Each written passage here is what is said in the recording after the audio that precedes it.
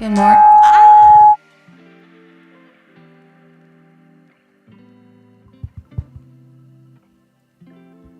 Good morning. Okay. Sorry about that. We're going to go ahead and get started. So if I could have Derek and Vice President Duffy come join me. We'll get going. Okay. Dagoda. My name is Kaya Jackson. I am from the San Carlos Apache tribe in Arizona. I am the Business Development Specialist for the National Center of American Indian Enterprise Development. And I just want to thank you guys all for joining us today, those of you in person and those of you online. Kind of speaking of that topic, when walking past the area of the cameras, if you guys just, it's fine if you guys just keep walking.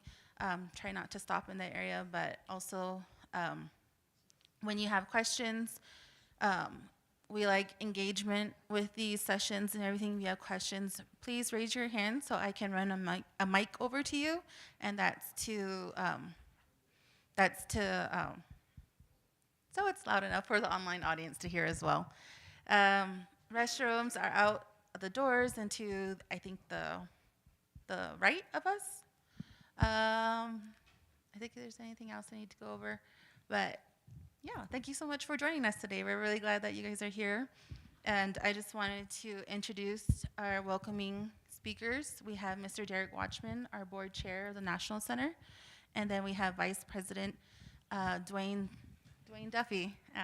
If you guys could give them a round of a hand. And we'll continue, we'll start.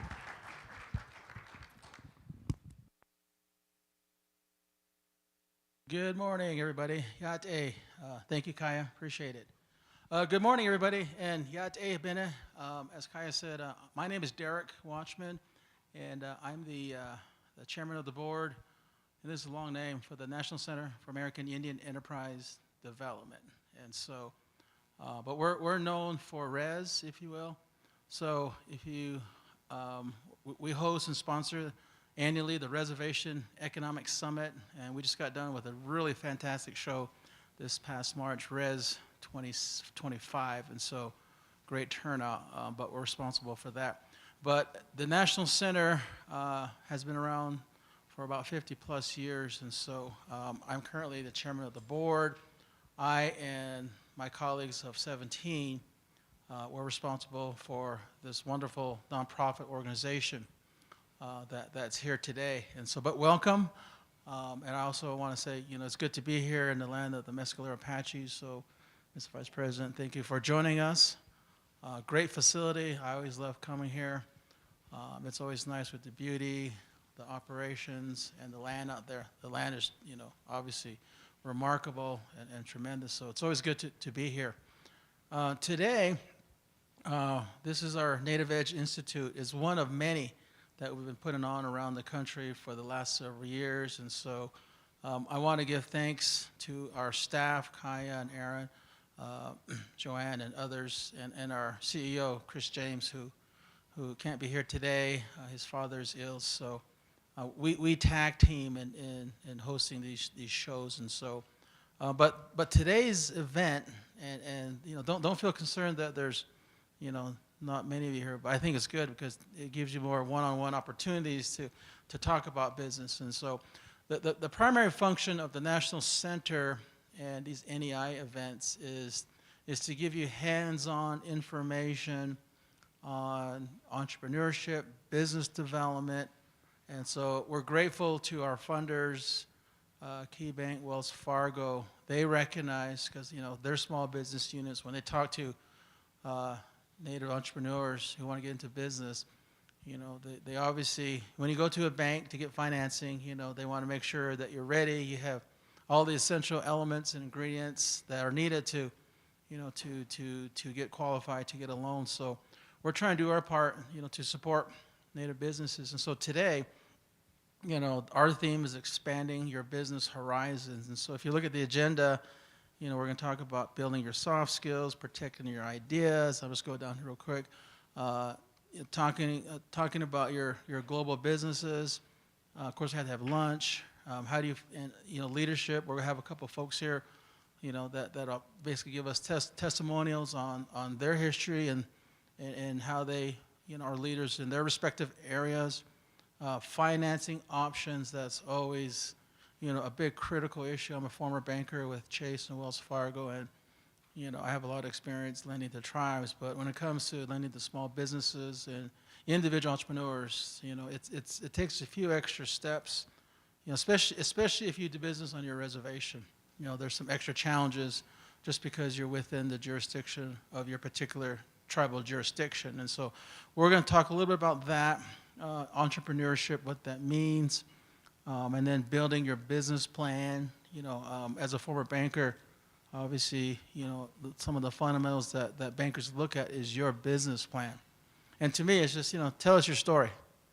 Tell us about the market, tell us about your financing plan, tell us about who you are, all those things. It's almost like an expanded resume, with some numbers, financial numbers, your financial forecasting. And then we're going to talk about, one of our programs through the National Center, and that's our APEX program. It's a former procurement and technical office, and so that's our mission. So, but I've been around on this board for a little over 20 years, 25 years, and so I really think the National Center and the program and what we have here is tremendous. I mentioned Res 26. I first got involved with the National Center at Res 87, and so that was many, many, many years ago. And I went to Res because I was a grad student working on my MBA. And my goal was to figure out how to get to Wall Street. That was my goal. That's why I went to business school. I wanted to get a job. And guess what? There were some speakers there who eventually opened up doors for me, and I got an interview with a company and landed a job in New York City working on Wall Street. This was years ago. So that really opened my doors to finance, Indian country. But I grew up as an entrepreneur. If you go to a little town called Navajo, New Mexico, which is north of Window Rock, there's a gas station there if you pass it. Well, guess what? That gas station is a part of the family, and my parents have since passed, and so my siblings and I actually own, and we have an operator. So, so today I'm a small business person, with some partners running a gas station and convenience store, and so. I'm sure as you experience, there's always challenges, ordering gas, making sure your team members come and show up on time, making sure that, we count the cash and, count the inventory, so those challenges. And then, of course, just the competition, especially on Navajo, everybody's, you play these gas gallon wars, and so I deal with it every day. So I bring that experience here. So, but enough about me. But welcome. And so I'd like to turn the mic over to a good friend of mine, Vice President Duffy, a remarkable guy. And I've been watching him over the years, and now he's a leader for this tribe here in this nation. So I run to him a lot in Washington D.C. So you're doing great work, Mr. Vice President. So it's my pleasure to be here.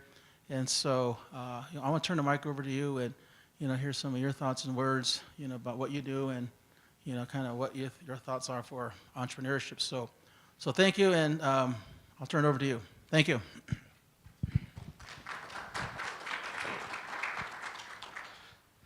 Good morning, everyone. Oops, that's a little loud. Thank you all for joining us here. Thank you for visiting us here on the beautiful Mescalero Apache Reservation. As I like to say, God's country. I think we are very blessed and fortunate with the land that we have for this property.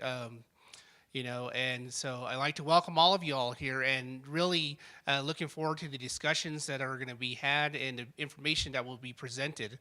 When you look at tribal communities, even rural communities, We're seeing an exodus of our educated people, of our entrepreneurs, of our talent to these bigger metro areas because there's as they perceive more opportunity. And I think that we as leaders, as tribal leaders, as local leaders, state leaders, we have to do more to protect our rural communities, to invest in those rural communities, to build those economic drivers to ensure that when we send our young people off to get educated, they can come back into our communities, have jobs that that they went to school for, instead of seeing them leave their communities and lose those connections. And I think that when you look at tribal communities, what the big focus has always been for tribal governments to lead the way in economic development and not really think about those individual tribal entrepreneurs. We are going to create and diversify our tribal economies. We can't just depend on our tribal governments, our local governments to lead that charge. It has to be individuals. It has to be those individual entrepreneurs that lead the way as well. And together, that's how we build strong economies. That's how we build economies that are equitable and they benefit everybody.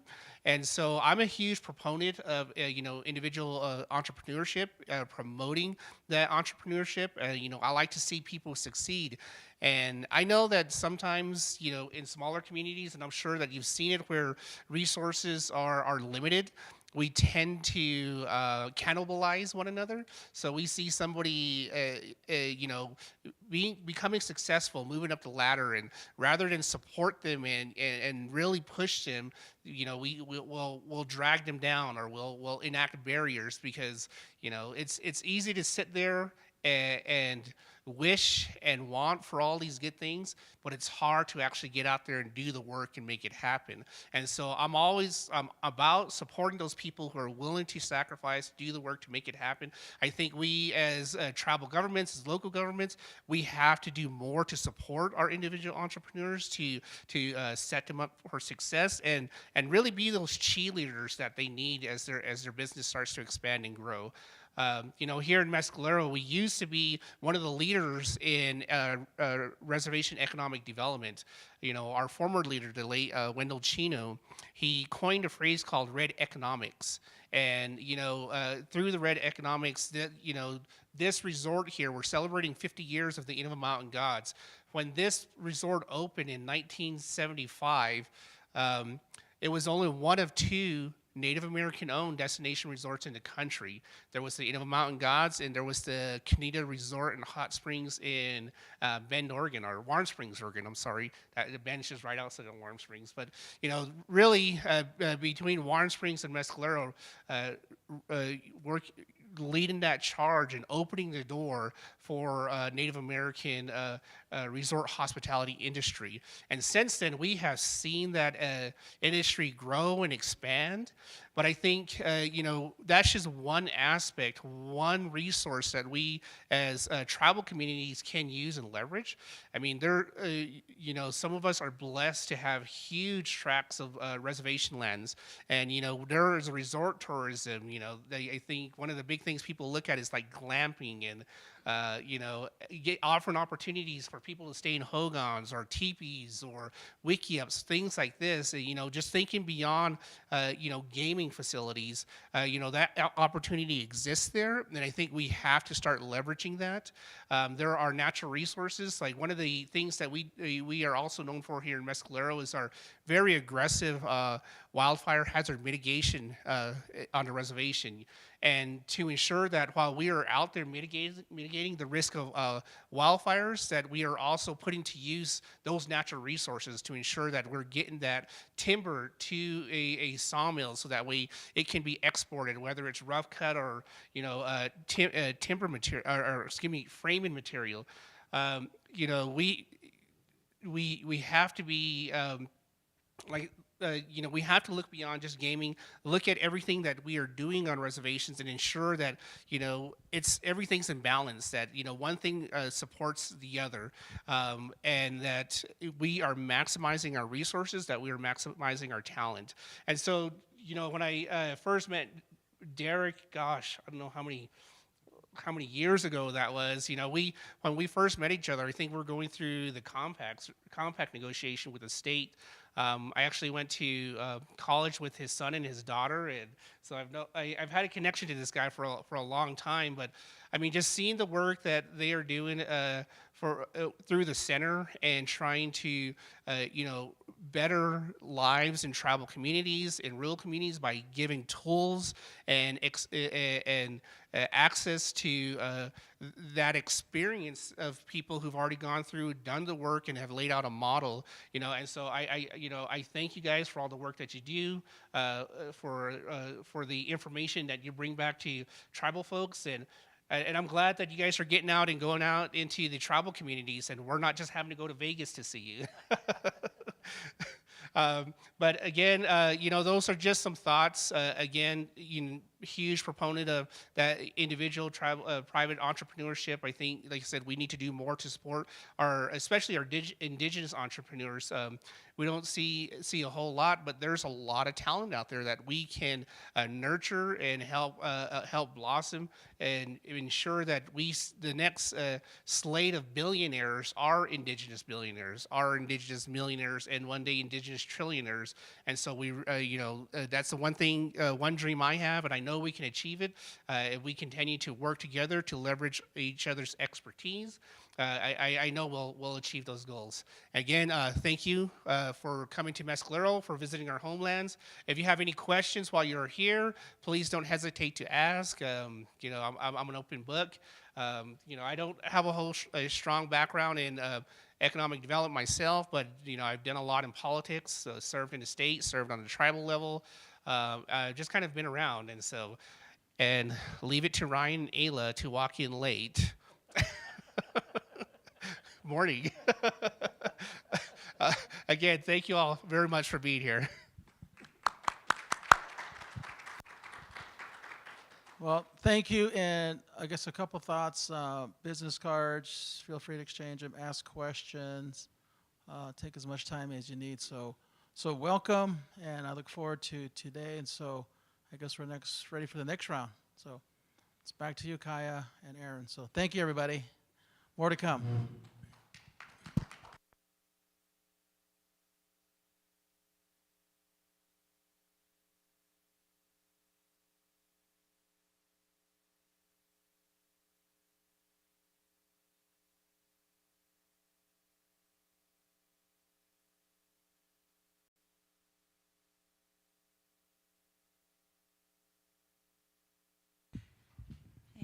Well, thank you so much to our welcoming remarks panel. Um, I know I mentioned earlier that I'm from St. Carlos Apache, and so it was really exciting to come visit our sister tribe here. The last time I've been here I was real small and trying to go through the community and remember everything that I experienced and everything that was visible to me at time. And so it's just really nice to kind of hear what Vice President Dwayne was talking about when it comes in terms of economic development. So it's really great. We are going to go ahead and move forward. We'll probably start our next session a little bit early, but just again to reiterate, if you could please raise your hand if you have questions. That way I can run a mic over to you. That way we can have it amplified for the online audience that has joined us.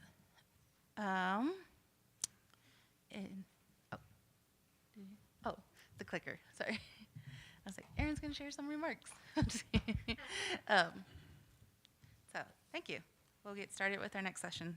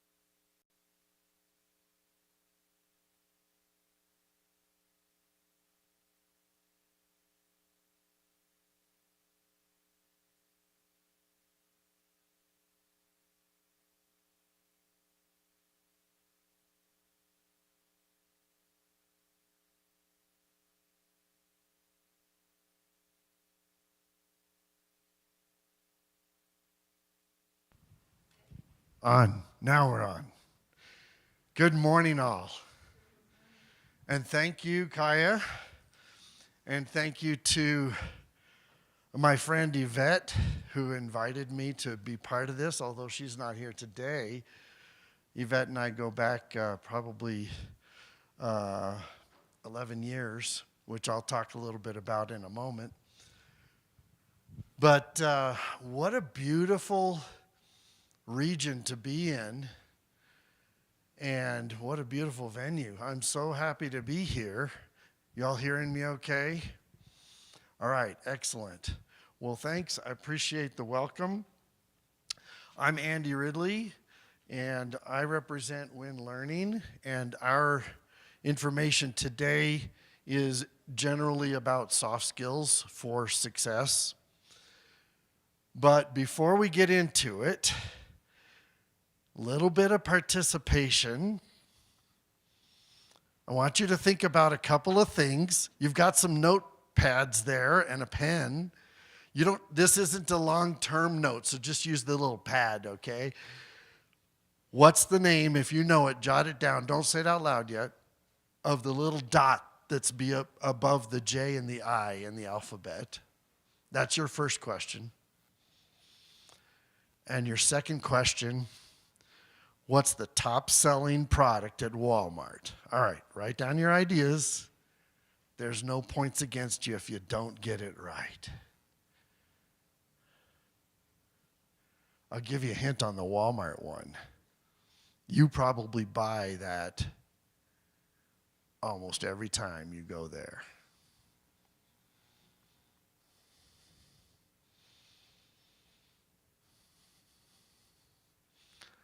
All right, I got to point this at the right direction. Is it that way? Yeah, all right. All right, anybody have any answers that they know for sure is the right answer? All right, what are some answers that you came up with that you think would be a good name for it? Right here in the middle. You know, except that got stolen with the internet, with the .com, .gov, .edu, so no, it's not dot. Any other? It's called a tittle. Tittle. All right. Gosh, I hope I do the question first. Yeah, good. All right, what's the top selling? Everybody should have at least some kind of answer on this, even if it's not right. What are some answers you came up with? Bottled water, not it. Toilet paper, not it. Is that what you said too, TP? Yeah, not toilet paper. Give me one more. Cosmetics, not. It should be either that or bottled water. At least I'm from Arizona. It should be bottled water. But across the entire industry of Walmart, it's bananas. 1.5 billion a year. How fun. Okay, so we're off to a good start. Got some participation. Let me tell you a little bit about me. So in my education history of 20 plus years, one of my most memorable experiences was 3 years as principal of Salt River, Pima, Maricopa Indian Community Elementary School. We just called it Salt River Elementary, but if you're familiar with that, which is on the edge of Mesa and Scottsdale, kind of that corner, and that's the name of the community, Salt River, Pima, Maricopa Indian Community. They are Pipash and Autumn. Yeah, what they call it, Pima, Maricopa. Those are the Anglo words for it. And while there, we had great success, and I was invited and flown back to Washington to meet with the OIEP director in Washington to talk about the successes we were having there at Salt River. So I was very excited to be part of that. I'm also a proud sober of education, if you can call it that, for 11 years now. That industry has its ups and downs, and there were a lot of downs for me, so I left 11 years ago. Well, no, it's a little more than that now. I think it's more like 13 years ago. 11, 12, 13, somewhere around there. I have earned my professional economic development credential for Arizona, lean green belt. But where I ended up was in what we call workforce. Workforce in government. I stayed in government for 11 more years. In government, workforce is those job centers and other programs that are funded through governmental money. A very big portion of that is the WIOA. Anybody ever heard of WIOA? The Workforce Innovation Opportunity Act. This has been around for lots of years. Back in the 2000s, early 2000s, it was just called WIA. And back in the 70s and 80s, it was called JTPA. Depending on your age category, you might recognize some of those titles. Okay, but basically it's about job training. That's where the JTP program, job training programs, workforce initiatives that will better prepare those that are seeking employment or seeking better employment, and better prepare employers for hiring for success. So that's where I'm speaking from in our presentation today. I am now, just for a little over a year, a representative of Win Learning, which is, I gave you some information on that, and part of that is what's on your page there is what we're going to talk about today. But my background in the industry of workforce is, we used the Win Learning software in Arizona for 6 years, and in a program that it existed for 6 years. It's not there anymore, but while it was, I was the manager of that program. And so when I retired last year, I knocked on Win's door and they said, yeah, we need a regional representative. And so my region is the Southwest, Arizona, Nevada, Utah, Colorado, and New Mexico. And so here we are. So a little bit more about Win Learning and the National Work Readiness Council. Then we're going to go into background of the research of soft skills and why they're important. And then a little bit about the solutions that Win provide. And then if there's some questions at the end, depending on the time, that's why I brought my phone up here. We'll keep track of time here. All right. So Win Learning's been around almost 30 years. So when it comes to curriculum and assessments, that means it used to be paper and pencil and bubbling in little ovals or circles in those days. And reading papers and books and things like that was the curriculum. Of course, it's all transitioned to online now. Based out of Kingston, Tennessee. Its only focus as a business is career readiness.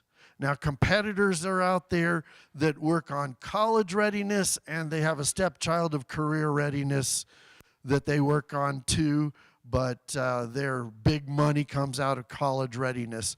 Those big testing that all of the high schoolers take, the SATs, the ACTs, and things like that, might have a career readiness stepchild that they use too. But you can see from all of the little icons across the side there's a lot of awards given to Win for, their success.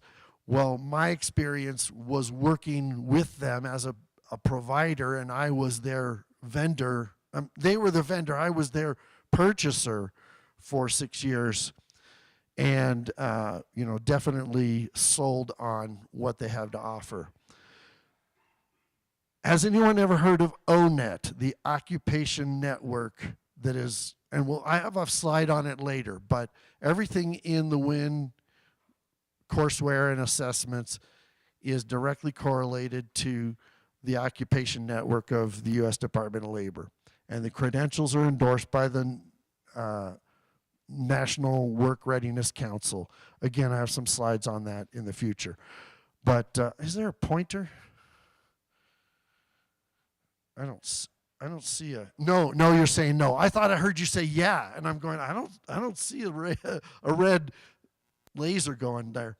But anyway, a little bit about what you're probably familiar with of what you want in your business is, and this is out of the Department of Labor's icon or sort of graphic on what do we want when we employ someone. WIN focuses on the gray and the reddish, rusty red there at the bottom, the foundational skills. Okay, there are other colleges and training programs that focus on the specific industry competencies, whether it's a trucking school or a nursing program or a CNA program working on those particular skills. And then you in your own industry are typically training on the job in addition to that for the skills of the job. So we focus on those general skills at the base of this pyramid of skills. Things like personal effectiveness, professionalism, integrity, competencies like math and reading and communication, and workplace competencies like teamwork, problem solving, decision making, which you all want in every business. And any of you, if your little photos of the slides don't come out nicely, email me. I'll send you a copy of the whole slide production or whatever you'd like, particular slides or not. Now, from the U.S. Department of Education viewpoint, they had a different graphic that they built that was related to what is industry demanding of education. And you all know this too. And you'll see the overlap. There's these 9 sort of competencies that they have around the circle here. But in general, applied knowledge, effective relationships like interpersonal skills and your own personal qualities, and workplace skills. However, the issue is that we're finding, and you as employers are finding, they really don't focus on educating for the workplace. There's one niche in education called career technical education. We used to call it vocational education, voc ed in my olden days, like my childhood. But now it's called CTE, career technical education. They like to focus on what is the job place going to demand of you. Well, they work on the individual skills, the particular skills for that job, whether it's veterinary science, so you can be a veterinary assistant when you leave high school, or something along those lines, or welding. But they also will focus on some of these other standard competencies, foundational competencies, of which, of course, you can see a lot of soft skills. So a little bit more about ONET. The Occupation Network comes out of the Department of Labor. It's been around a lot of years, but they update it with all of that data that they gather every 18 months. They're gathering data about occupations, well, month by month, but every 18 months they update ONET as it relates to jobs. Now, those particular occupations, there's about 1,000 of them specified in ONET. So if you have a particular job and you're trying to, consider a job description in preparation for hiring, go to onetonline.org It's not really a .org. I don't know why they decided to use .org. It's out of the Department of Labor. It's really kind of .gov. You can go to dol.gov, and it could give you a link to ONET out of that too. But in the end, this comes out of the Department of Labor. And you can see from those colored icons around the circle of ONET there of what kind of characteristics of things that you would get out of that. There are literally pages and pages of information from the skills needed, the education needed, the workplace demands and environment, the wage, median wage, and the range of the wages across the nation, the job availability in certain regions, in your state, in your region in the state, if it's a major metropolitan area, or in general across the U.S., North America. Okay, so it's a lot of insight, and everything that WIN does is directly correlated with what we find in ONET.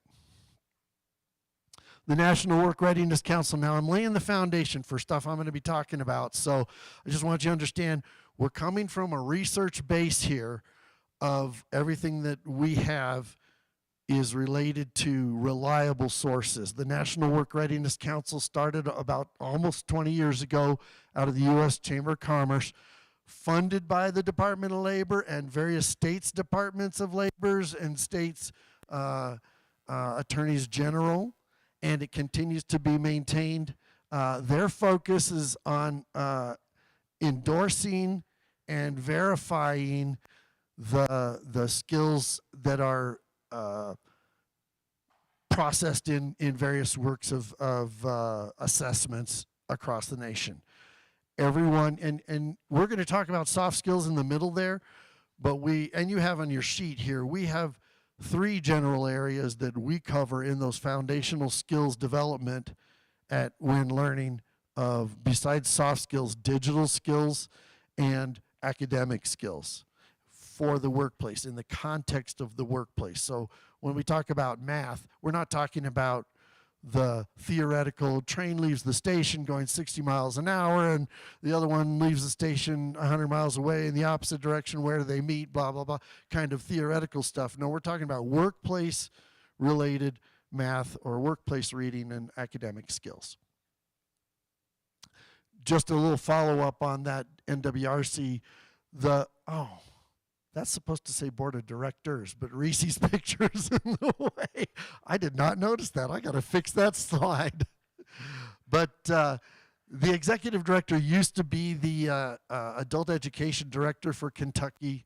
You have chief executive officers of FFA, Skills USA, National Association of Directors of Adult Education, Missouri's Department of Higher Education and Workforce Development, the program director of Workforce Success in the League of Cities, and COABE, which is the Adult Basic Education Group nationally. So a lot of prominent people sit on the board to operate the National Work Readiness Council. All right, now some statewide programs. I'm from Arizona, so we're going to do Arizona first. They use the WIN credentials, the National Work Readiness credentials that are operated through WIN for qualifying the document. I didn't realize I had these like in that sort of format. Qualifying hiring of teacher assistants. Way back when in the No Child Left Behind era, they said teachers must be qualified teachers, and even teacher assistants have to be qualified to some extent that they have an education. So this could serve, while they don't necessarily have an AA, if they have the National Work Readiness credential, that could serve as their qualifying document. In Arizona, the Department of Ed uses it for their accountability of their schools. They also have it qualified as a curriculum for adult education. In Tennessee, there's a partnership that's with WIN from the Board of Regents and the Department of Education to use the National Work Readiness credentials. And Nissan Group that builds certain Nissans, I don't remember exactly which ones because I'm not from Tennessee, uses that as a sort of a hiring tool that they must have passed the National Work Readiness credentials. And here's some other overlap. I'm sorry about that. But South Carolina has a program. I'm going to just explain it since the slide doesn't show it right. South Carolina's is state statute that every 11th grader takes the National Work Readiness credentials in academics and soft skills in order to graduate. Now, they don't require them to pass them, but it's got a very successful passing rate. So some 62,000 people in South Carolina high schools this year took those credential assessments. I'm just going to skip past that one. In Florida, for about 20 years, the National Work Readiness credentials have been the workforce brand for preparing people for the workplace. So Florida Ready Work was what they call it. So what are soft skills? Sometimes they get called people skills or professional skills. In the specifics, Forbes described them as presentation skills, critical thinking, innovation, emotional intelligence. America Succeeds called it communication and collaboration and leadership. There's a lot of information out there over the last probably 15 years of the focus on what we generically call soft skills as to the importance of it and what are the components. Just as a comparison from some recent information from Harvard, in this case, the soft skills disconnect. And I'm just reading straight from the slide. I know you can read this, but still for emphasis, 85% of job success is having soft skills and people skills, and it's only 15% about their technical skills and knowledge. Now, your particular company, industry might have slightly different percentages here, but the point is, what a vast difference, how important the soft skills are. Deloitte did a study, and they determined that by 2030, 63% of all jobs will be comprised of soft skills roles. Some jobs, I mean, if you're from your own HR department, a lot of your job is a soft skill role. We did some studies in Arizona, okay?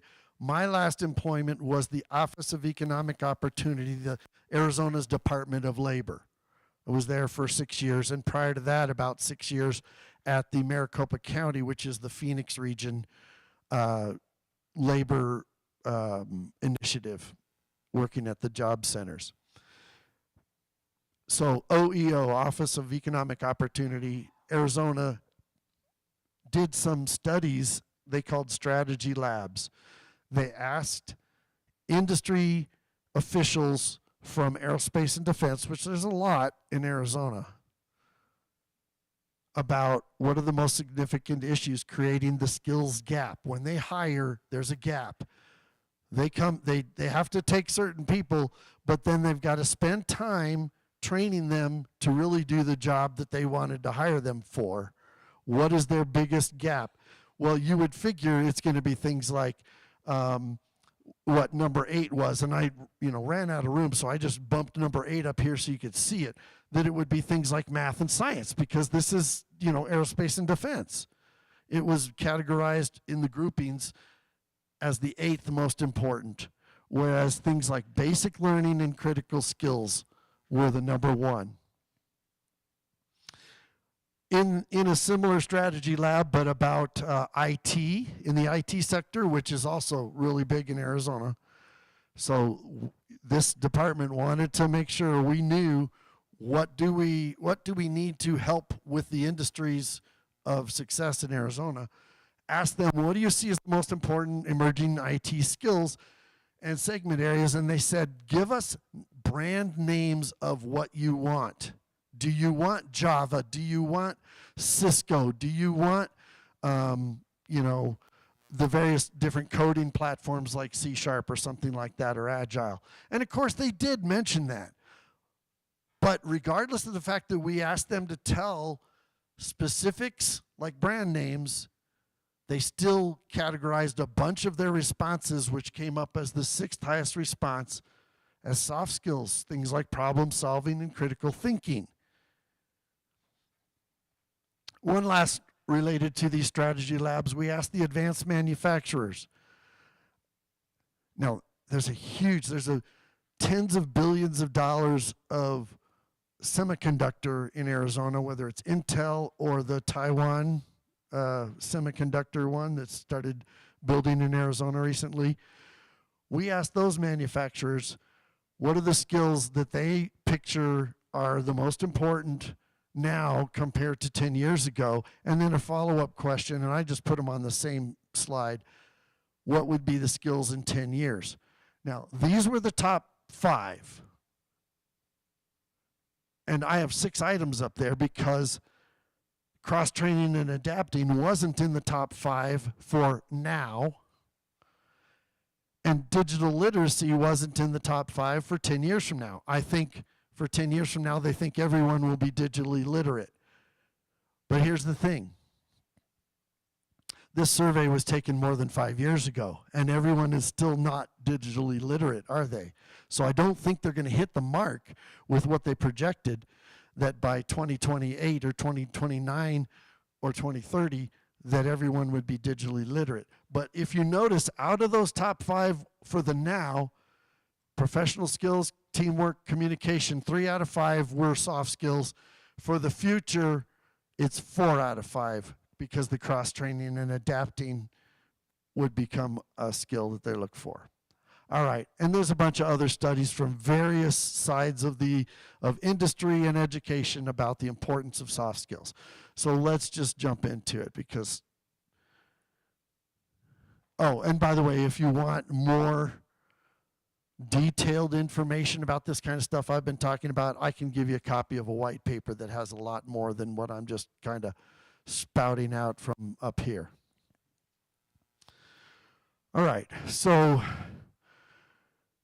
for WIN, what we do is solutions to this issue of soft skills. And that comes in the form of either courseware or assessments. And those assessments are the ones that are endorsed by the National Work Readiness Council. And the courseware is fully supportive of passing those assessments. Okay, and again, we have those other areas that you see outlined on your flyer that I gave you of the academic skills and the digital skills, but we're focusing on soft skills right now. From our own research, we took the top 4, which seem to be the most prevalent categories of soft skills: effective communication. Conveying professionalism is just general professional things like show up on time, which I heard referenced earlier, wear the safety equipment, follow the regulations and the policies, do the job that's assigned, get it done on by the deadline, those kind of things that, well, you walk out of high school with a diploma, probably nobody has taught you those things. So it takes, maybe 10 years of work history before you've learned all those lessons and got fired quite a few times that you are effective in those kinds of professionalism skills. Then teamwork and collaboration, and then critical thinking, problem solving, all of which in one fashion or another you saw mentioned in some of that research I was showing in the previous slides. So with our online instruction, there's up to 60 hours. I mean, it's all kind of relative because that can be done at your own pace, whoever the user is. and they may find themselves already competent in a skill and decide to just move on to the ones that they don't feel comfortable with. So that doesn't mean you must go through 60 hours, but it's up to approximately 60 hours of online content that is instructing them in those 4 particular areas. Offline, in certain of our clients, they want to have things like workshops or classes. You know, if it's like a high school, they want to have it as a thing that they can do in class and have some handouts and have it be direct instruction. So there's 600 pages of soft skills, direct instruction, again, in those same 4 categories that I was talking about. And video, so there's probably some 60 videos. These are of real HR directors talking to the audience in short little things like you get on YouTube Shorts, like 2 minutes of what's important in the workplace, in their particular case or in general. There are also, and this is a real important one, there are also scenarios, and these are done by, you know, actors in a simulated workplace, whether it be a warehouse, an office, on a construction site, or standing outside the semi for a trucking industry or something like that, where there's 2 cases. One is a bad decision making, the decision made by the employee, and the other is the same scenario where the employee makes the best decision. What happens, the reason these are important is because in the assessment of soft skills, probably 95% of the questions give a scenario in a workplace. Give 4 steps that the person might take next, 3 of which are bad decisions, and 1 is a good decision. They have 2 answers that they have to come up with in the assessment. What would be best and what would be worst. Now, when I'm training the administrators of our services, our work solutions, I let them know, here's the thing. What would be best needs to be thought of, and what would be worst also thought of in light of the employer. You guys. What's best for you makes your decision on, was that a good employee? What was worst for you, the employer, helps you make your decision on whether to reprimand or fire a certain employee. So if the scenario was, something related to the dress code, and one of the bad solutions was have an argument with the HR or your supervisor or something like that, that isn't the worst decision. It might be the worst for you as the employee because you might get fired. But that's not the worst in the question of what would be worst. That's not the answer.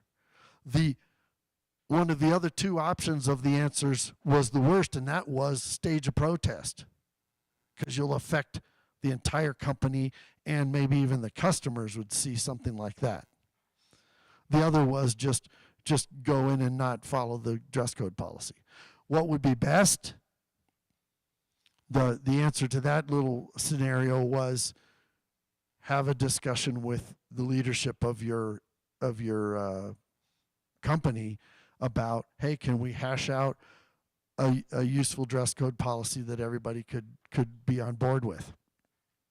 So these videos are valuable for them to see real life like workplaces, although of course they're staged, but they're lifelike.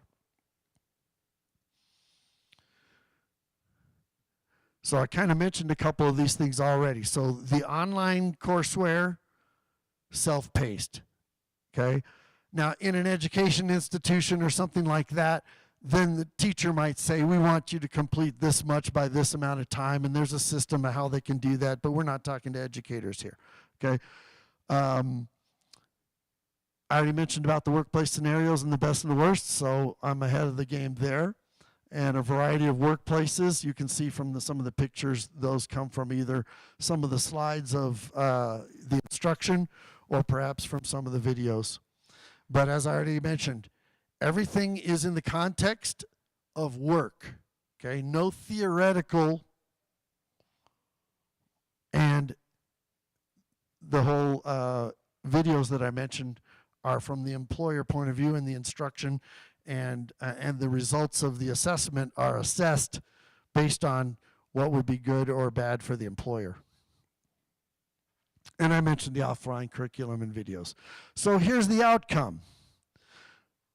Yeah, it just looks like a certificate, but keep in mind, remember, this is endorsed by the National Work Readiness Council, the only outside entity that is evaluating these kinds of things. And the WIN product is the only one that ended up getting endorsed. So some of those competitors that make those big college entrance exams and make a lot of money out of that, their stepchild of work entrance or workplace readiness, they don't have their assessments endorsed.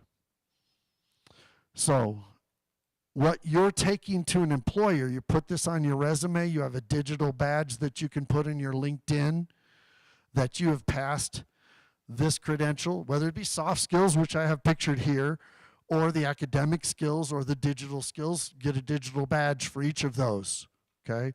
And put that on your LinkedIn, put that in your resume to apply for the job, mention it in your application, bring the certificate to the interview as a portfolio item. Now, the next, and you know, you as an employer, this is where you come in, where you might ask for something like this. And of course, if they don't have it, they've got to find a resource to get it. Well, second, you might provide it.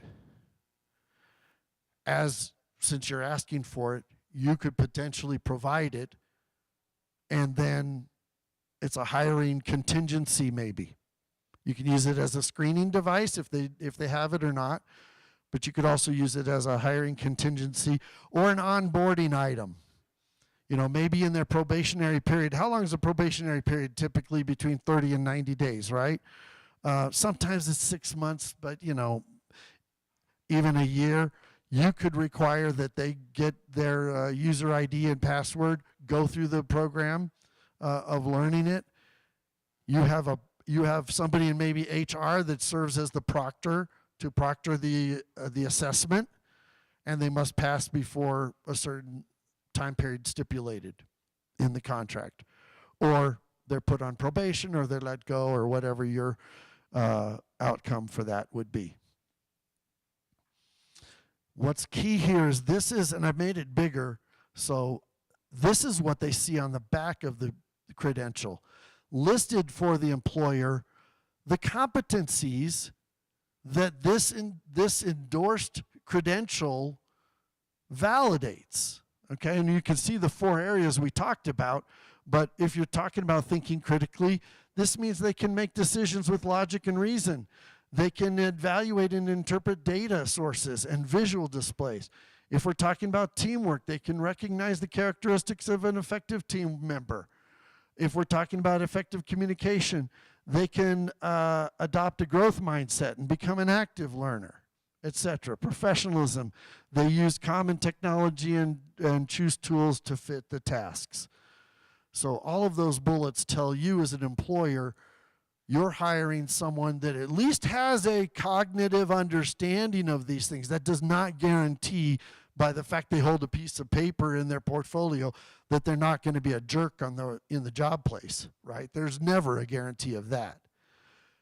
But as a hiring tactic or an onboarding tool or a probationary tool, this can assure that in the long term, you're keeping that employee because they know, and they know better, and they'll probably more likely perform better.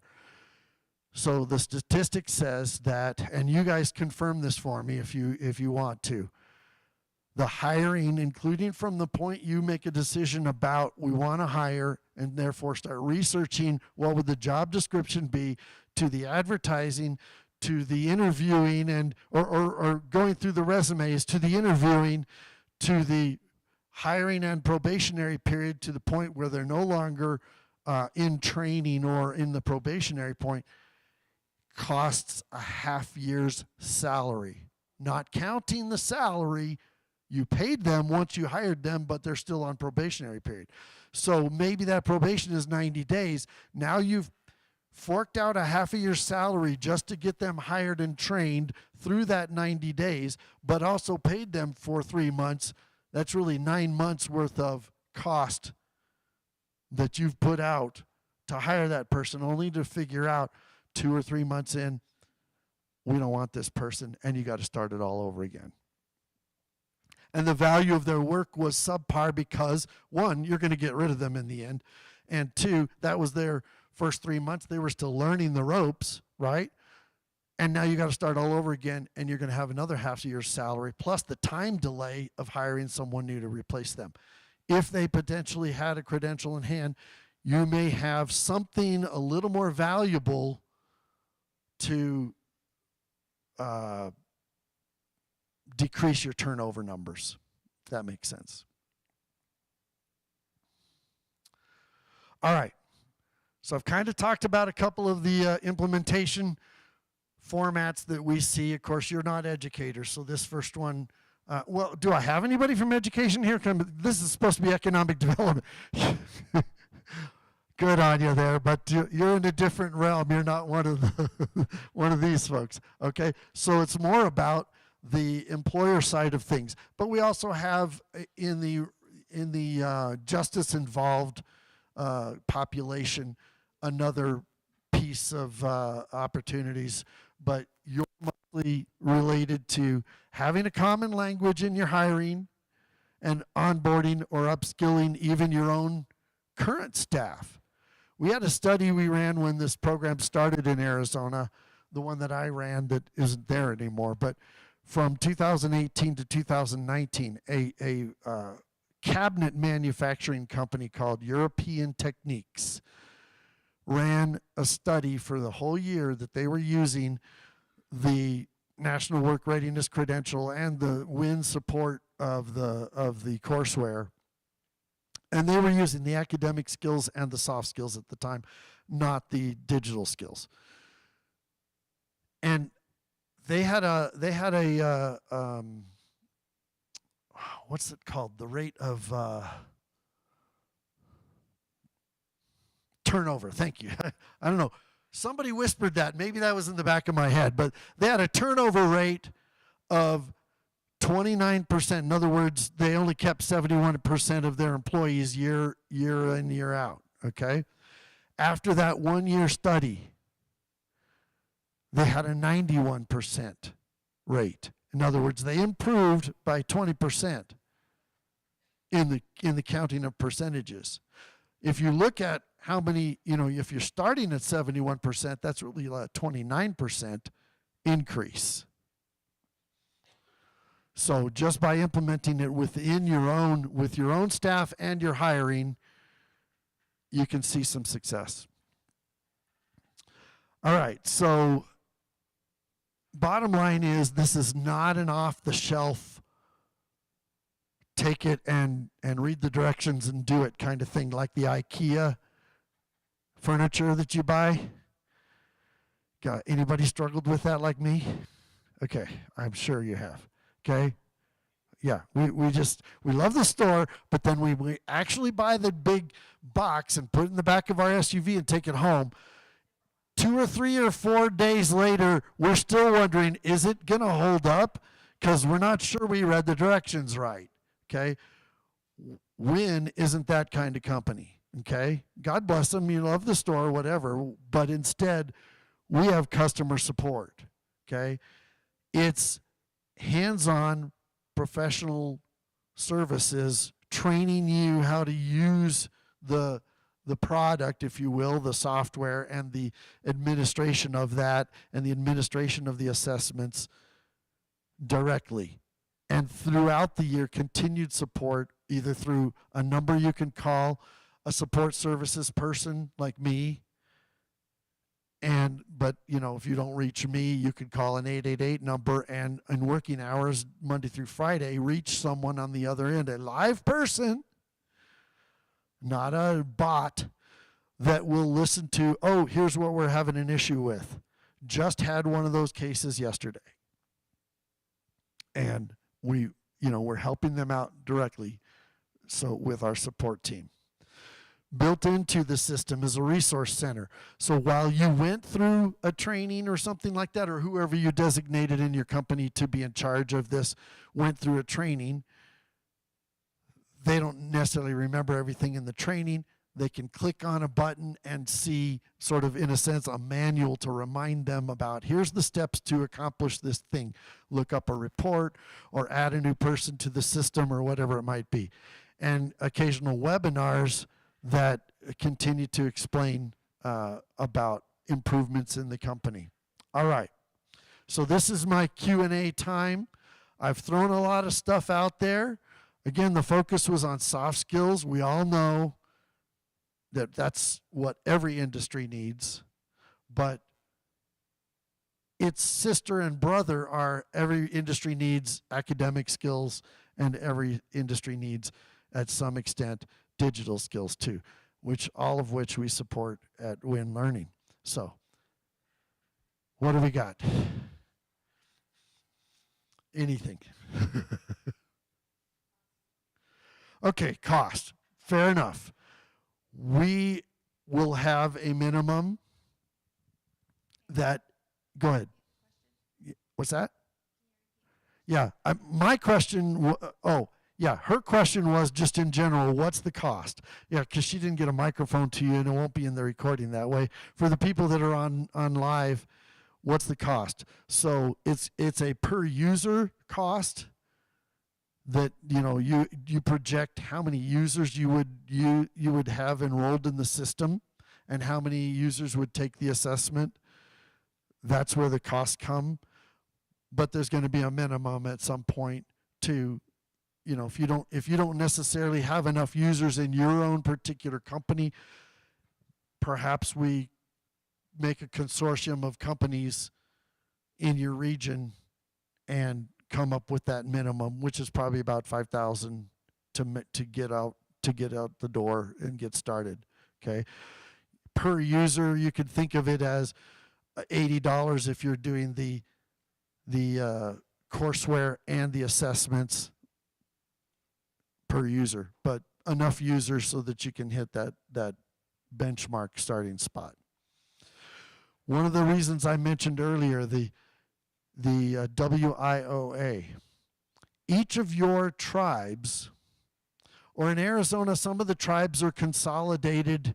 Like there's this organization in Arizona they call the 19 Tribal Nations. Some of you may have heard of that or whatever. So they might have it consolidated. Navajo tribe, he's not here anymore, but anyway, Navajo tribe's its own. They each get WIOA funding direct from the federal government, besides the New Mexico allotment or the Arizona allotment or the Colorado or Utah or Nevada or whatever allotment. We were on the last screen anyway, right? So, but yeah, you can potentially talk to your tribe, because every tribe has a workforce initiative from which they distribute those funds to job centers and job fairs and the like. Okay, so it potentially could be handled that way. Your tribe purchasing instead of you as a company purchasing. Or another option, again, like I said, was a conglomerate or a consortium of companies. If you're a company of only 10 employees, then maybe that's not cost effective that you would do it if it's only 10, because you won't hit that minimum. All right, long answer to maybe a short question.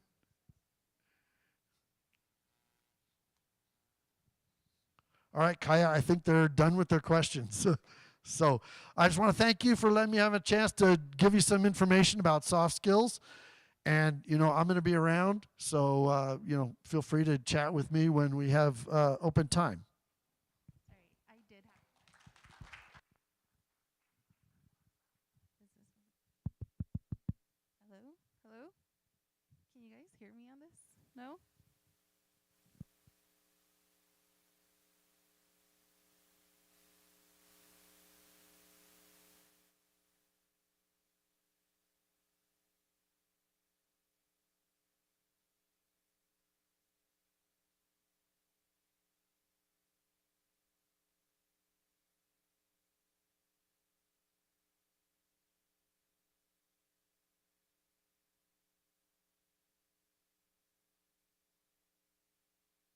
Back on. Back on. So, in a sense, the same thing I was just saying in relation to that. By a contract, it's typically a year of either the courseware or the assessments or both. And remember, there were 3 of each. If you want, if we talked about soft skills and all the background of soft skills today, but there's academic skills, and there's the assessments for that, math and reading and data analysis, and then the digital skills. Okay, each of which is supported with a courseware if you choose. But it can be a la carte sort of thing, or we can package it. Okay? Thank you. Thank you. Well, thank you so much, Andy. Really excited that you were able to join us today. If we could give him one more round of applause.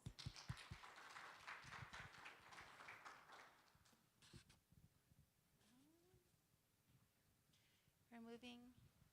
We're moving a little bit faster, so we have our next speaker, which is Patricia Knighton. Patricia is going to go over intellectual property. So Patricia is from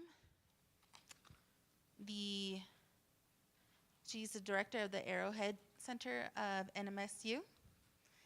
So really excited to have her and to go over intellectual property. Thank you.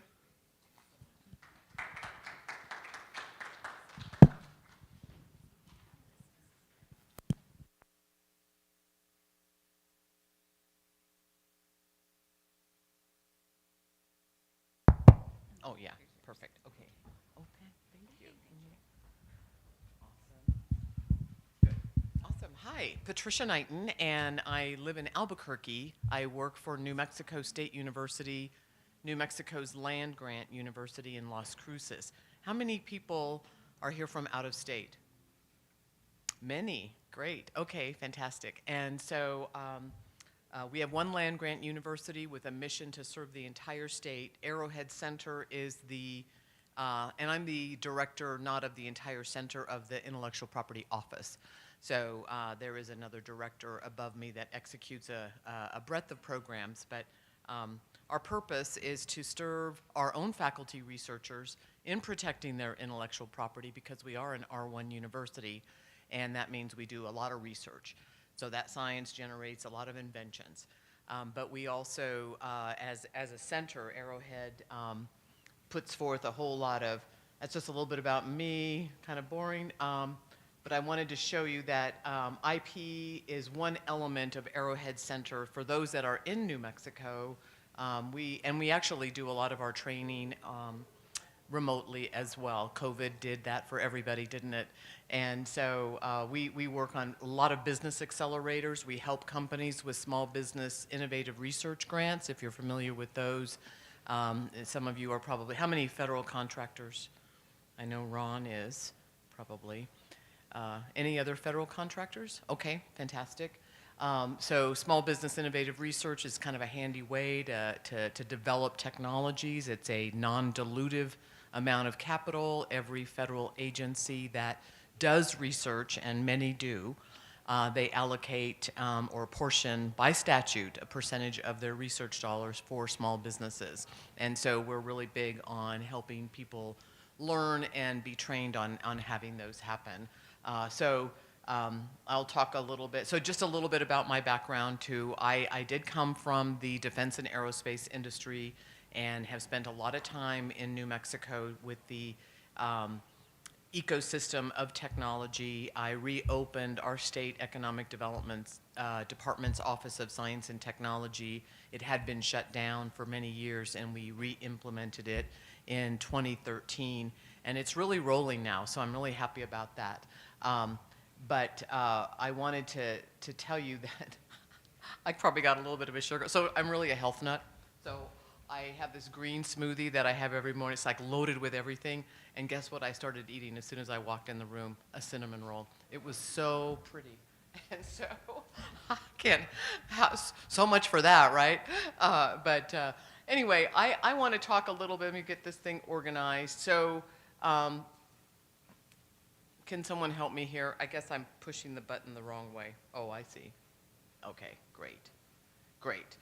So I'm really big on helping technology companies, but there's services as well, so it doesn't always mean a product company. So if I could just quick raise a hand, because I don't want to spend a bunch of time on things that may, intellectual property is a big topic, and so it's very broad. And so service providers, raise your hand. Great. Product makers. Okay, great. How many are in the technology space with their product? How many in the creative space? They can intersect, but okay, fantastic. Oh, excellent. Okay, great. Anyone have a patent? You're working on it. Awesome, fantastic. And Ron, I already checked your website, and I see you're copywriting your web pages. I didn't see a trademark on your logo, but it's a pretty logo, so do you have one? Awesome, fantastic. Good. That's the first thing I look at. You can tell I'm a geek. Those things happen. You start like quickly, oh, trademark, goodness.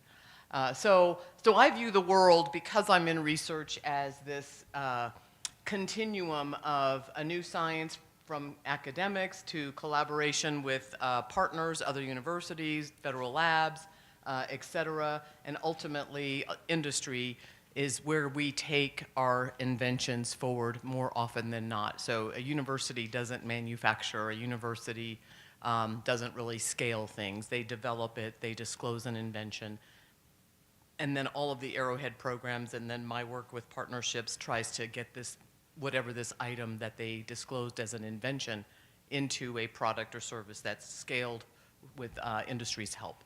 So I like to put that up there because that's just the way I view the world. So if I talk to people, I'm almost always going to try to determine what readiness level their product or technology is, how much research has been into it. Everything about that chart is how I start to explore how we go forward. So I just want you to be aware of that. So types of intellectual property. Everybody's probably heard of patents, copyrights, and trademarks. There's other elements that are really important, and they're often confused, and that's trade secrets and know-how. And so know-how, I'm going to take a university example because I think it helps, because when a researcher at the university, let's take an agriculture researcher, does their work, then what they disclose to me, oh, I did this research, guess what? I've invented something new. Let me share it with you. And they have to be very specific with me. They have to identify it, put it in a big fat form, and they've got to tell me who funded it, because some people have criteria when they fund things about who owns the outputs of their research. So I review all of that stuff. And then in exchange for that disclosure, we may file a provisional patent or a patent. There's other things that, so whatever the patent has, and we'll talk a little bit more about that, certainly is full of claims, things that they're saying are novel, unique, or non-obvious. But coupled with that is a bunch of know-how. So imagine a university professor or someone who's an expert in the product that you're developing. Behind the scenes, you've got all this know-how. You know what you're doing. You've been doing the research. You understand the nuances involved. And you may not disclose that on an invention. And you may keep it as a trade secret. Either way, it's valuable. And it can be written into contracts. It can be valued and never shared because it's just a matter of perspective. Or you can keep, and trade secrets, of course, you never share. Everyone knows the most famous trade secret in the world, right? Coca-Cola. It is. That formula, that recipe is not anywhere that anyone can find. So That's what you do with the trade secret. You just, it's not, it's your know-how, but it's a secret. Your know-how doesn't have to be a secret, but you can still protect it. So copyrights and trademarks. So I'm going to go over all of these. I tend to spend a lot more time on patents than I do on copyrights or trademarks, but I do both. I do all three. So we kind of do this classification that things are protected by statute. Patents, copyrights, registered designs, and trademarks. Those are U.S. patent and trade. I'm talking about the U.S., and there are international patents, but in the U.S., there is statutes that are absolutely defining every step of the way, and it can take a lot of expertise. I am not a patent lawyer, so one of my first things, ironically, I'm married to a lawyer, so you never know anyone who's not disclosing that they're not a lawyer. I mean, if they're not an expert, they disclose it all the way. So when you talk to a lawyer, oh, I'm not an IP lawyer, and they're not. So be careful. A lawyer and an IP lawyer are very different. And so, and my advice should always be coupled with that of your corporate attorney or your IP attorney. And if you need an attorney, references in New Mexico, I'm happy to make some really good referrals. But be really careful about that. You're working on a patent. You have a good lawyer. You doing it yourself? Always a great idea to consider having someone just review it. But you can do it alone. And that happens, you can file it, and it's in the examination phase where your lawyers come in really handy. So it's very fun, but it's very tedious. So, but there are statutes that govern how that registration happens, how that patent, trademark, or copyright is bona fide, defined as yours. And so there's specific statutory processes. Other things are also established by use. And so you can slap the TM or the copyright symbol on your material, and it's trademarked, common law trademark, as long as it's not used elsewhere. So that's where we say, and if you don't use your trademark, it will get expired. So it is monitored. You know, I see incoming mail from the U.S. Patent and Trademark Office or from our patent attorneys that says, are you using this mark? Prove it. And so if we're not, then we let it go. And so it's true that you do have to use it. Trade secrets, know-how, confidential information, those are protected by contracts. And so you won't ever put a contract in place to share your trade secret because you're really not going to share it. Your corporate board of directors might want it in a safe, in a box, in an envelope, but don't even tell them, all right? So it's really important. A trade secret is a secret. And confidential information can be defining your know-how. But you don't put a non-disclosure agreement in place and share your trade secret. So you just don't do that. You just don't share your trade secrets. But you can put a non-disclosure in place to share the nuances of the patent or the trademark. Any questions, just raise your hand, because, yes. Yes. Oh, the question thing, yes, yes, perfect.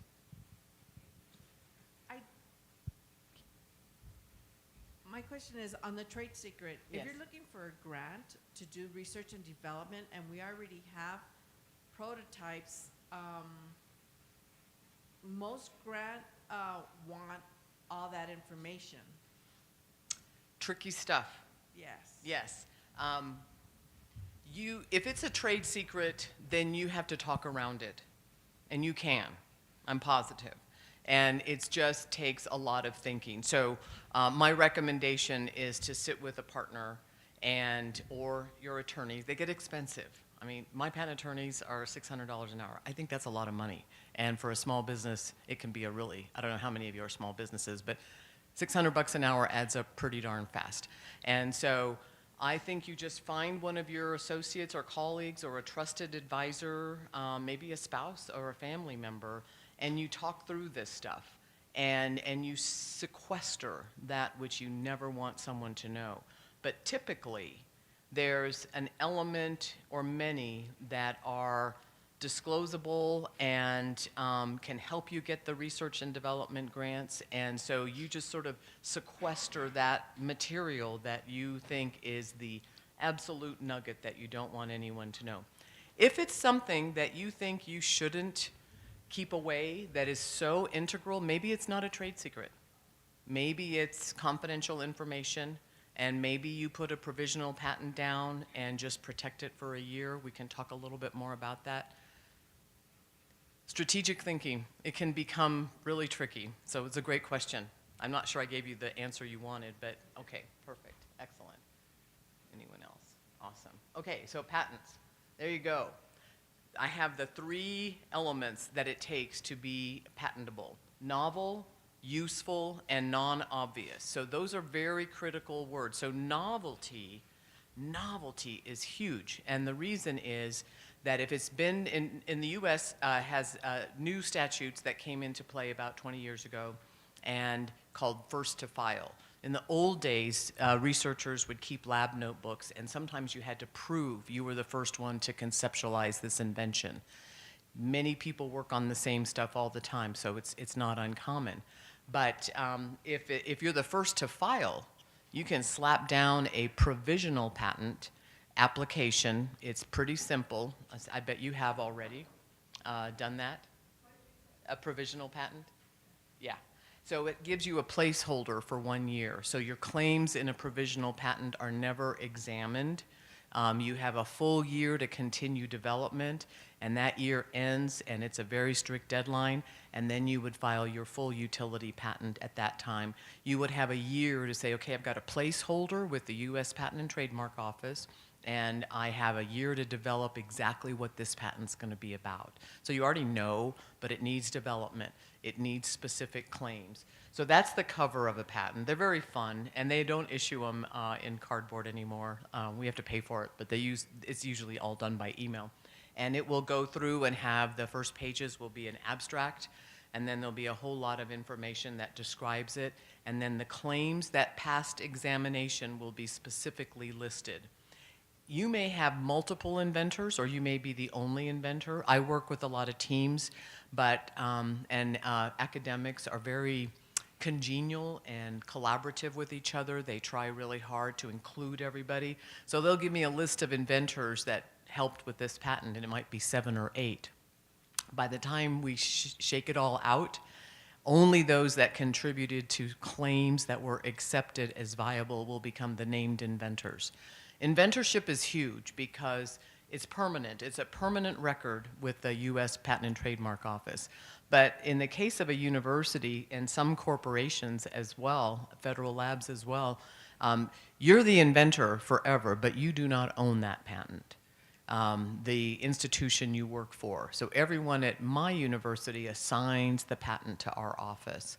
And then we would license the rights to use it. So there's inventorship, ownership, and the rights to use it. And we license those rights out. Companies operate quite differently. They're not so much in the business of licensing their technology, but more to protect it and stop other people from using it. So it's a kind of a long game because it's a 20-year game. So you try really hard to get your patent out there and used as much as possible in that first 20 years. And oh, guess what? You develop something else, file another one. It's not in that one, so you have 2.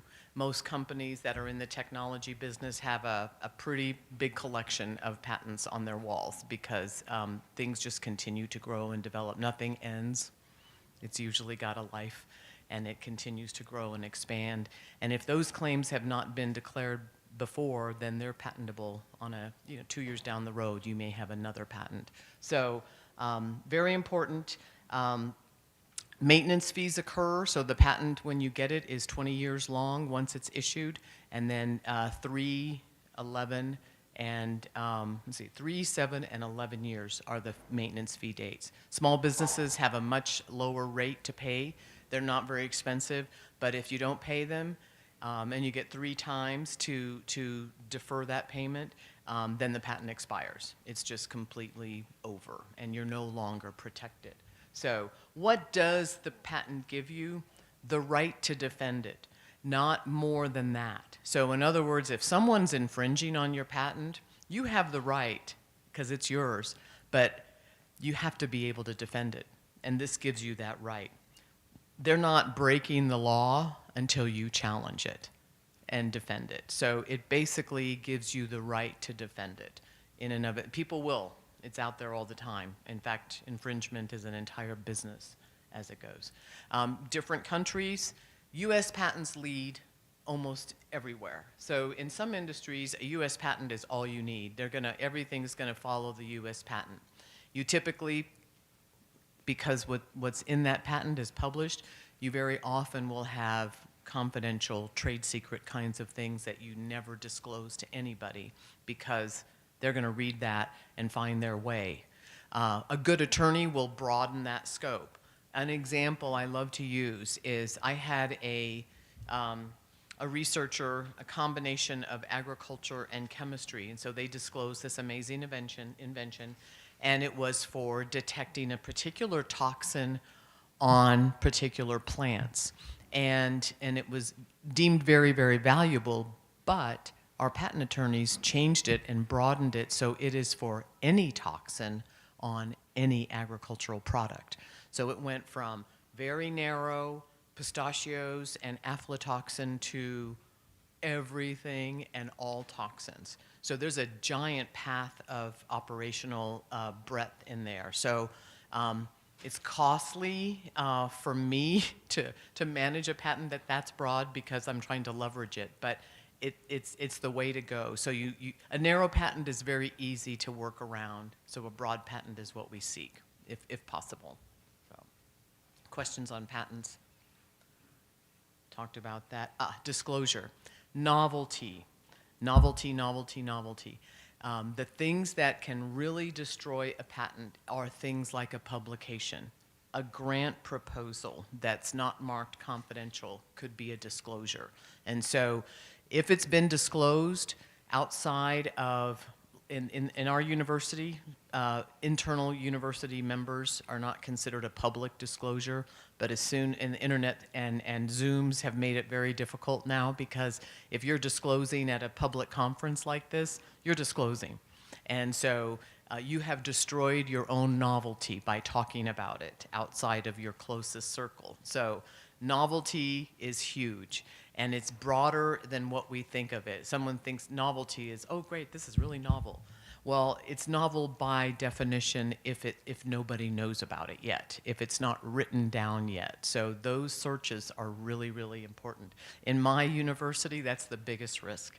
You wouldn't believe how many inventions I see disclosed that I find other disclosures. They've already published. Too late, can't go there. They have been in meetings at another university and they've already disclosed it without a non-disclosure agreement. Sorry, I can't in good faith do this because it probably will get challenged. So these are very important things to know about that. These are all the things that could be a public disclosure. So presentation, proposal abstracts even. So these are areas where we do a lot of consult with our patent counsel to confirm and protect the inventions that get disclosed. Different things that can be patented. Plants, you know, I work at the university's a land grant, so we have agriculture school, so I absolutely have patented plants and trees. It's kind of fun because it doesn't seem like technology, but they're doing a whole lot of really great DNA selection. It's non-GMO, but it's still DNA selection, and they come up with attributes that are very, very exciting. Manufactured articles, processes, things in the technology space, obviously. Designs, some jewelry making kinds of creative designs can also be patented. So that's on patents. So right to exclude others. And so the to patent or not question is really interesting. So there are times when someone comes to me with something they want to protect. Why do you patent? Very often it's because you're seeking investors. Not just to protect your product, but you're seeking money to fuel your business move. Investors like to see IP protection because it lets them know they're investing in something unique. Some customers would prefer that. Federal agencies, they're not so concerned. Perhaps in something like a research grant, they want to know you're pursuing that, but they're not going to want your patent. They're going to give it to you. They really never want that. Feds are great about enabling others to take that patent forward and that invention forward. It's costly. By the time I finish a full up patent, I'm spending between $30,000 and $50,000. So if you do it yourself, it's a lot cheaper. So that's important to know. There are patent courses on the internet. We're thinking of developing one at NMSU to help people write their own patents. It's possible, and it's done often. So those are, if you do your own work, then that cost goes down quite a bit. I'm spending a lot on attorney fees to get this done because I'm representing, I'm using state assets, so I have to be very careful with that. Just the windy road by the time you get it, you disclose the invention. We make a decision at Arrowhead, we do this. This is our way, but you can translate that to you. We will make the decision after reviewing any public disclosures, and then we will go ahead and submit a provisional application. At our university, we do a bunch of work before we actually file the utility patent, because I have to see that the invention is more than just a game. Researchers like to collect patents, and our university wants to pay for them if we can get them to a commercial income generating mode. So we do a lot of work in between. Once it may take a year, it could take 3 years before they examine the patent, and that examination process is where they start to dissect the claims and argue, make you prove that indeed you did this, or indeed this is unique, and they will cite. It just freaks me out sometimes, the work they do, because they'll cite 2 or 3 other papers from other countries, and you've got to kind of argue exactly what. So it can be very, very involved. All good stuff, but ultimately, by the time it's examined and issued, it could be another 3 years. So sometimes you might file a provisional patent to keep a patent pending status for your investors. Provisional's only a year. The minute you file a provisional patent, you can write patent pending on your material. And that usually buys you a fair amount of credential with certain investors or certain strategies. So important stuff. And trade secrets, we talked a little bit about that. So they do have value. They are absolutely secrets versus, and you can see that. That's where the Coca-Cola definition comes in. So very important. Trade secrets, know-how, all of those things can be protected with contracts and non-disclosure agreements. So you still have rights to go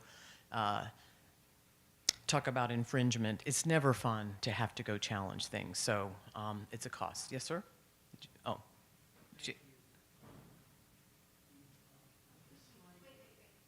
Oh. Thank you. My name is James Rivera, and I'm an owner of War Chief Enterprises, which is a Native American veteran-owned business. Okay. So a question on this slide, it's not mentioned, but in terms of intellectual property and signing an NDA with a tribe or a company or an individual, and that intellectual information has been exposed beyond the conversation that you had with that tribe, individual, business. What is the remedy to stop that, or to gain back your intellectual property and stop the existence of what is going on? So you can write on your own a cease and desist order. You can ask for them to stop using it, notify them that you that there's a violation. I would really suggest to have a lawyer do that. It's going to stand up a lot better, cost you a little bit of money, but a lot of people will back off right away. And big players know you don't have the pockets, so they may not. Pursuing a tribe for that is difficult, and it could be lengthy because you're talking about pursuing an entire government. And I don't know if a tribe signed an NDA, I'd be surprised. If an operator within that signed the NDA, then that's who you're really going after. So at my university, I have faculty that are protected by their employment agreement, but so I have one faculty member sign an NDA because they were in the initial meetings. Then we have further meetings, other people show up, and it gets to be difficult to track. So you always want to make sure everybody you're talking with knows there's a non-disclosure agreement in place and the conversation is confidential, because you lose track of who's been exposed to the information. And a big organization, that happens a lot. So you really have to monitor your NDAs and such. Did that answer? Okay, good. Any other questions on that? Trademarks and service marks, two things, right? So you see the R there, so that means that trademark or service mark has been registered with the U.S. Patent and Trademark Office, and so it is a U.S. Protection, but it has value. It can be infringed on across the globe, so you do want to think about where you're using it, but it's typically a geographical protection. Service marks are with the products that might be the services that are affiliated with a product. So I'll give you a couple of examples. So let's see. These are things that can be trademarked, right? Apple's a great example. Words. Oh, I took out General Motors. That was General Motors, had an R around it. Just two words. It can be trademarked because it's their brand and they registered it and it's protected. So another two words using General Motors may not be a big deal, except that they're a registered trademark, so you have to respect that, and you can't do it. So anything can be in that category. Registered is the R with a circle. A TM is a common law note, and an SM is also common law. That just means that they are marked and they are not registered. So once a trademark or a service mark, it's not essential, but once either are registered, then you use the R with a circle around it. You can see where in, there's trademarks like the Apple products. There are service marks that are things that are like Apple TV and iTunes. So so one company can, big companies have major IP strategies, and they make a huge investment to protect their brand. So Apple and Google and all of those. So when you start looking, you'll see right away who's doing what, and you kind of get a sense of their strategy. So it applies to your work, particularly if you're going to sell outside the state you live in and or want to really scale and protect it as you grow and expand. Copyrights protect creative works. They can be very important. I work in a university, so yes, ma'am? Oh, great. So this was about the previous screen, the difference between TM and using TM and the R with the circle. Yes. What is the protection difference between those two? A common law trademark, a TM, is one that it would only work in the same state that you're in as far as protection. I mean, you can put it down and send it to the world, but someone else can also do that if they're outside of your state. So registering protects the geography of the whole United States. It's not an expensive process. I really can't even tell you how much because I haven't done a lot of registered trademarks, but I've actually done it ourselves at home on a product, and it turned out that the logo was so valuable once we trademarked it that we quit the business and just sold the logo and made more money than we would have made in about 10 years on the business. So sometimes it's really worth going through the trouble. We did that one ourselves. And so trademarks are doable on your own, a little bit easier than patents perhaps. So, okay, thank you. Yeah, can be licensed. So you can actually license your trademark. The disclosure I mentioned in agriculture, that was, I don't think he's got something patentable, but he needs investors. He's got something valuable, so I'm protecting him with trademarks, a provisional patent, and buying him a little bit of time because we don't think he'll end up with a patent. What he's got is just too difficult, but he can copyright and trademark, and for about 4 years, we can lure investors for him because he'll have a patent pending. And so these are just really important moves for those things. But if it was just a trademark, it's still part of a package. It can still be licensed for revenue, can be licensed exclusively. So those are different ways of protecting things than patents. So I keep doing these backwards. Okay, that's okay. The minute you register, or start using TM, that's technically your unregistered trademark. Thanks. Okay, great. I guess my arrows are wrong here. So I think what I'd like to do is maybe ask some of you about your trademarked works or your copyrighted works, because songs, art, things like that are really very commonly trademarked or copyrighted, and they can be licensed. Yes, sir? I have a question first, and I'll talk really loud. You mentioned General Motors. Yes. Should General Motors not only have a registered trademark on the words General Motors, but also their little GM? Yes. And yes. that's a separate one? Yes. Sometimes you can bundle those things. So you can bundle a logo with a word, but they have to be represented together all the time. So if the word General Motors is not accompanying the GM logo, then they're two separate marks. There's two separate registrations. Does that make sense? Good question. Yep. Any folks in here copywriting their music or artistic creations? Awesome. Excellent. And did you do that yourself? I'm learning a lot right now. Good. Excellent. So you intend to do more. Have you registered any of your trademarks or copyrights? I do indigenous fashion, Okay. and I've had like my logo for a long time. Nobody. You almost caused the need for more crutches. Right. Well, my name is Jolonzo Goldtooth. My brand name is JG Indie. I've been doing indigenous fashion or indigenous urban fashion for quite a while.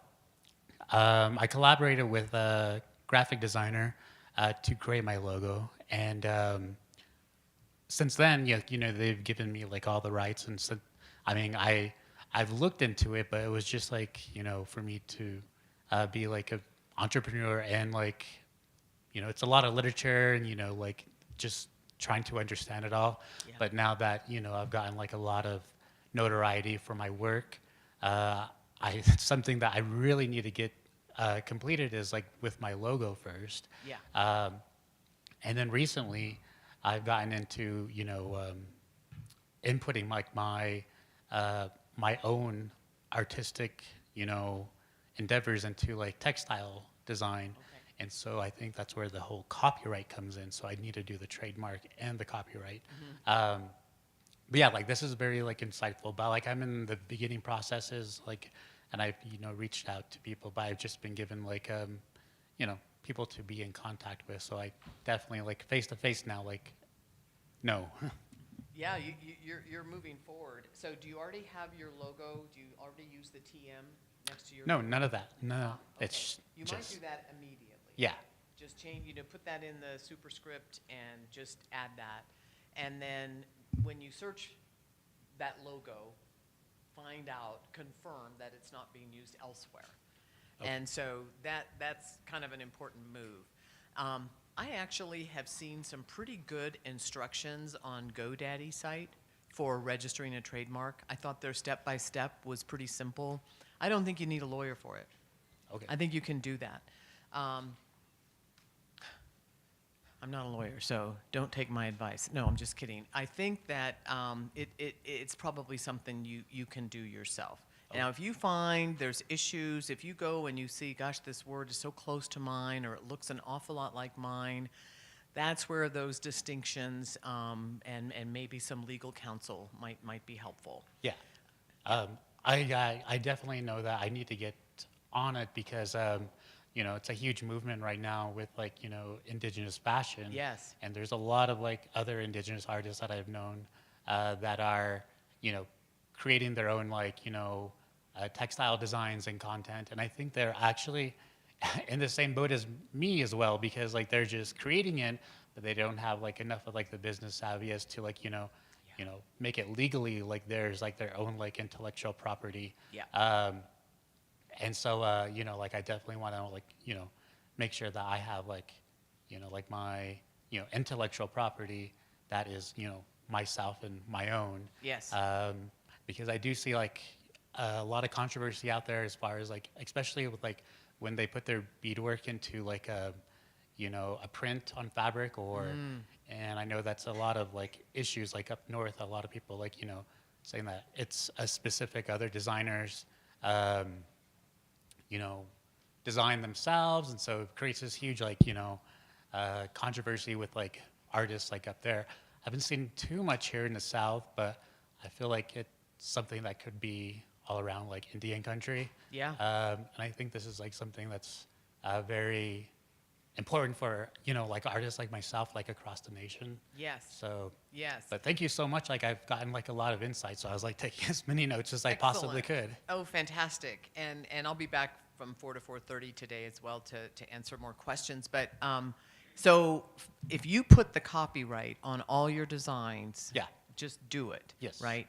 And if somebody else, like in the beadwork example, that's a great example. If it's somebody else's design or beadwork, you could license it, and they've already protected it. Doesn't mean it can't be used. It just has to be done above board, and it keeps everybody pretty honest. Yeah. And unfortunately, some people overvalue that, and so there's philosophical things like, is it better to get this out there than to get a lot of money? At my university, sometimes it's better to get it out there because that's part of our mission. So we're not in the business of making money on our work sometimes, and Yeah. so. But you're a businessman, so it is. Yeah. Oh, yeah. well, on that same note too, like because like since coming out, it's been less than a year, like putting my prints onto fabric.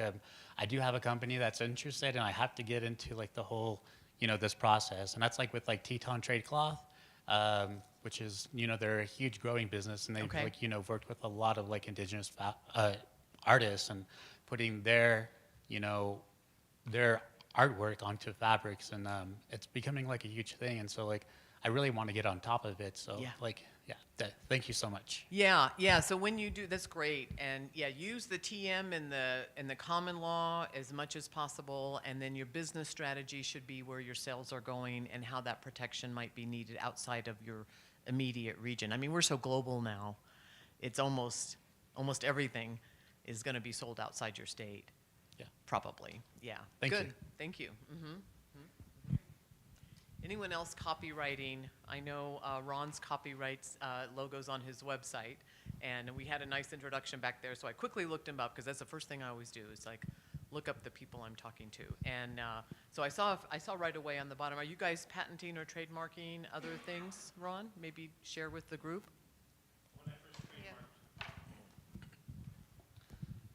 When I first trademarked Bay, I asked around to a lot of my attorneys because we have a lot of attorneys, and a lot of them I looked for the ones that I evaluated on what their interest was to actually help me. Some attorneys, they just want to get that client and just charge the aliens out of you. Yeah.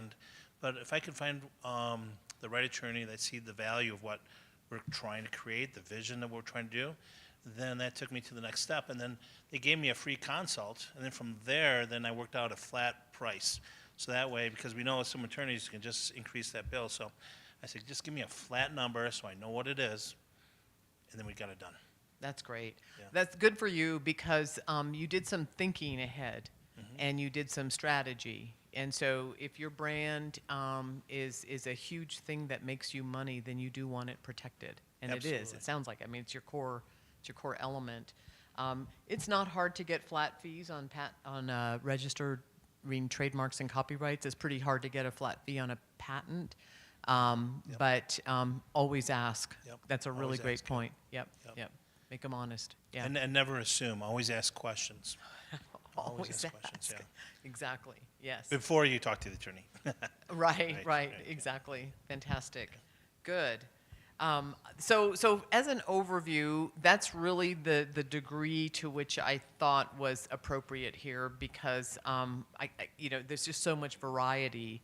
I'm certainly happy to chat with any of you more. If you're in New Mexico, Arrowhead Center does keep our patent counsel as a mentor. So and a free consult is probably, if a lawyer is not going to give you a free consult, that's when you walk away. So don't even expect to, a free consult is that's their business development job. So they should give you that. But we have mentors at Arrowhead that are IP lawyers, and so you can get your free consults. I'd be happy to share some information on that. And I just encourage you guys to think carefully about your strategy. Most CEOs of companies, IP strategy is part of their game.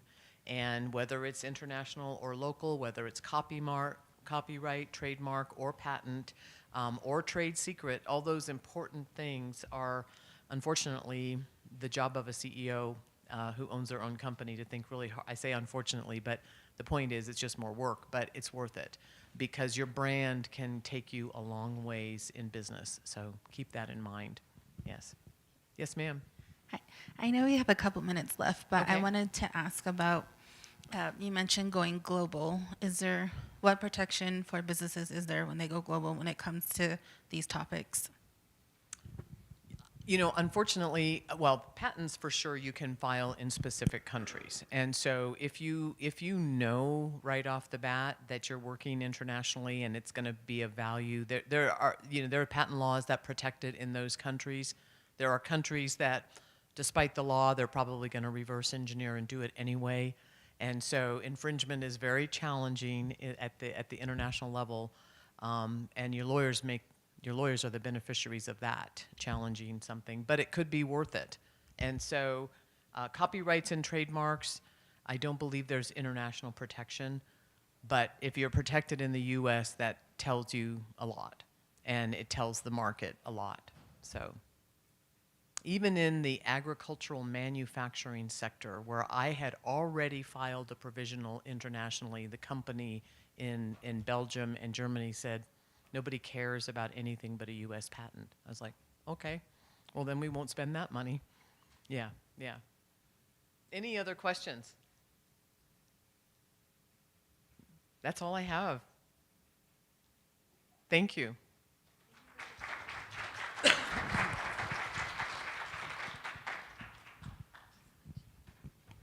right. Next, I'm going to bring up Joanne Nota, and she's going to introduce our next speaker.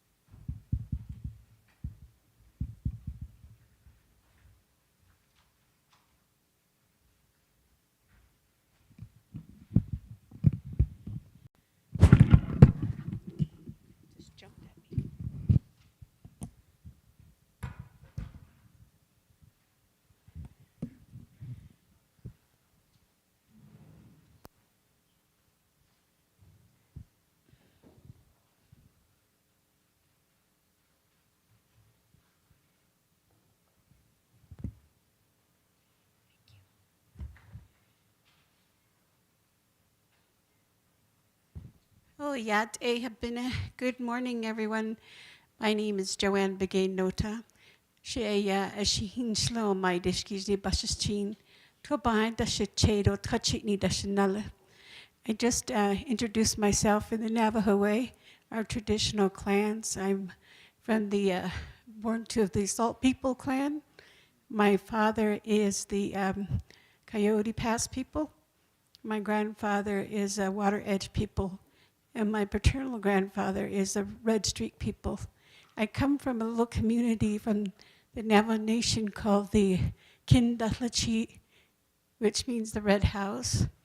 So I've been working with the National Center for many years, for about 26 years. And right now I manage the Export Center, which was previously funded by the U.S. Department of Commerce under the Minority Business Development Agency. So our funding for our program is ending at the end of this month, but we, the National Center, will be continuing our Export Center services. We'll just have to identify additional sources. But I'd like to welcome you to the event today. Thank you for joining us, and thank you to the Mescalero Apache people for hosting us.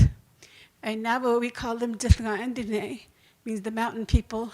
They have beautiful lands here, and I love seeing all the pine trees, and it reminds me of home. But I work out of the National Center headquarters office in Mesa, Arizona, which is just east of Phoenix. Today I want to introduce to you our speaker, Mr. Ramon Chris Cruz. He is the managing member and co-owner of Cruz LLC.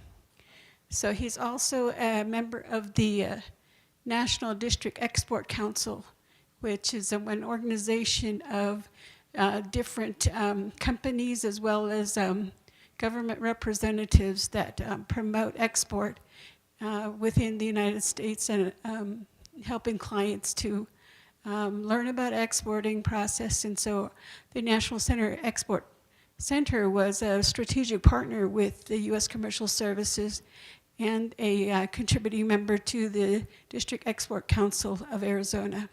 So Ramon, would you be able to join us, please? So we'll have Ramon do his presentation, then after his presentation, we'll have a Q&A session. Thank you. Thank you very much for the introduction. So my name is Ramon Cruz, and I go by Chris, so feel free to call me Chris.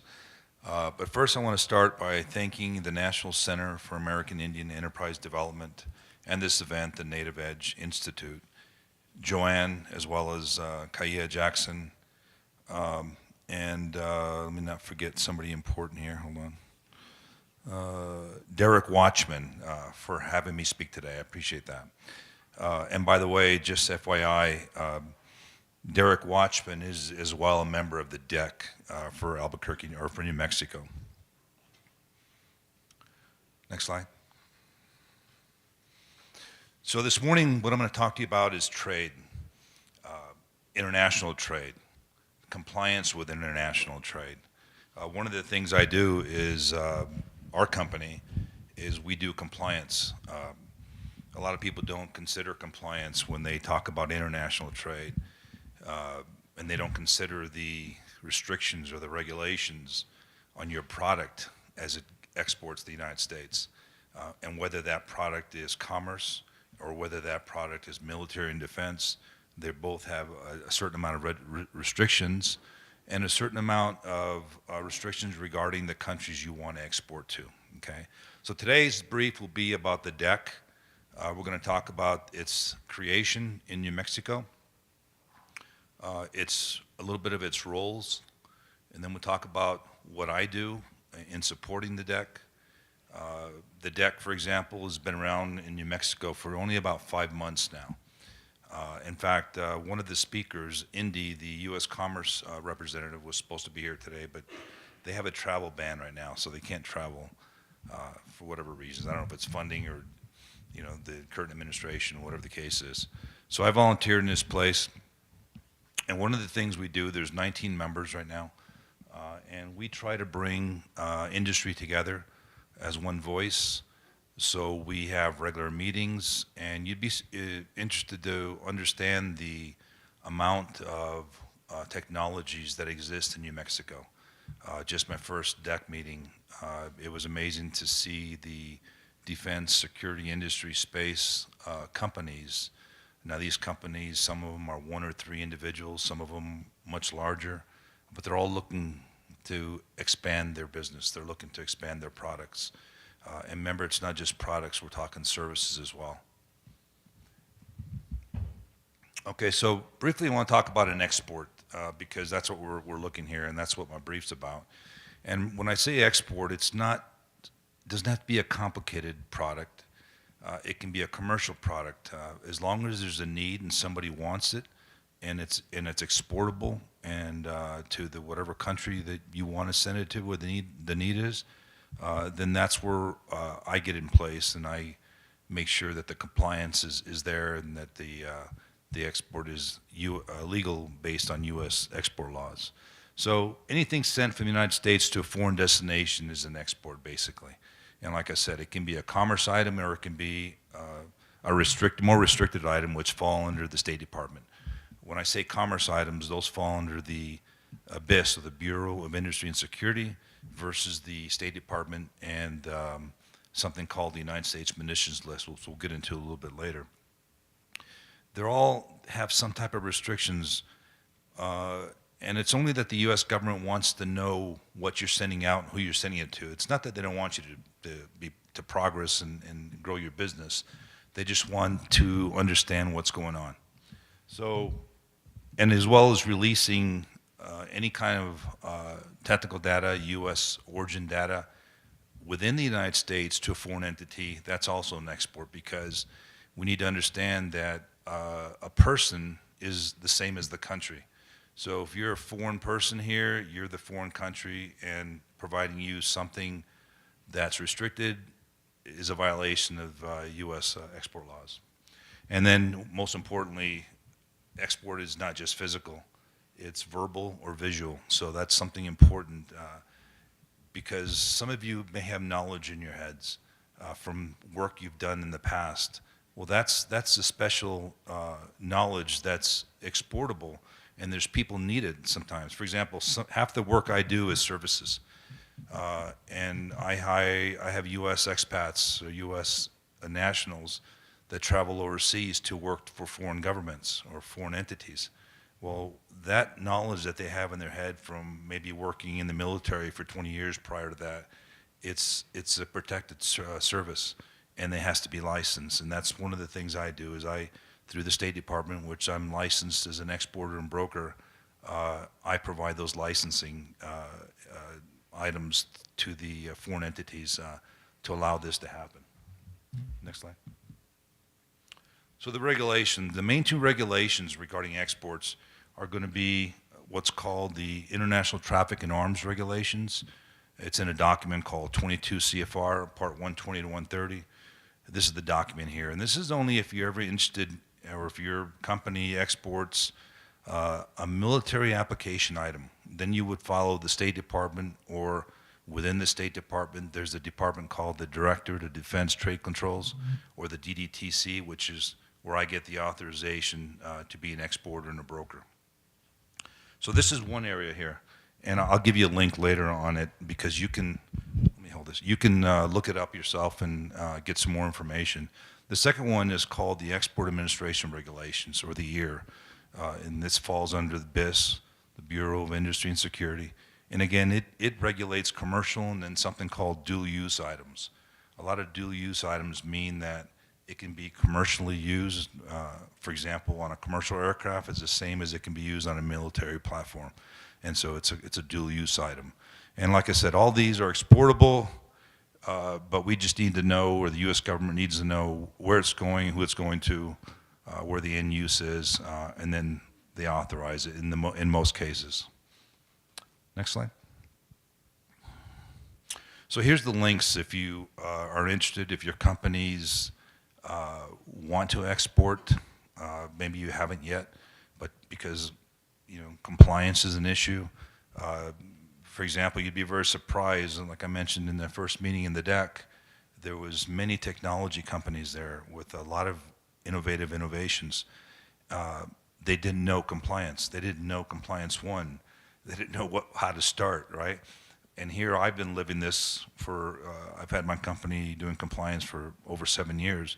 I know all about it, and everything has to have a compliance element to it if it's going to be exported out of the United States, okay? And here's the International Traffic in Arms Regulations website that you can go to and get quite a bit of information. You can even expand that by registering yourself if your company wants to do something like this. Then you have the Export Administration Regulations. Those regulations are actually parts 130 to part 77, or part 730 to 774.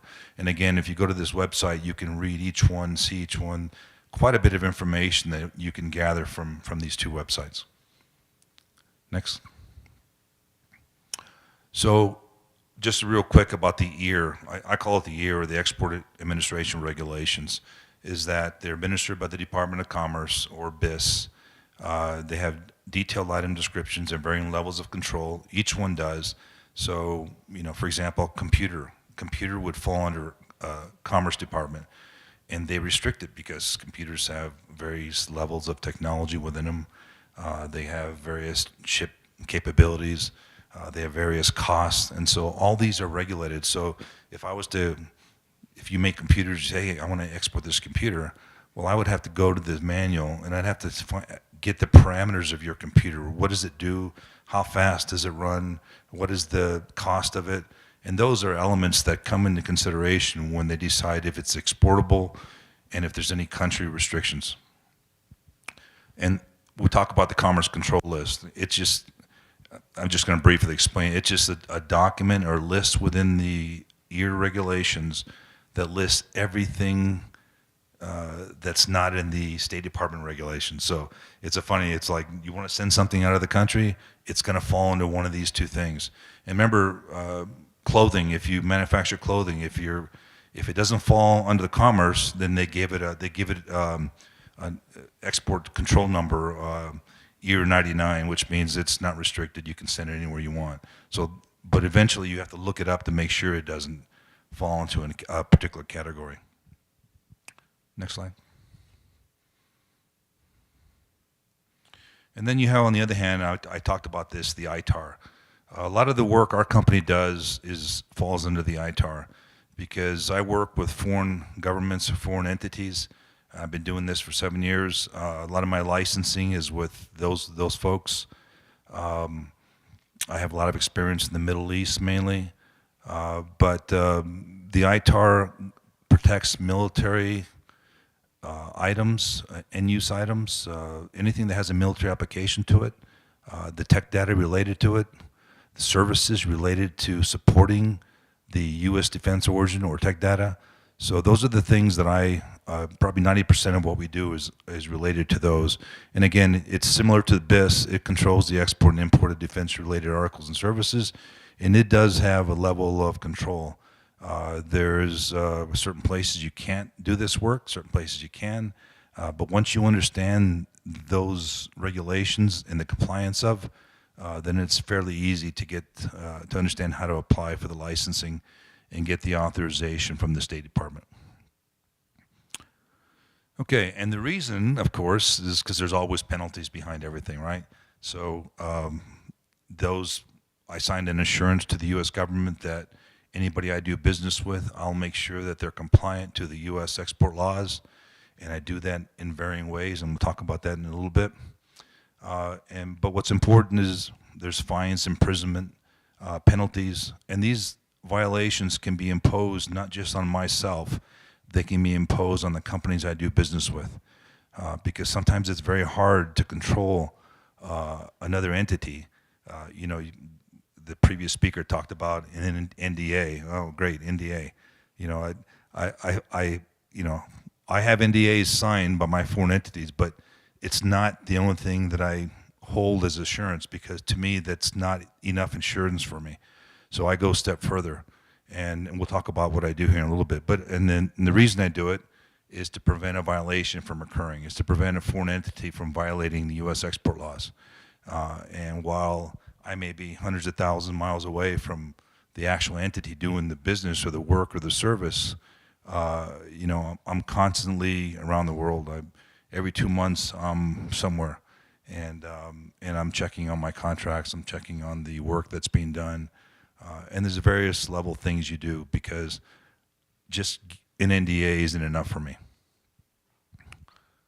Okay, and we talked about exporting. So there's some places you can export, okay, and they call those proscribed countries. Next slide. So this is a live document here. This document, or this particular, both the BIS or the Export Administration Regulations and the U.S. and the International Traffic in Arms Regulations have a list of prescribed countries.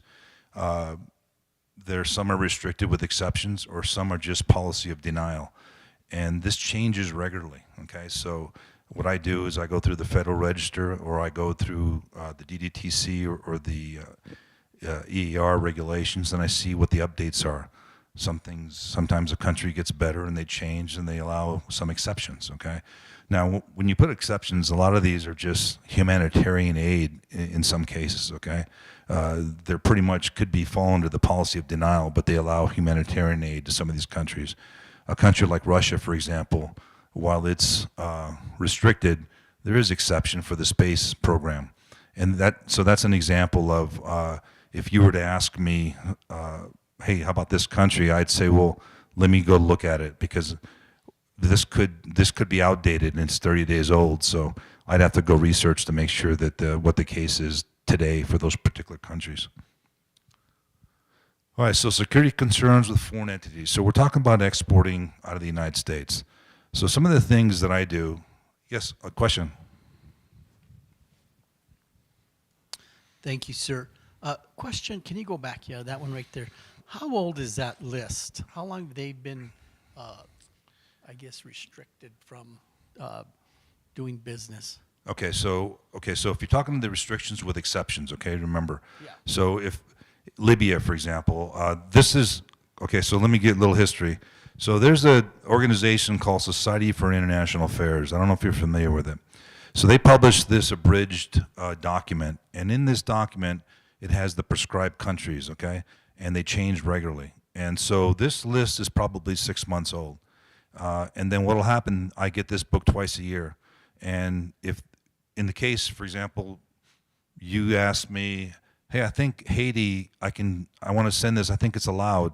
Well, I would say, let me go check, because I need to find out what the latest current policy is for Haiti. So it's a live area here. So that's what I'm telling you. While this is 6 months old, when the new version comes out and I get it, if there's changes, then I update my presentation. Even if there's changes, if you came 30 days later and asked me about a particular country, I'd say I need to verify what the restrictions are and what is allowed to be exported. The BIS regulations will tell you everything in details.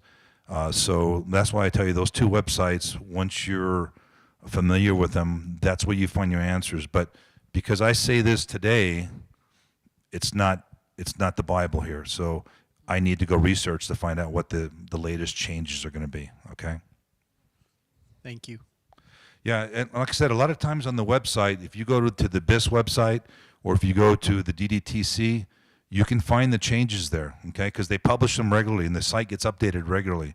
So you can go there, look for the country, and it, like for example, this manual here, if I look up Haiti, it has 2 or 3 paragraphs about Haiti, what its restrictions are and why it's restricted, okay? A lot of things, they restrict countries for national security, for terrorism and other things like that. So, yeah, so this list is live, and you'd have to ask me, can you hear my, is it still working? Okay. So you'd have to ask me what the status is of a particular country, and I'd go get the answer for you. Or you can get it yourself at the website.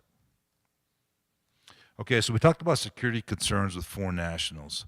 So as you're exporting or you're contemplating an export, it's always, you have to know who, from the freight forwarder that you're going to deal with, from the person you're going to sell with, whether he's actually the end user or whether he's going to sell to another person, or whether he's going to take your product and he's going to manipulate it and add it to something else and create a different product, and where that's going to be exported to. So all these are compliance issues. And so when I deal with foreign entities, I not only have them sign NDAs, I not only get a license authorized to the State Department, but I have them sign what I call a technology control plan, which is a document that talks about the program that I'm particularly contracting with. It talks about the individual's responsibilities, supervision responsibilities, and that the individual promises that he won't do this, he won't do that, he won't divert, he won't take, and then he signs it, okay? For an American who goes overseas to work with the foreign government or foreign entity under my license, he signs additional documentation because I can hold him legally in the United States for a violation he conducts to the U.S. export laws. So he signs a particular document where he is secondant to me, to our company, for all export compliance purposes. So they're a little bit easier to control. For the most part, they're never going to be the violators. And for the most part, even with all these assurances, you know, I make trips to every place every 2 months, every 3 months at the most. And so I'm overseas and I'm checking on these contracts. I use SurveyMonkey and I send out surveys to all the employees. I send newsletters every quarter to employees about the program, about the export law, because it has to stay in their mind. I go to the facilities and I have to put posters up electronically and physically in the area because it has to stay in their mind about protecting the U.S. data, the information, not to divert it, not to give it. Now, what's funny about this is when you do export, you have no control when something is government to government. Okay, government to government is out of my hands, okay? A lot of times I do work on foreign military bases. I get permission to go to the bases and I do training sessions on the bases, but that's as far as I can go. I can't make them put, you know, ITAR or commerce signs up about export, about products, how to protect this, protect that, and I can't give training to a foreign military individual. That's U.S. government's responsibility.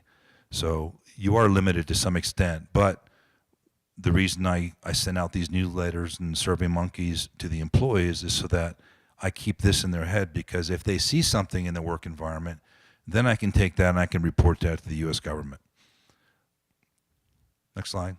Okay, so companies that export grow faster. So, you know, I'm here talking about exporting, and it's very important because the majority of population is not in the United States. You know, it's somewhere else. And your product is serviceable, it's needed somewhere. And I'm not just talking about military, defense, security, space programs. I'm talking about commerce stuff, you know, clothing, basic essentials. I don't know where it's needed until we do market research, right? And then now we get back to the deck. So here we're part of the deck, and there's 19 of us right now. And there can be up to 35 members in a deck. And then half of us have to be in international trade, okay? So we're here, we volunteer our time, and I want to help companies to some extent. You know, I could talk to Indy, the commerce person. I said, look, I can do this to some extent, but lately, I don't know why, I've been getting, you know, a half a dozen to eight companies wanting information, or how do I do this, how do I do that? And I can do it, and I can direct them to the right place. It's not until they say, hey, I need more, that, you know, they either have to hire a company like myself. I'm not advocating to hire me, but or learn internally themselves so they can start learning how to do that process. But a lot of times I find that these companies are very small, you know, 1 to 3 people, but they have good technology and good information or a product to export, and so that we help them with. So part of the deck is we say, hey, we can bring a lot of voices under one umbrella, and we can help you. We know, for example, you take the network of all these people together, we can direct you to the right place. We can help you go and understand how to get training. I can help you register for on SnapR, for example, if you want to export commerce stuff. I can tell you, go look at these videos. That'll give you some more assistance on how to manage SnapR. If you want to send something out of the USML, I can tell you how to register with the DDTC. and then I can help you on licensing. So there's a lot of things we can do to get you to a place where if you think, hey, I want to export my product, okay? Now, one of the big things I do in our company is I go to all defense shows that I possibly can. So every year I'm at 4 to 6 defense shows. And we also use the Commerce Department to support. So here we are in the deck, and last year the Indy and the Commerce Department set up a one-on-one with me and about 24 to 30 companies in Guatemala. Well, because I wanted to push my compliance program to them. And what I realized is no different than what's going on here. There's a lot of these companies they're at step one. I mean, they're not even registered in SAM.gov. They don't have a cage code. They're at that level. So, you know, what I do, not just for companies here in New Mexico, but also there, I'm forced to say, hey, listen, I'm going to help you. We'll worry about any type of payment later. I need your company to progress a little bit because that's what I have to do. I mean, you know, the good faith or goodwill goes a long way, as I think, down the road, because I don't know what that company will be like in 12 months or 24 months. But for sure I know they'll call Chris on the phone and say, hey, thanks for helping me get off the ground. Here's what I got now. So those are the things that we do now that I'm part of the deck, because you have to do it. I mean, you know, I didn't realize until I started working with the deck that companies don't know compliance.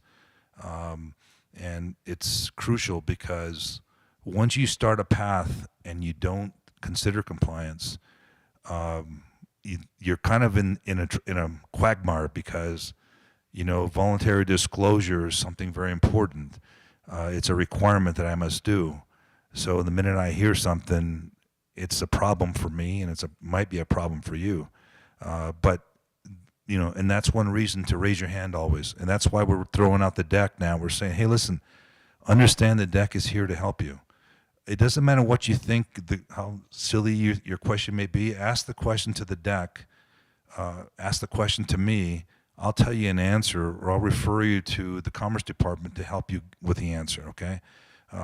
Just like some folks believe that, well, my product, I want to export it, but to grow my company, maybe hire a few more employees. Well, the Commerce Department does research for you. They do market research, so you know that's something they can help you with. I think there's a small fee, but I mean that's how you understand where your product is wanted and needed, and whether it's exportable. I'm working with the Commerce Department now to take me to Mexico.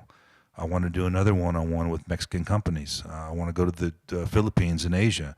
I've already attended shows there before, and once you're at these shows, they help you do business-to-business meetings with local companies. So there's a lot of directions you can go in once you start this process. Next slide. Like I mentioned, the world population, over 8 billion people. The United States is like 4%. I mean, there's so much opportunity out there to demonstrate your product, show your product, from a commercial product to a military defense, a security, space product. It doesn't matter. And sometimes, for example, commercial products have very little restrictions, very little regulations, and that makes it that much simpler. Then the only problem you need is to get it out so that you can market your product so people can see it. Okay, here's the deck can help do that as well. Because while I was telling somebody, I was talking to UNM, matter of fact, by chance, right? I'm doing some business with UNM. So I'm saying, you know, I go to all these defense shows, and one common element I see at all the defense shows is a university called Liberty University. I said, why are they there? No other university is there, but Liberty University is there to every one of these defense shows. I said, because they're creating a robust e-learning education system that's bringing them tons of money in. I says, there's revenue, and then there's revenue to help you do this and do that with your university. I said, well, what do you guys think out of the box? Why don't you guys do something like that? So anyway, that's just an example that market yourself, and you don't know where the end is. It's you know, you can't see past the doors that are closed, right? All you can do is work down the path and then keep opening a door one at a time and see what's there. Next slide. So there's a few steps in exporting. make sure that you have market reputation. We talked about that. You may never have marketed or done any type of market research for your company. Well, here's the deck that's willing to help you do that. So just reach out. One of the things that when I leave today is I think this presentation is available for all the participants. Is that right? Okay. So you have that, and then plus if you wanted specific questions about trade, I have business cards here you can take from my company. And like I said, because I'm part of the deck, I'm just going to guide you where you need to go. That's it. I'm not going to charge you nothing, okay? So you got to worry about cash flow, financing. So it's important. Like I said, you're a small company. You know, you want to market your product. You want to export your product. Maybe you want to get it trademarked or whatever, patent it so it's safer. I said, there is some cost to these things, but just like I just explained to you, I said, you know, with the country of Guatemala and what I'm having to do in order to gain their business, not today, but maybe 2 years down the road, is I got to go at risk. It's just the way things happen. And it's how you get somebody off the ground and get them doing something that they couldn't do before. And then capabilities of supplying. So as long as your company has a method of supply, maybe you need help finding manufacturers or suppliers. Well, that's what we do as well too. You know, with all the network we have in the deck, we're able to direct you somewhere to help you. Maybe you need somebody else to help you make your product. We may have that capabilities. I may have the network.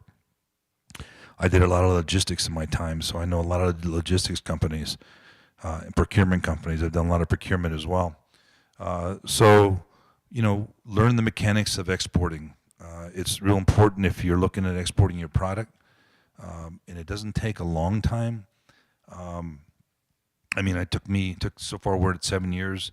I probably have over 36 weeks of trade formal education besides the practical education. It's just things you have to do, and you keep doing it so you can learn. Even at 7 years, there's things that happen that I have an ITAR lawyer that I retain because I don't know everything, right? And then some things happen that are brand new, and I'm like, am I on the right track? And so I send it to my lawyer, and he confirms, yes, that's correct, do this, do that, whatever the case is. And it's just something you have to do. It's an expense that comes along with the business model that you have, in this case, trade compliance. So U.S. Commercial Services, so the goal is to provide counseling for exporting, and that's what we do, and that's what I'm saying. But the only way we know is for you to reach out to us, okay? And we're there, and we're all volunteers, so we just want to help New Mexico trade companies. You know, right now there's an initiative in the deck to go to a U.S. pavilion to a foreign entity, a foreign country, to do a defense show. You know, taking 5, 6, 7 New Mexico companies and show what we can do. I think it'd go a long ways. I mean, today we talked about the millions of people that are outside the U.S. Think about the billions of dollars that are available today in foreign markets. There's abundance of money. So I see that, the deck sees that, and we're trying to get New Mexico companies to see that and to, yeah, does this cost a little bit of money to hit one of these defense shows, to set up a booth at a U.S. pavilion? It does a little bit, but you know, sometimes one contract is all you need to have doubled your company, okay? We also do market intelligence. Like I said, I told you, just get with either the link here or get my business card, and there is market intelligence, market research from the deck and from the Commerce Department for a small fee, and I don't remember what that fee was. And again, business matchmaking. For example, one of the things I do when I go to the U.S. pavilions to these defense shows, I get business-to-business personal meetings with up to 10 or 12 local companies, and that goes a long ways when I can pitch what I do, what I sell to local companies, because it puts it in their head. You know, now, do I think that'll happen today? No, but I keep pushing. You know, the next 12 months, 2 years, until one of them connects, because that's how you make business. And commercial diplomacy. Whenever I go to these defense shows, I always go into the umbrella of the U.S. pavilions. because I have the U.S. The attaches are there. I have the commercial services are there. They support me, and if I ever have a question, I get with Indy, and I say, hey, contact your guy in the Philippines. I want to talk to him, and he does that connections for me. So those things go a long ways when you're looking for networking or to expand your business. Next slide. So we talked about the world is open for business, and don't be afraid at compliance. Compliance is not a scary thing. Compliance is essentially easy. It's just a process you have to do. Once you do that process, it's now your product now. But like I said, there's support for you. We're here to support you. We'll tell you if your product is marketable. We'll tell you if you're with the market research, whether your product Mexico has a need for it because they purchased it already from Korea or some other country at the particular rates. So and participate in these if you're interested in growing. Participate in these defense shows, not just defense shows, but commerce shows around the world, because you'd be amazed at the network that's there. And when I say I go to a defense show, it's full of commerce people. It's not just defense people. It's full of commerce people. I mean, there's thousands of people that go to these shows, and you'd be surprised when they're interested in your product. So it might be a giant leap from what you do today, but that's okay. You're not going to leap alone. So like I said, you'll get plenty of intelligence and information to prepare yourself, and then you won't travel alone. You'll be with other groups within New Mexico and other companies in New Mexico that provide that support to you. And we talked about the global network. So there's about 61 decks in the United States now. And the commercial services, of course, is all over the United States, and they also in all embassies. They're all over the world, and they're there to provide support. So those are the things that we can do when we do these participation in these defense shows or in these commercial shows. Is we go to the embassies. For example, my meetings in Guatemala were at the U.S. Embassy because they supported the mission. Even though it was just one company to 24 or 30 Guatemalan companies, but because they want to promote trade. So we can do the same thing any country. We just have to have an idea and then get a think tank, start thinking, and then, hey, Indy, Commerce Department, we want to do this. Can you arrange it? And off we go, okay? So there's possibilities, so you just got to leave your mind open to those possibilities. Next slide. All right, so there's this thing called the New Mexico Economic Development Department Resources, and the point of contact from this department is a woman by the name of Celeste, and her email is right there at the bottom. And she operates the Office of International Trade New Mexico EDD. And why this is important is because, for example, when I was looking at, I think I was going to the Philippines for a defense show, and under the U.S. Pavilion, and it had a certain price. So I was able to get grants from this department to participate in that show. So they do this. They have grants. They have a certain amount of funding, and they're allowed to provide grants for whatever. In this particular case, was a show to the Philippines, and they funded more than half of it for me, and so it helped me a long ways. So this is an area where you can look at, reach out to her, and say, hey, is anything? They do this yearly, so I think mine was last year. So, and I'll probably keep doing it every year, and I'll do it whether I think I can afford it or not, because it's a grant and it allows you, and you're promoting trade, which is what I'm doing for a company out of New Mexico. All right, so today's brief, like I said, right now our chair is Robert Zuer and Jerry Pacheco, the vice chair, and Indy Vallejos is the director in the U.S. Commercial Services for New Mexico. So he's the focal, and he's the driving force for the deck. He's what got it off the ground 5 months ago. And by the way, there's no exclusion to the deck. So while he initiated the deck and started it with 19 companies from New Mexico, we can have up to 35 companies. It's just what he did initially to get it off the ground. So there'll be a new I think the end of this, no, a few months from now, there'll be a new, he'll be looking for additional companies to join the deck of those folks interested. Like I said, once you get there, you'll be surprised of who else is around the table. And that's what's so interesting is I didn't realize there's that much innovation and technology in this state, just this state alone. And then myself, we're a good resource as well. And like I said, I'm here to support the deck and trade. And I'm mostly in international trade.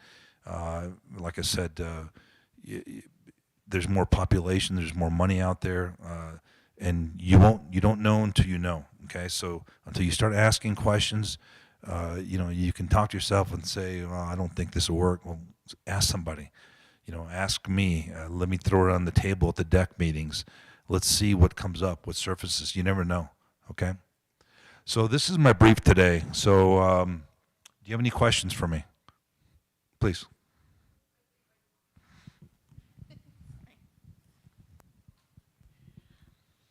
I have a product that I had been working on for like a year and a half,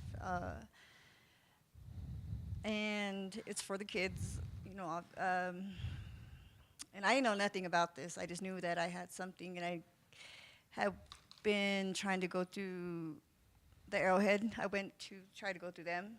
The lady never kept in contact with me, so I just let that go. I also was looking for funding to get it off the ground, and I gave up for a while.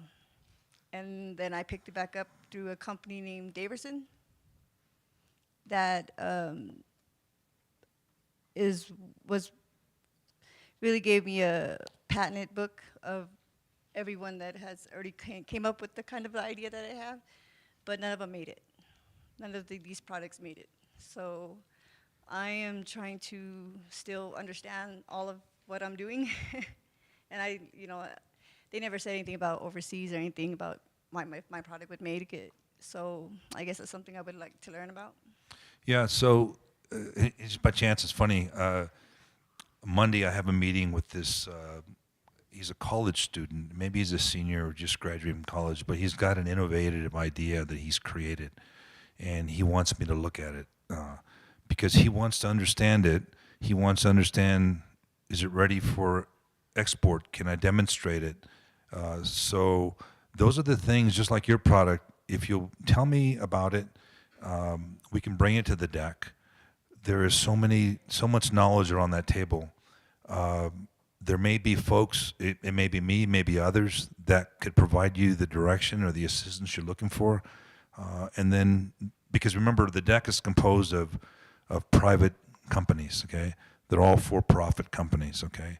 With the exception of the deck itself as being a nonprofit, okay? But we're there volunteering our time to do whatever help we can to New Mexico entities or New Mexico companies. When it involves, hey, I need help, but maybe financing or partnering or whatever the case is, there may be somebody that's willing to do that around the table. But like I mentioned, please step up, ask questions, because you don't know what the answers are until you do that. And there's no bad question, okay? They used to call me 20-question Cruz. My wife gets mad when I say that, but I would ask so many questions about everything just to make sure I understood what was right or wrong, right? And I still do that today, and it drives her crazy, but it's the life. She's stuck with me. But yeah, please, if you get my business card, and my wife has them there behind you, and or take this slide and contact the deck, contact Indy. One of us will direct you on what we think, or bring up your topic at a deck meeting. Okay. Okay? Thank you. Whoa, no questions. Yes. I was wondering, with the issues on tariffs right now, just like it's changing on a daily basis whether or not the tariffs are going to be implemented at what rate. Is that impacting your business and any of your clients as well? That's a good question. What's funny is when you export, you deal with foreign money. Okay, foreign money doesn't care about tariffs. Okay, so 90% of my revenue is foreign money, and it doesn't care about tariffs. So no, for the most part, if you're going to export, they're going to purchase your product. You're going to agree to whatever terms and conditions, and then you're going to receive a certain monetary value for whatever contract you agreed to. So on the exporting side, you won't feel the tariff problem. Now, importing was a different story. I'm not sure, and I've talked to Indy about the tariffs. He's the same way. It's still fluid. It's still moving. No one knows exactly where it's going to stop, okay, and what the charges are going to be per country. Yeah, and there would be reciprocal tariffs. And like I said, when you want to export your product and you make a deal with somebody at a certain value or a certain cost, that's foreign money. And a lot of times, for example, now mine's all services. Okay, so it's different. It's a different animal between a service and a product. Okay, I don't pay any duty for my services, but that country pays. They have a VAT tax for my service, but that's on them. So that's how I write my contracts. Is if there are any VATs, any taxes from your country, it's not my responsibility, it's your responsibility. So same thing goes with the contracts you write for your products. You'd have to look at the tariffs at that time. And again, you'd have to ask the question because it depends, right? That's the answer. Where do you want to send it to? We'll go look what's the tariffs at that current time. And do your thing falls under the Commerce Department? Do you register into SNAP-R? Remember when you export something, there's a lot of moving parts, right? It's not just registering in SNAP-R when it's a commercial item. It's getting it to CBP. Once it gets to CBP or Customs and Border, they're gonna charge you something too, because there's nothing's for free, right? Whether it's 10 or 15%, then it goes out to the foreign entity. So it depends. When that time comes, you start asking the questions, and then you get the right answers. Yes, please. My question, does DEC only help the businesses here in New Mexico or in other states also? Because I'm from Texas. Yeah, there's a deck in Texas, okay, and you might want to reach out to them. But you can reach out to us, and we can put you in contact with the deck from Texas. Now, at the same time, for example, say you say, well, I have this product or this service, and I want to export it, and the deck in Texas can't help me. Then you reach out to me, and then see if I can help you for exports, okay? And because I don't know any exporting in Texas, but companies like mine, there's probably quite a lot of them, okay? Now, so if it has to do with compliance, find a compliance company. If the deck in Texas can help you, or reach out back to me so I can throw it back to Indy and say, hey, Indy, this deck in Texas can't help this company. What do you want to do? He may say, Chris, you take care of it. And then I'd work with you, for example, on whatever you need, because maybe I have a network that I could refer you to wherever that need is, okay? Okay, any other questions? Like I said, I have business cards. If you want to send me an email, please feel free to grab one at my wife. Trish, raise your hand. There you go. That way you can have access to me. Did you have another question, sir? No? Okay. Thank you very much. I appreciate your time.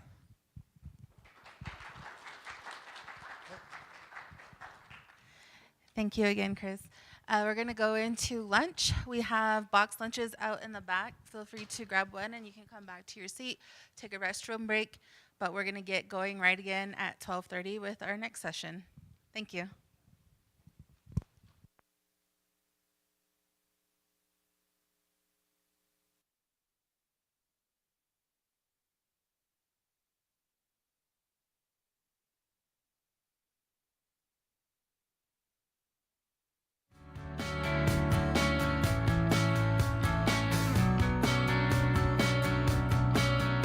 Hey everybody, welcome to the Native Edge podcast. I'm Chris James. I'm here with my coworker and talented coworker, I should say, Yvette Fielder. Yvette Fielder. Hi everybody. So welcome to the Native Edge podcast. Native Edge podcast. Series number 1.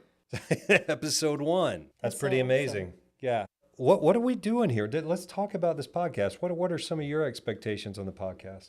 Well, I think people, they really like to engage with, what's happening, what's in the now, what's happening, what's going on, especially in our line of work across Indian country and even into Canada now. A lot of importing, exporting ideas coming in and out both ways. And so people want to know what's happening, what is the National Center doing, how are we creating these things, and how can we be relevant in their life and their work that they're doing? How can we bring resources to them?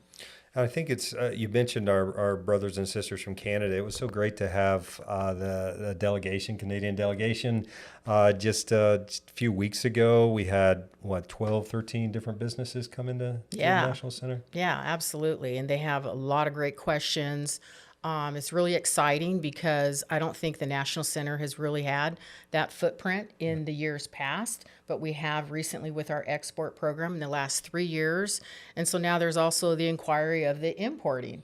And so a lot of questions generated there. And of course, anytime there's a question, we always want to help them, and if we don't have the answer, we have so many friends and partners and resources available, plethora of SBA and MBDA and all the players. I love the word a plethora. It's such a plethora of information.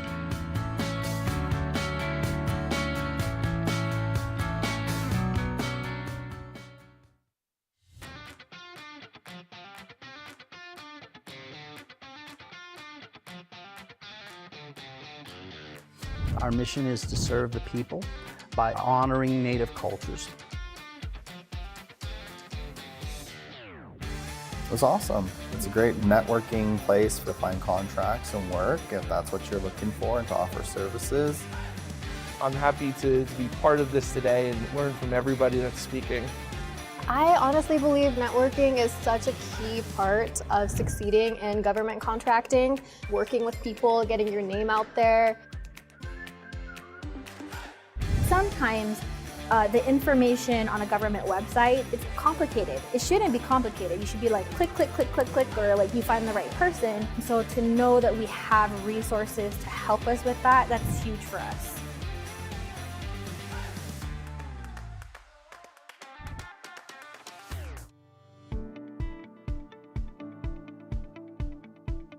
Three Res Moving Company was started in June of 2022.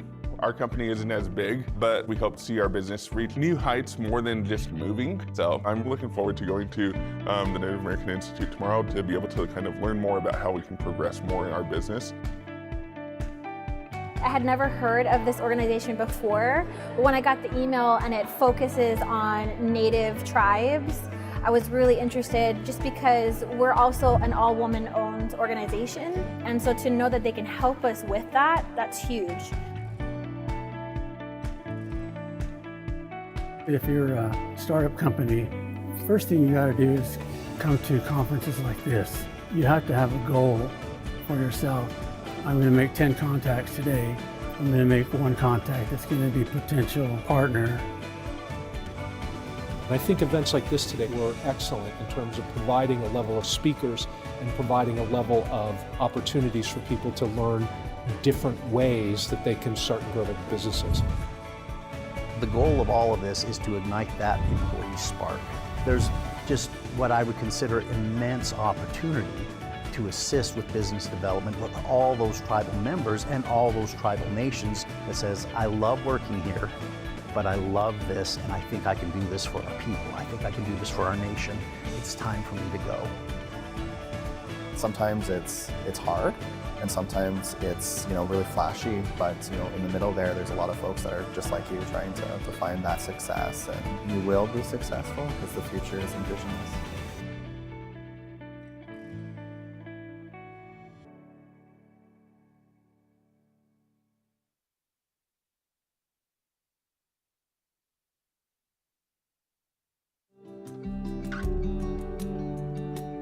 All these leaders have different experiences, but they all share the same values when it comes to community. I'm here today to learn about these different industries and being successful at it. I came today to the National Center's seminar here in San Diego because I saw some of the speakers and I was interested in what they had to offer. It's been very informative as I continue, the creation of my brand. Organizations like this is specified for tribal citizens or people of color, and because of that, you can really get to know the leadership, you can get to know other people really well, and they have that time for you. This being a forum to converse with individuals that are decision makers or connected to decision makers in Indian country. What have you got to lose? All you have is knowledge to gain. I think if you just participate in conversations, shake hands, learn other people's journey, the next day you would have only gained something. I'm the president of Sovereign AI, the Native woman-owned mother-daughter business, a tool that we're developing for tribal nations and tribal organizations to better understand resources such as ChatGPT to more efficiently put out briefs, memos. Founder and CEO of Rhymes with Reason. It's a gamified platform ultimately meant to make learning engaging and make literacy and test preparation, skill building accessible for this generation of kids. I own Red Leaf America, a personal care brand. I want to create a conditioner that I can put in my hair, put on my body, I can shave with it, rinse off, and I'm conditioned from head to toe. My clan is the Water Buster clan. We have to protect water. My brand will make you get in and out of the shower faster, conserving water, and water is life. Storytelling is a part of tradition, and I noticed that sharing their story and their business growth was actually very helpful, especially in a tribal sense, because you could understand that, hey, these are people just like you to run your business community-centered and community-focused. I had some preliminary conversations about bringing our program to Africa. I'm very interested in working with the Export Center on it. Resources, education, information was key to my success, and that's why it's important for me to show up. Invest in your emotional intelligence for the gain of whatever it is that you're looking for. I just want to encourage the young people to start their own businesses and to engage in these kinds of events. Just taking that extra step and actually doing it, I highly recommend it.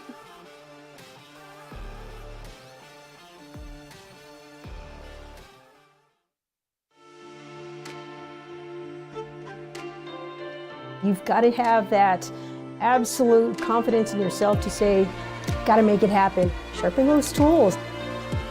If I've learned anything, it's the power of building your network. These relationships can create opportunities that you could have never imagined. Our people have been disadvantaged over the years, but if you look at the opportunities that present themselves today, they are tremendous for the Native community. Coming from a Mexican-American immigrant background, having access to these kinds of things can be difficult, and so we tell our community and we tell others that this is important and they should pay attention. With all of the activity that the National Center works to progress, having that kind of resource brings some opportunity. Something that we've done over the last year and a half was we started a national beer collaboration, and the whole intent around that was to create awareness around the history of Native people, but to also acknowledge the contributions that we're currently making today and taking proceeds from those sales and investing them in Native nonprofits. As Native people, we're very vision-oriented naturally, and I think that's an extreme strength for us. And I would just encourage, more folks to look in that direction. OnTech Incorporated, though we have done extremely well, many of our family members, our ancestors, the Native people have been entrepreneurs long before I have. They're the forefront of being a business owner and negotiating and contracting and building a business. I follow in their footprints. Take those risks. Any fear that you may have, some doubts, that is just in that moment. Just meeting other individuals, definitely learn that integrity is a lot more important in your business than anything. The NCAIED, their team, and the Native Age program does a great job in guiding anybody that would be interested in whether you're starting a company, whether you're up and running, or whether you're just trying to survive out there. In helping not just tribal-owned businesses, but Native American Indians that are entrepreneurs.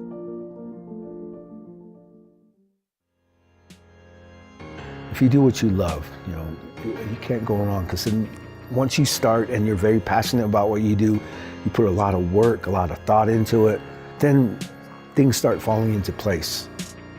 The ability to utilize your time and take a risk and ask someone. And I think there's really a great opportunity for us Native people to pioneer and go into new spaces. There's always important ways of learning things better and learning. I didn't walk in knowing federal government contracting. You've mastered something, and if you haven't quite mastered it yet, then go off and learn it well from someone who has mastered it. That's what develops leadership. That's what develops character. I think it's extremely important if you have a small business to pursue those opportunities. Take advantage of those advantages.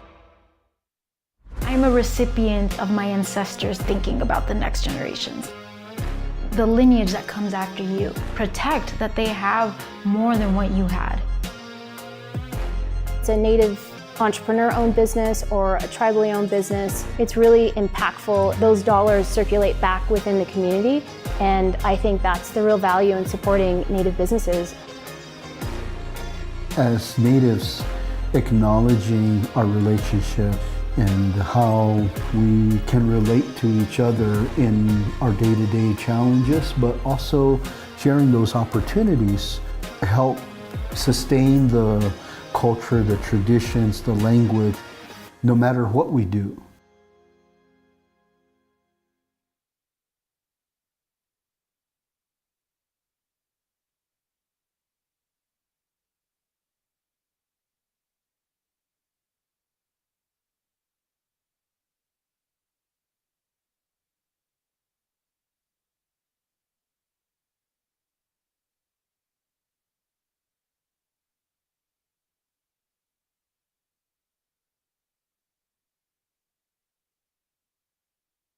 Again, so if you could please take your seats, we are going to bring up Derek Watchman, CC Meadows, and Shania Daesh, our next panel, and then Saba as well.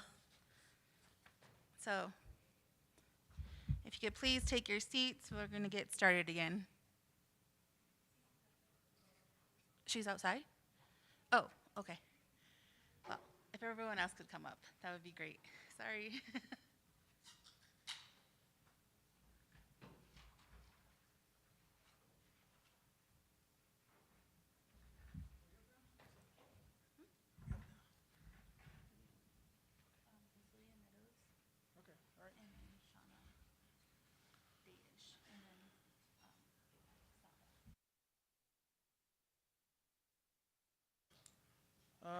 CC? Okay. All right, so Aaron's getting who? CC? And you're Shania? I'm Shauna. Okay, Sean. Okay. All right, sorry. Okay. All right. How do you spell it? W-N-A. Oh, okay. All right. All right. Got it. Well, you can sit at the table or you can come over here to talk. Okay, but let me open this up and then we'll get going. So, okay, so how was lunch, everybody? Was it good? Your great typical sack lunch. We wanted bologna, but a lot of yeah. Spam, yeah. Bologna for those of us in the day, we call that the trading post lunch, right?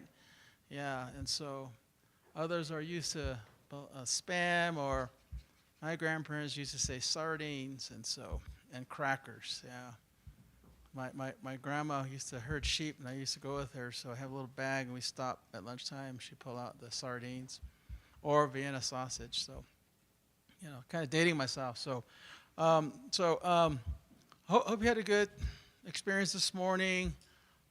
We do have roughly about 75 folks in total participating today, so that's good. So we do have this proceeding online, and so is it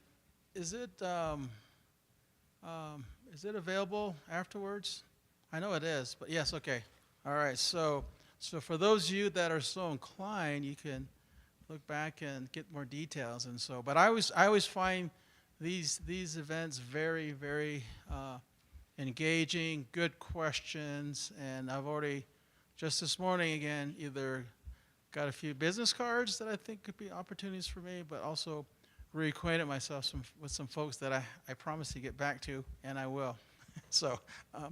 But today, this session here, we always try to have a piece on leadership, so fostering innovation and leadership for business success. And so, Cece, right? Yes. Please join us. Yeah. So, no problem. So I'll read the description here, and you can join along with me. But in today's business landscape, fostering a culture of innovation, strong leadership, and global competitiveness is essential for small business growth, and so that's always the objective. So our panelists today will explore businesses and how you can leverage innovation and leadership to expand internationally and exceed in exporting. So I always joke, but if you do business on your reservation, when you go off, you're actually into international business. And so, but I think this, right? Yeah, I'm exporting. Well, I'm exporting off reservation. So, I always believe in tribal sovereignty and protect, our area. So I think in those terms. And so I know that, so to get down, to discussion, you have the bios and everything in here. So I'll leave it to you to read that. So I will start with, in the order here of our agenda, so I'll start with CC Meadows, who's owner of Prados Beauty. Hope I said it right. So I'll turn it over to you. You can come here and talk, or I can give you the mic, whatever you want to do. But the floor is yours, CC, and let's hear, your story here. Want to stand up here? So okay, floor is yours. Thank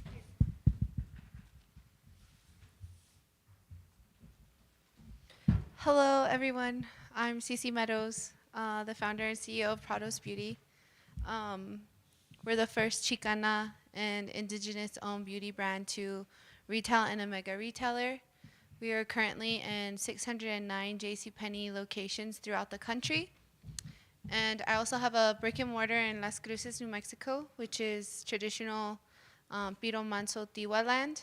And I have a 3,000 square foot warehouse there because we do our own distribution and warehousing to JCPenney. And then alongside that, we're also in the Smithsonian, and we're also in the Native American museums, gift shops, and then we have 250 boutique and small business partners that carry our products throughout the country, in Canada and in Mexico. So a little bit of backstory about Prados Beauty. I'm an Army wife, and my husband is a major in the U.S. Army. He's currently deployed. That's why I was a little bit late. He's FaceTiming me, so I never miss his phone calls. I moved to New York with him in 2017.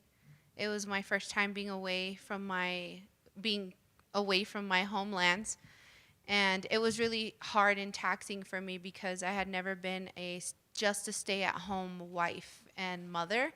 I've always worked, and so the culture change for me was a little bit different, not just in the environment and in the area, but also the people. And I was suffering from postpartum depression, and it was something that our people don't really talk about. We don't talk about mental health in our communities, and we need to. And so at that time, it became a segue for me to connect through social media with my family and my relatives and my friends, but I was also a professional makeup artist, and so I was really diving deep into that world because I wanted to stay busy. When that happened, I had the honor and opportunity to be the first Chicana and indigenous makeup artist to key a fashion show for New York Fashion Week. We were working with Carolina Herrera and Valentino. And that for me was such a great honor because you didn't see people that looked like me there. Cultural appropriation is a huge thing in the fashion world. So we would get designers who wanted us to create looks to match the appropriation of the designs that they were wearing on the runway. And that opened up a huge conversation about what was appropriate, what was respectful, and what was a non-negotiable. And so that is where the idea of Prados Beauty came. How do I, as one person and a whole community of people behind me, present to the world not just cosmetics or opportunity, but also the enterprise that comes with creating cosmetics and redefining the beauty standard and definition of what beauty is in the beauty industry.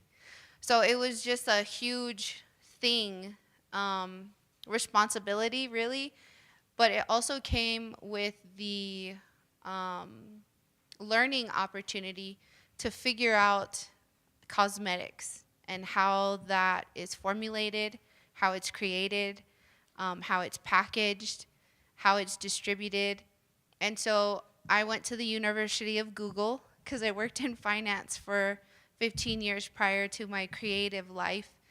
And it was a huge learning curve for me, but it became an opportunity for me to also be able to work with Google directly one-on-one and be a small business advocate for Google and their Google for Startup teams.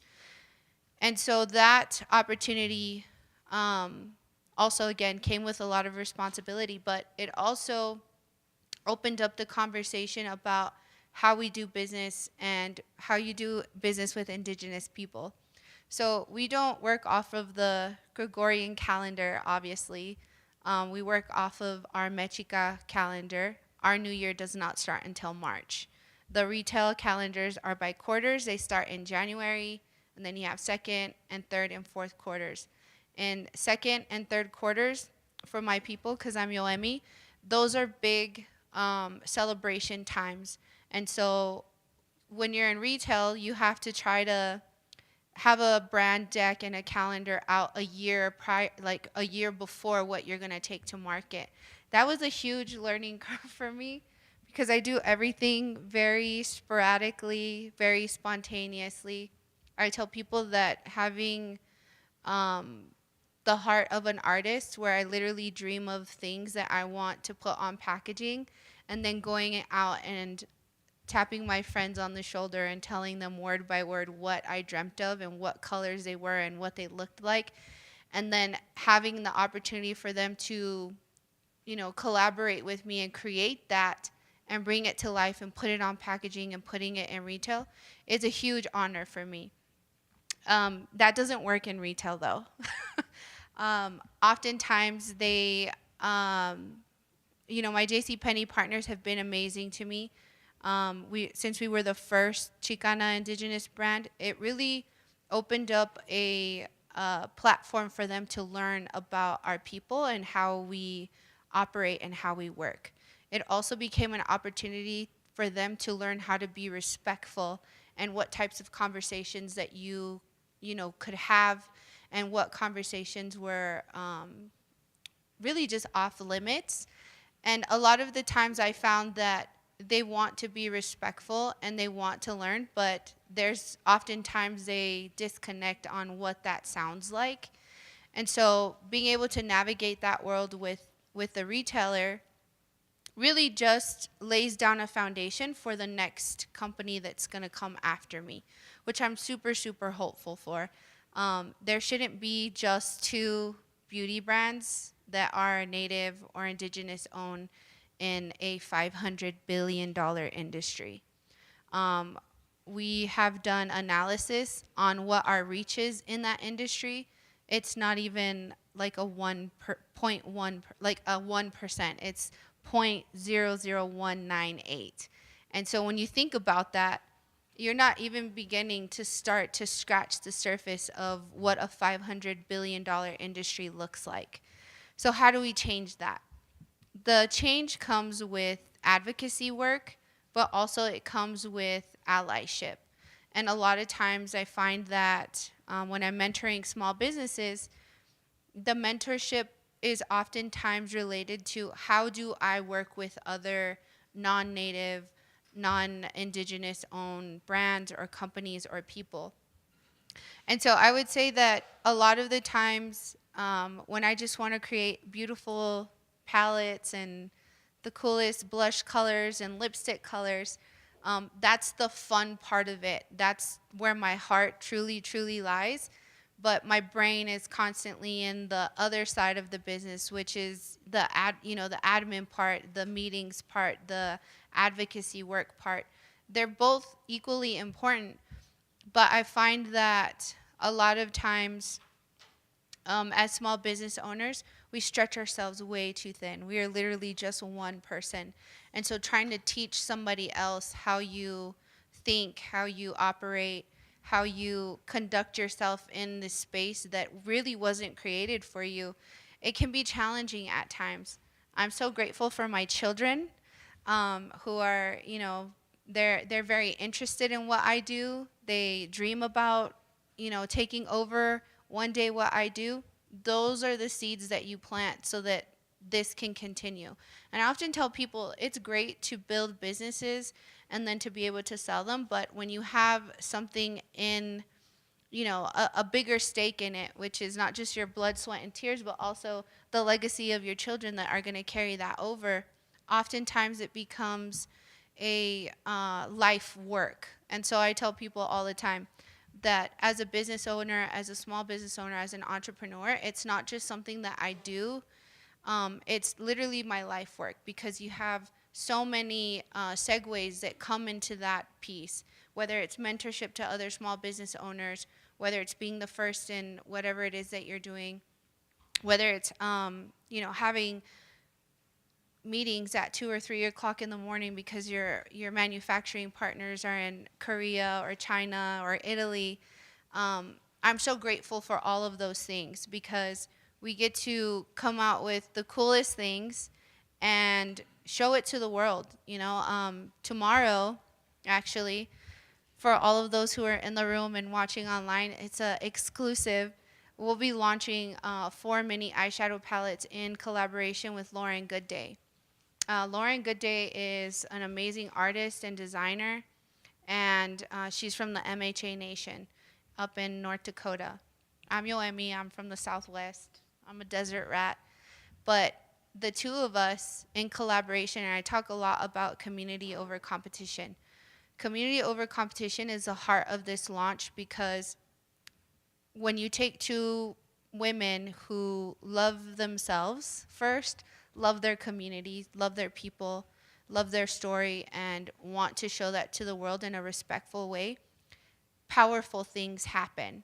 And so to be able to create Prados and work with other Native American and Indigenous artists, whether it's Lauren Goodday or Stephen Paul Judd or Ra Azul, because they're all Indigenous and Native people, to be able to put their art and their story on packaging and to take that to retail is an honor for me. It's never been done before. And so that also sparks a conversation about what good collaboration looks like with Native and Indigenous people.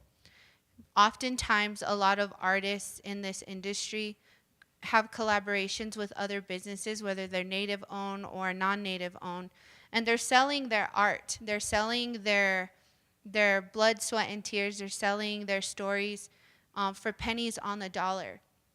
When you partner with Prados Beauty, that doesn't look like that. I'm not just here to make money off of your art or to tell people about our culture and our stories.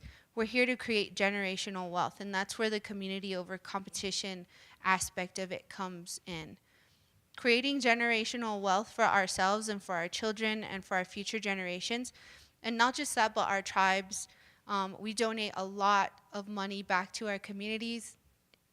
My CFO is often like, when does it become enough? Well, it becomes enough when I'm good and everybody else is good. And so until that looks like that, then we will keep doing, what we do. And going back also to, that doing business with Native and Indigenous entrepreneurs looks a lot different than when you do business with other people. And so one of the greatest things to come out of collaboration is teaching Native artists, Indigenous artists, how good business is done.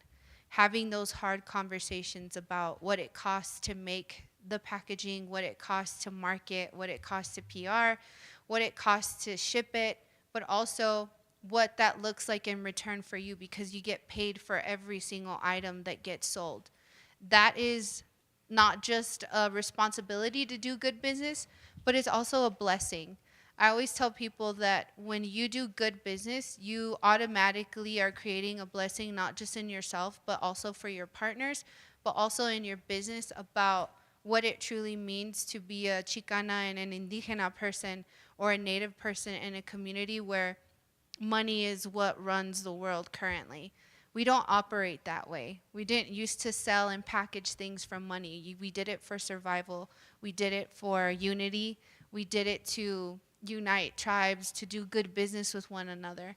And so I would say that 95% of the time, Prados Beauty operates in that indigenous and native mindset, that we don't do things just for money. We do things for them to be a segue into creating good partnerships and to have a community where they see us not as people of the past, but people of the future.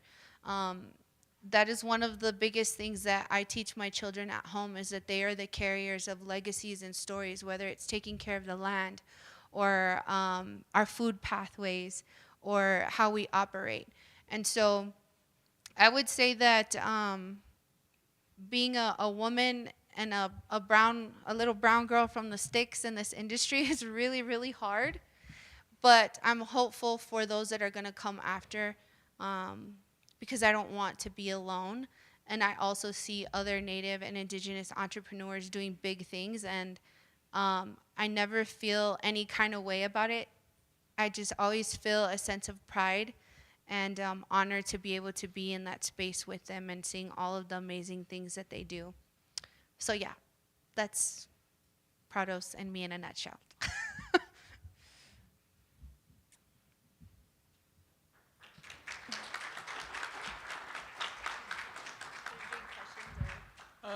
We're open for questions. Anybody have questions for Cece? Great story, by the way. Thank you. Yeah, I love it. Any questions? Okay, there being none. Ms. Dayish, floor is yours, and welcome. And looking forward to hear about Aerosol LLC. So, floor is yours. Thank you. Thank you. Hello. Can you guys hear me? All right. Hello. Shea Shauna Dayish Yinisha. Hashka. Oh, actually, Yad Shea Shike Do Shidine Shea Shauna Dayish Yinisha. Hashka Jo initially, bit ani bashchin. A got ego dine adzan initially. Basically, that's me introducing myself in Navajo. I come from Natanines, Shiprock, New Mexico, but I was born in Farmington, which is the border town to the Navajo Nation. And me and my partner here, we both own we just basically transitioned into a LLC. Aerosol Trading Post is the retail business that we do have, and we're combining it, umbrelling it under Aerosol LLC. And together we both, and our family, we both run another business here in Las Cruces, downtown. It is called the Fine Arts Flea Market. And basically that one, we open up every Friday night to all the artists, people that want to get into business. You know, it's basically like a incubator. They come up, they present their ideas to the community, and you know, the community responds. And it allows them to make a living, bring their family out, you know. We do all this with our family.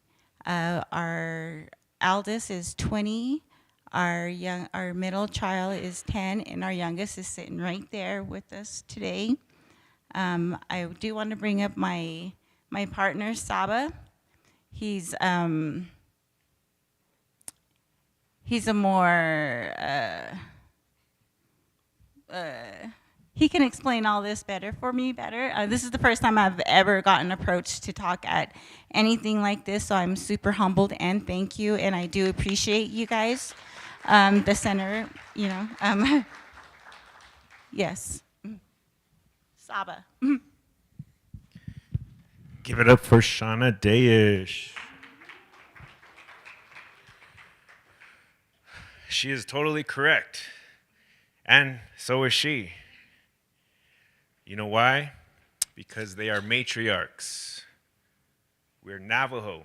We come from a matriarchal society, so it's my duty to support them any way I can and any way I can possibly, dedicate my total existence to them and my children and the next generation.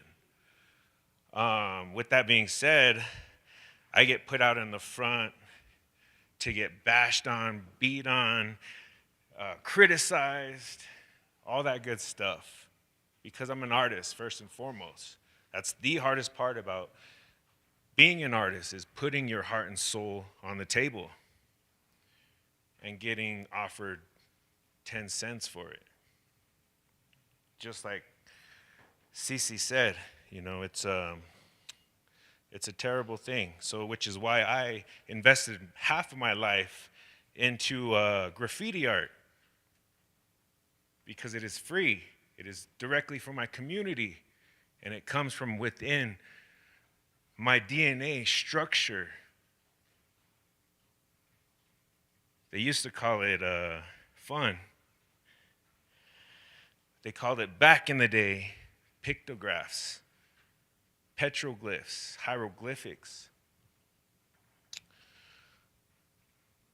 So it's a direct connection to our ancestors and to our future generations, right? When I say graffiti, that's a terrible word. Just like Indian, it's like savage, just like trading post.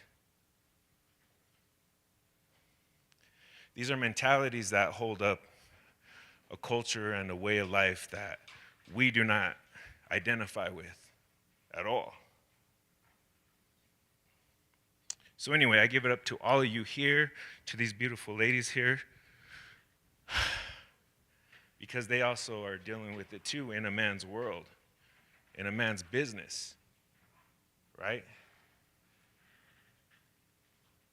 Anyway, that's what I do.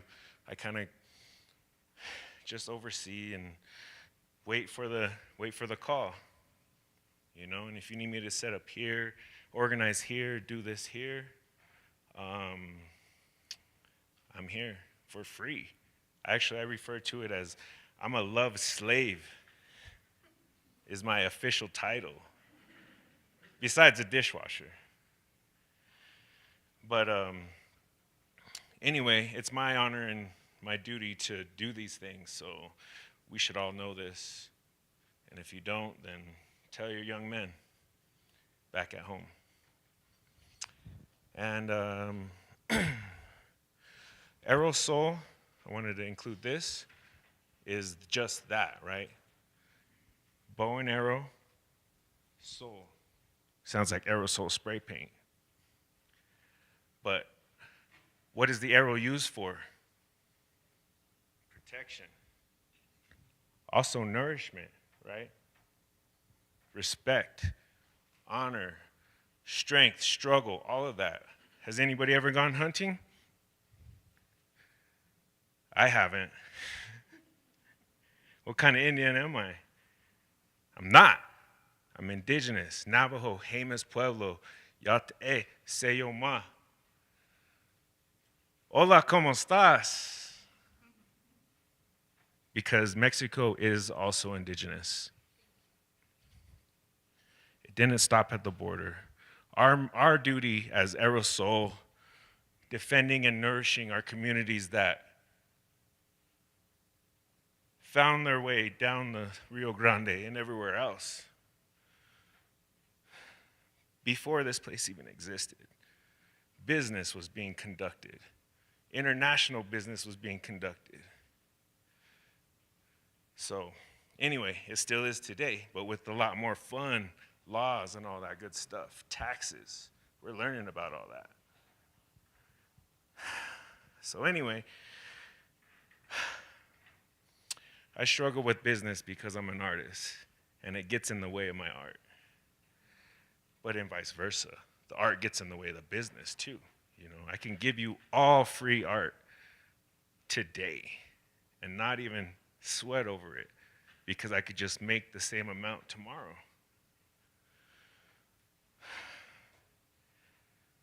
So anyway, I love learning. I love being a part of these conversations, and you know, I look up to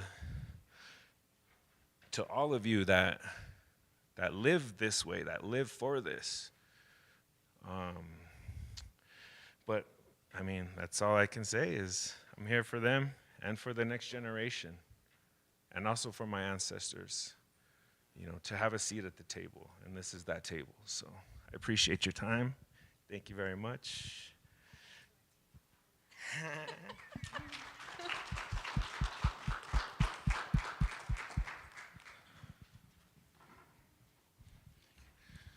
Well, great. Thank you. We appreciate your words. Appreciate it. So we still have a little time. Does anybody have any questions for these 2, 3 great business leaders that we have? I have a few. One is that, okay, how do you balance your family, you know, and your entrepreneurship? I know it's tough, but you know, babysitters and all those other things, and you know, how do you deal with, you know, balancing your life? Just, I know it's a big question for many of us. How do you handle that? That's a really good question. June is not only Pride Month, but it's also Men's Mental Health Awareness Month. And so I would say that like 45% of the small businesses that I mentor are owned and operated by men. And the conversations about how we manage our time and how we balance things are exactly the same. There's just differences, you know. From a mother's perspective, you have your children and you have your spouse, but from a man's perspective, they have their spouse and they also have their children. And I find that, you know, a lot of times there's this westernized idea that the two, you know, sexes aren't equal and that one has more responsibility than the other. And so I spend a lot of my time dismantling that thought process in business by being an example. And how do you be an example of how to manage your time and how to balance family and work? Well, it's really just comes down to the power of no, and teaching people that you can say no to things and that you can wait.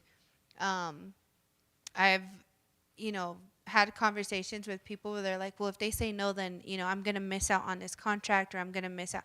And I'm like, no, they came to you for a reason because you're the best. And if you're the best, they will wait. The same conversation is about payment for money and services. If they want you, 1, they will wait, and 2, they will pay. And so what I do is I stay centered in that thought process constantly because it's easy to let it get away from you. But what brings me back constantly is not just the fact that my husband's deployed, but also that my children are constantly asking me questions about what the world looks like. And I don't want anyone else to be the person that's answering that question. And so being present for them is not leaving Las Cruces until I drop them off at the summer program, and then I drive. And then as soon as this is over, I'll stay and chit chat and mingle and make connections. But then I have to go back home by a certain time because my children are dependent on the fact that it's not my best friend who's picking them up or my brother. I'm very protective of my children. I have a very small circle. I trust very little people with my kids. I'm not apologetic about that at all. And so if I don't have the proper care for my kids, I won't go. So if I miss a big event, that's okay. I don't let it get to me, because I know that I have a bigger responsibility, and it's not to grow my business, it's not to make money, it's to make sure that my children see themselves as a priority in my life. And that for me is an example of what healing of intergenerational trauma looks like.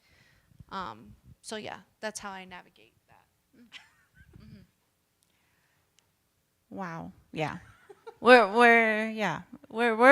right there. Yeah, we're right there, right with Cece. We actually take our kids with us to a lot of the places that we go, and whether it's conferences, summits, you know, vending opportunities. You know, we like to take our kids, and our kids are seeing what we're doing, and it's going down to them. Because when I was a kid, I was never brought. I mean, my mom was an artist, is an artist still, but we stayed home. But I wanted to see stuff, so we take our kids. Our kids have been to, you know, Humboldt. They've been to Chicago. You know, they've been everywhere with us, and you know, sometimes I do let them miss school, but you know, we're all student of life. You know, I want them to see, you know, they're little res kids. You know, that's why as soon as they got out on Friday, they wanted to go up to Shiprock with Grandma, and you know, we made it a business trip. You know, and then we had to come back because we had to, you know, check on our shop in Albuquerque, you know, and then, you know, see the family, drop off, reload, and then come back here and then go back up, you know. And then, you know, our kids are seeing it. Our kids are artists. Our son is knitting blankets, making, this weekend alone, he's made over $300. I mean, I'm super proud of him, and that's all him. And he's like, Mom, put my money away, you know, I'll save it for another day, you know. And that's what I'm gonna do, you know, I'm gonna teach him that. And I love it that my kids are seeing that what we're doing, and they're finding who they are within, you know, traveling with us. And I love that, and that's everything to me. Most of all, they're seeing that we're doing it, right? I never really seen my parents nor my family have a business of their own. I think we're probably the first generation business owners within our strain. It's pretty amazing. But also, Shauna and I have been together forever. We're high school sweethearts, so it's very easy for us to deal with each other and the children. You know, whether one of us has to stand out for a 21 and plus event, right, that we're a part of. It doesn't matter who is rocking the booth or who is with the children. But like Cece said, it is very hard to trust anybody with children. So I try to keep them with us as much as possible, right, until the school system takes them. And, you know, we all have been a part of that. So anyway, thank you so much. I like that, so thank you very much. Family, balance, work life, it's all one, so thank you. I struggle with that too. Any other questions before? Go ahead. Oh, we got a mic here, so.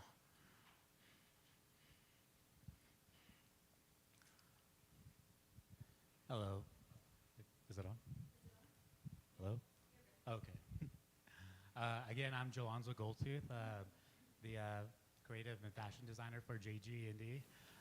For CC, I just want to applaud you because, like, with me being like in the fashion industry or indigenous fashion industry, I've seen your product with makeup artists that I've, you know, worked with and stuff like that, and it's awesome that, you know, to know that it's like indigenous because when I started,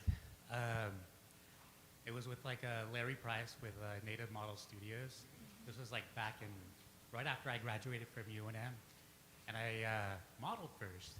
And so I went to the workshop his workshops. So I saw the makeup artist was indigenous, photographer was indigenous, model was indigenous. The clothing that everybody was wearing that came to the workshop were like stuff you can buy from Urban Outfitters or from the mall. I had an epiphany. I was like, well, you know, like I have like the talent. I was like, why, you know, why not, you know, get into fashion, start sewing? And then it didn't dawn on me for like makeup. And so like now it's awesome to like see a image and like say like, this is all indigenous made. Like, you know, something that's editorial, the fashion, the model, the makeup, and some of them, sometimes like shoes, and I see that now like circulating. And the photographer. So it's awesome to see like, you know, we have that entire production and, you know, again, like that imagery reaches across to our youth. And I'm glad that you guys can balance that all out. I just want to say like, you know, as far as like an artist to an artist that, you know, you're doing an amazing job and I definitely encourage like your, you know, your growth and also your influence with like the youth and everything. Thank you. Any comments to that or?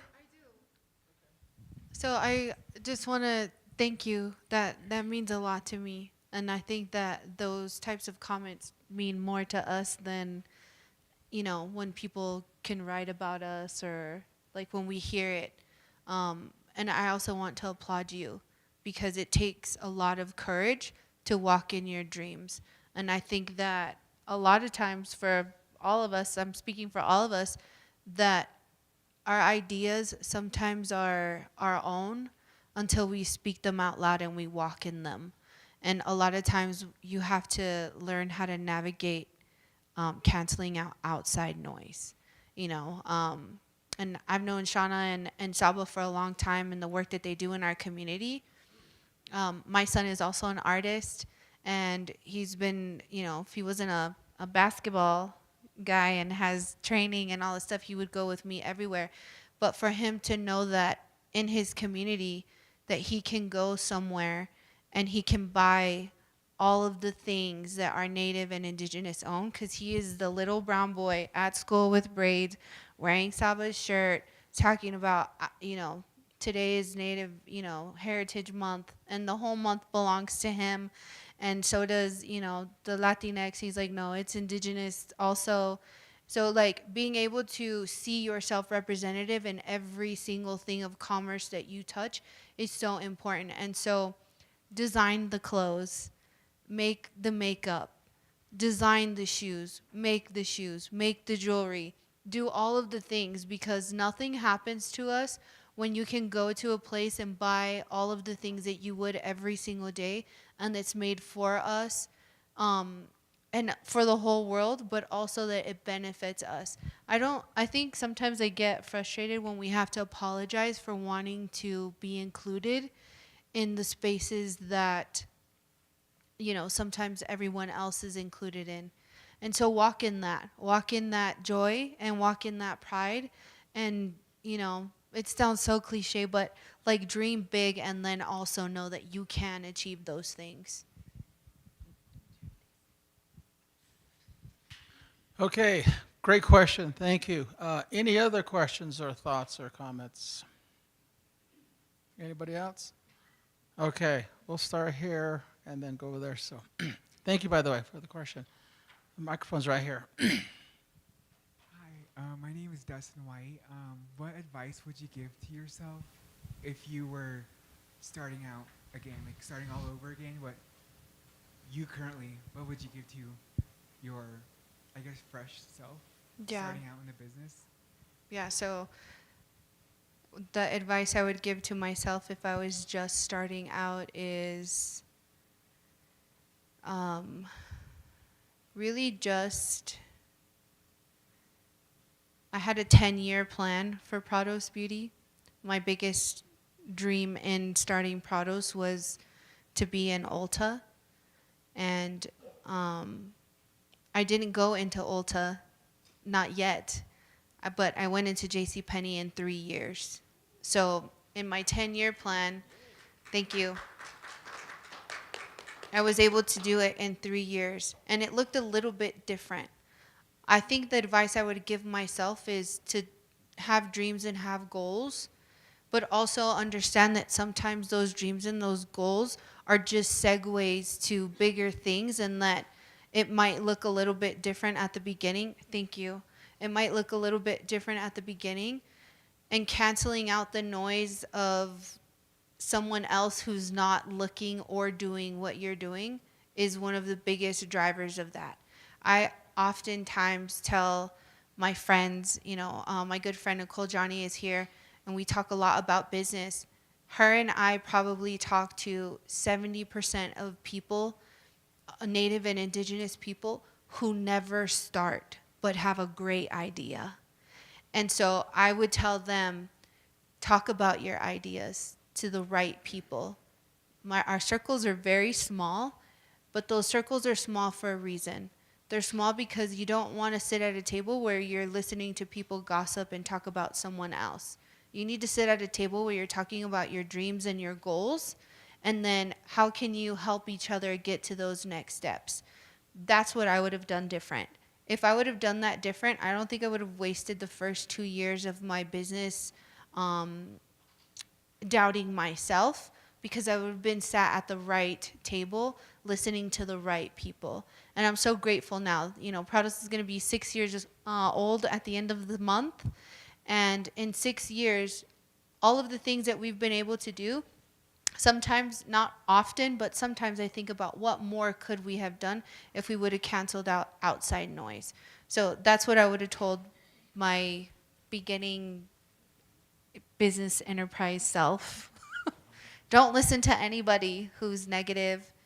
And honestly, it really sucks, but it's usually your family and your friends who don't want to see you doing better than them. I'm really good at creating boundaries now. So, yeah. Yes, just create yourself boundaries and go for it. Don't be afraid. Just do it.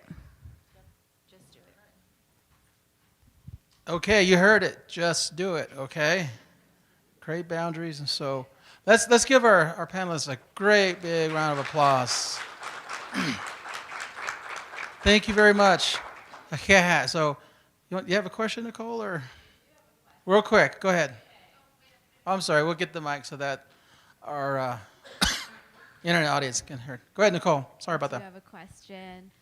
So, what's the biggest no that you had in your entrepreneurial experience, and what did you learn from it?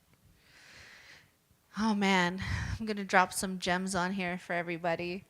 I would say my biggest no was our first and only pitch to Ulta. We got a request from Ulta twice. The first time I declined because I wasn't ready.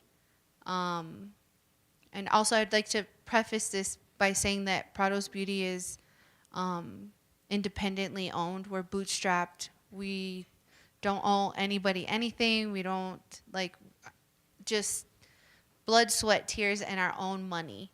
I've built this business. And so when you're doing that without outside capital or venture, you do things at a smaller scale, but those smaller scale things can be so powerful that they still catch the eye of somebody else, like Ulta. So when they came knocking the first time, I was like, I'm so honored and I wish I could say yes, but I can't. So it was me declining.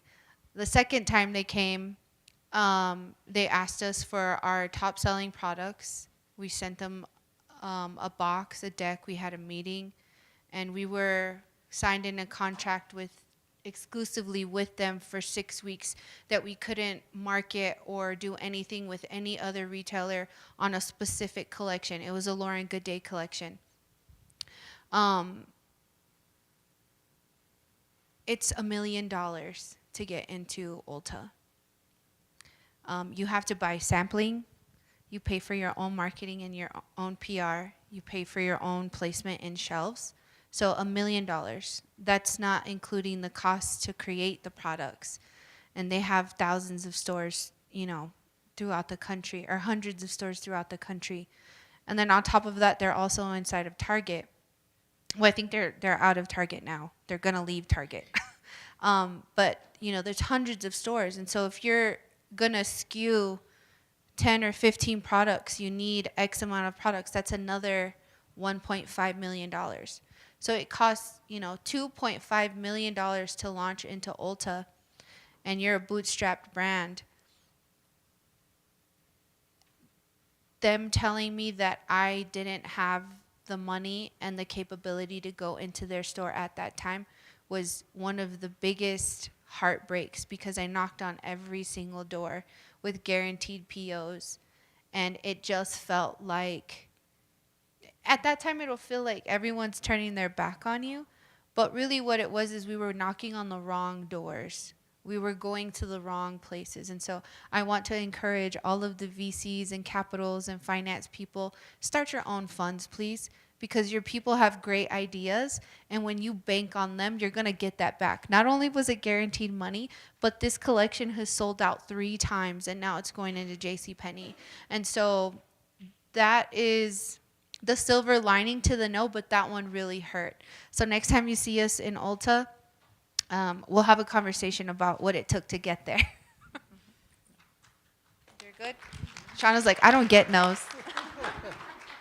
Okay, again, thank you very, very much. I've learned a lot. So again, another round of applause. Great information. So, okay, we're gonna move on to our next panel. So thank you very much. So back to you, Kaya. Thank you. Thank you, Derek.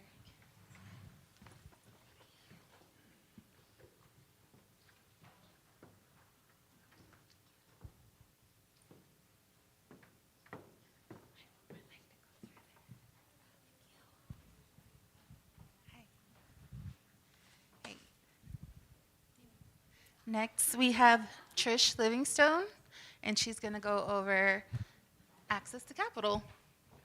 Hey, do you want to stand up or sit down? Or? Whatever works for you. Okay. And then I'm just going to change out the name.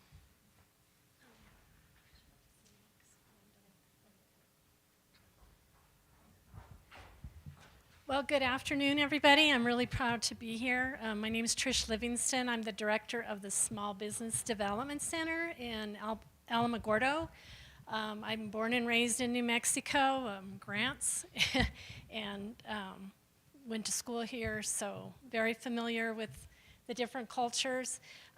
The Small Business Development Center is a nationwide program. It is accredited, so no matter where you're at, you can go and get free confidential no charge consulting. And I'm here today with Nicole Prudencio. She's our business advisor. We cover Lincoln and Otero counties, including Mescalero. And like I said, if you're in the area and you need assistance, feel free to give us a call. Let's see if I can, there we go. Went through some of this already. We do have 19 centers throughout New Mexico. We work together as a team. One of my best friends, Cindy, was the director in Gallup. She did recently get a different job at Lanel, but we're going to be looking at one of her star clients today, who is a Navajo-owned business. And we do, like I said, work together. We have an office in Grants, in Farmington, Albuquerque. Basically, all the small community colleges have small business development centers.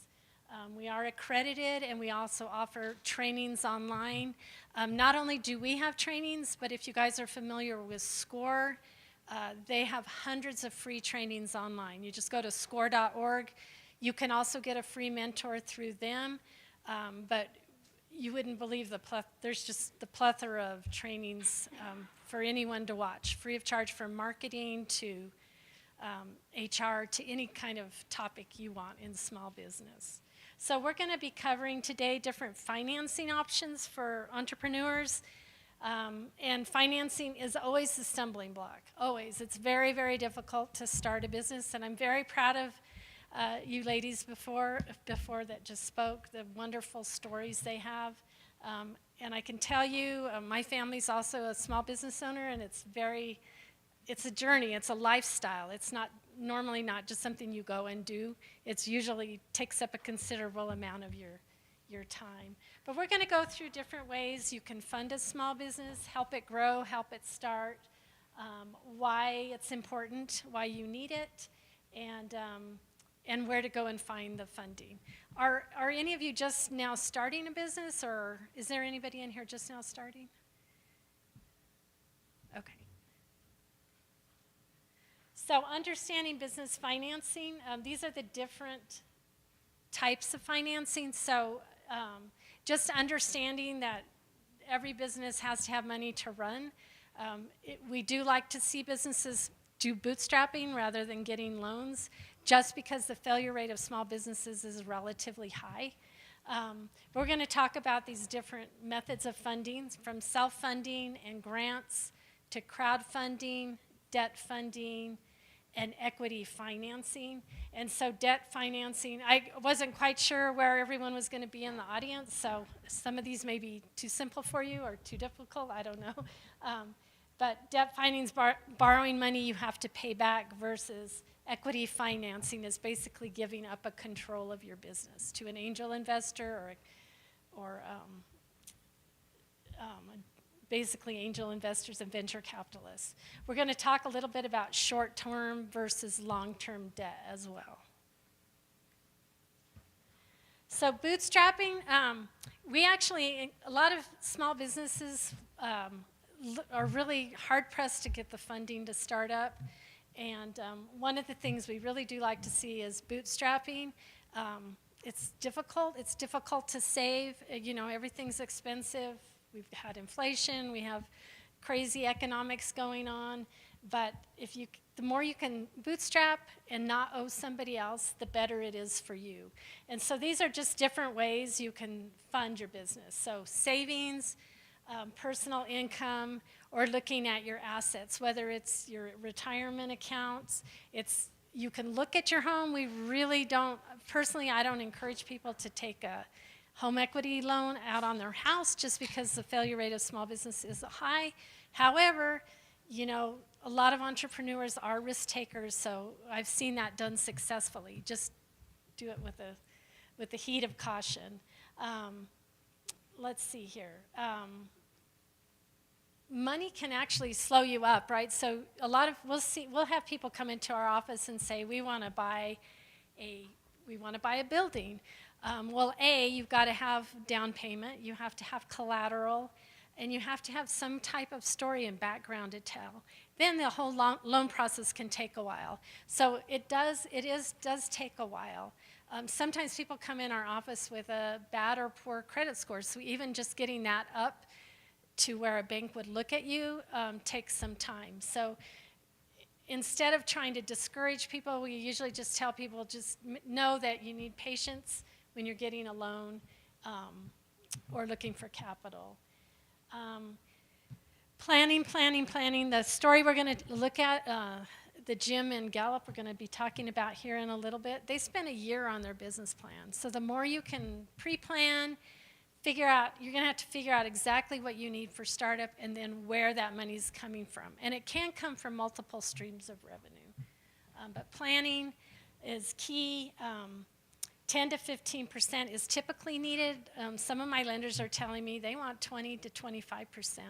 We did have one girl, they told her 30% because the bank just didn't want to, they weren't very interested in her. So if your interest rate, if they're telling you you need a lot of percent down, you probably need to get a little more experience or a little more backstory for the banks to fund you. Grants is another free thing. We always say there's no such thing as free money. So we had a gentleman up here in the mountains that got a grant from grants.gov, which is the government website. And he got money to buy equipment and do a portion of the forest. The problem was he didn't read the small print on the grant. And the small print said, once you're done with this work in the forest, you got to walk away from your equipment. He couldn't utilize that equipment for future work. And so a lot of times when you get a grant, make sure you're reading that fine print. Make sure you're okay with that. Grants are very difficult to come by. Sometimes they're offered by government agencies. So in our area, if we have anybody with a disability, We can send them to the Department of Vocational Rehabilitation. We call them DVR. And they're state, I don't know if they're nationwide, but they are statewide. And they have a small grant for people with disabilities to start. They'll go up to $5,000, and after that, they will basically split it with you. So if I went in and I needed $20,000 to start my business, they would help me with the first five, and then after that, the remaining $15,000 we would have to split. But the neat thing about that is they would count, like if I had a laptop or I had purchased some equipment for my business, they'll count that toward my half. So there are some grants like that. If you're a nonprofit, there's a lot more grants than a for-profit. And sometimes you can get grants from nonprofits. One of the things you'll see with the government is the revenue stream for grants trickles down to what we call alternative lenders, and we're going to talk about that a little bit today.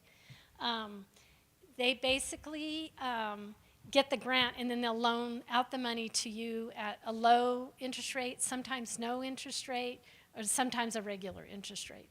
But that's another option, so the grant money doesn't flow to you, it flows to these alternative lenders. Programs like the Small Business Development Center are also grant funded, and there's several like us. There's Veteran Business Outreach, there's Women's Entrepreneurship, West, there's SCORE, so those two are all grant funded. Everything's kind of up in the air right now with the new administration, so we're not sure how everything's going to fall out, but there still should be all of these different organizations to help you. Grants are hard to find, and they're competitive.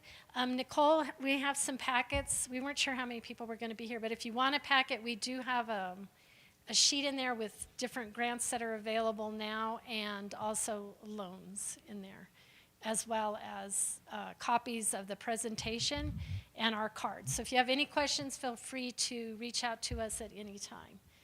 Grants can be quite competitive. In New Mexico, there's just not a lot of grants from the state. We do have, New Mexico Economic Development does have a few for manufacturing, where they'll come in. It's kind of a loan that turns into a grant based on the number of people you hire, and that's called LEDA. It stands Local Economic Development Act, and a lot of the cities in our state have that as well. Outside of New Mexico, we would just recommend you talk to your economic development. Even your tribe, a lot of tribes have their own economic development, so talk to them and see what they have as well. And again, just understanding and really reading that fine print goes a long way into getting grants. And sadly, we get this question daily, like, is there grants for for women, for minority-owned, for veterans? And they're just hard to find. Not impossible. The nationwide ones are very competitive, and you'll see, like Verizon has a good one right now. So you'll see some different programs. There's some for women, there's some for Native American. You're just gonna have to look and see. And like I said, the wider the region, the more competitive they're gonna be. Any questions? Okay, crowdfunding. Has anybody done crowdfunding in here yet? Ever? So crowdfunding, you'll see like Kickstarter, GoFundMe. There's different platforms. There's several. I think I printed one out. It was like 24. So there's a lot, and it raises money from a large number of people. So in your communities, you're probably very well connected. You can raise money from your friends and family and your community. This one's harder for people that are not online. A little bit easier if they're on a social network platform. Sometimes, like with Kickstarter, you can put money in for somebody's campaign. For instance, if I was a musician and you put money in, then I could give you something in return, like my first album or something like that. So that's something you guys might think about. There's no repayment required. It does take strong marketing and storytelling. The better the story, the better the outcome. And somebody needs to manage it and get it out there. So it does take it really does take some online skills. So if you're not online or not computer literate, maybe find somebody that can help you with that. Success is not guaranteed. Sometimes with a small business, you have to fund from several different sources. So this isn't going to hurt you. So you may get a loan, you may get a grant, and you may do this. You may do multiple things at once, plus bootstrap. It may take that, right? We get a lot of people that sometimes their businesses are like $1 million just to start, and then it's just a matter of like, it's like putting together a puzzle. How do we get that? How do we get it so the bank will look at us? How do we get this started? And so a lot of times it's multiple pieces. So debt financing, we're all very familiar with this. The number one way to finance a business is through credit card debt. We had a lady up in Cloudcroft that she could not get a loan. So she ended up putting it all on her credit card at 18% interest. That's very expensive debt. And we don't recommend it unless it's short-term debt. Like she was able to pay it back in a year. So when you're putting together your puzzle of how am I going to fund my small business, just know that this is going to be for things you can pay back right away, right? Because it's very expensive debt. Microloans, that's typically loans under $50,000. Sometimes they'll call it under $100,000. And we talked about those alternative lenders. We're going to get a little bit more into the different loans and where to get them, but there are microloans out there. Commercial lending, that's your traditional bank. And that traditional bank is often the hardest place to go for a startup loan. They like to see 1 to 2 years in business. I've seen exceptions for that. So for instance, if you, actually there was somebody up here that had they had 10 years in that industry, and so they went to apply for the loan, and the bank was willing to fund them. So they didn't really have the business experience, but they had experience working in that industry. So they counted it as experience. So a lot of this is the storytelling, right? When you're pitching to these people, you're putting together a business plan and projections. And the business plan, you think about it, it's just a marketing tool for your audience. So if you're going to an angel investor, your business plan may look one way. If you're going to a traditional bank, it may look another. And your job is to sell that commercial lender or the person you're meeting with that this is a great company idea and they should invest in you. Oftentimes the person you meet with will take your information and they're just your liaison. So they're going to take your information and they're going to go to a board and then they've got to turn around and sell it. But your job is to sell it to that commercial lender, and so your business plan and financial projections need to be focused on that. Everything needs, your projections have to match the story you're telling in the business plan. Sometimes we'll have somebody say we're going to do $500,000 in sales, and their business plan will say $200,000, and that's not good. So everything needs to be, just take your time, get it done right, get everything. You're selling your story. And I think one thing you might think of is if I came to you and I wanted to borrow $100,000, what would you want back from me? Because this is your money now. You'd be kind of picky about it. So kind of put that hat on when you're doing your business plan. Like, what would I be thinking about? Like, if I had to borrow, if Nicole came to me and wanted $30,000, I'd probably say no. No, I'm just kidding. But we might just, I would think I'd want to look at her story, and I'd want to look at, can she pay me back, and what's her credit score, what's her character, does she have a job? You know, you want to know all that because it's your money. So put that hat on while you're doing it, while you're going forward for a loan, and I think you'll find yourself a little bit more successful. Traditional lenders like credit scores of over 650, and they want cash down. I think there's another slide on this, right? Check your credit score. We're going to go through some of these again, but check your credit score. Traditional banks like 650 and up. If you're under 650, then you probably just can work on your credit score and get it up. Make sure you go to Credit Karma. Go to your 3 credit reports. Understand your credit score. Understand what you need to clean it up. Take a look at your report for errors. You're looking for errors.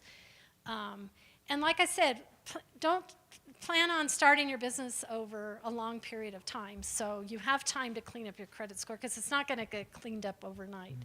If you're under the 650, that's when the alternative lenders can pick up the slack from the banks, or also if you're a startup and a traditional bank may not work for you.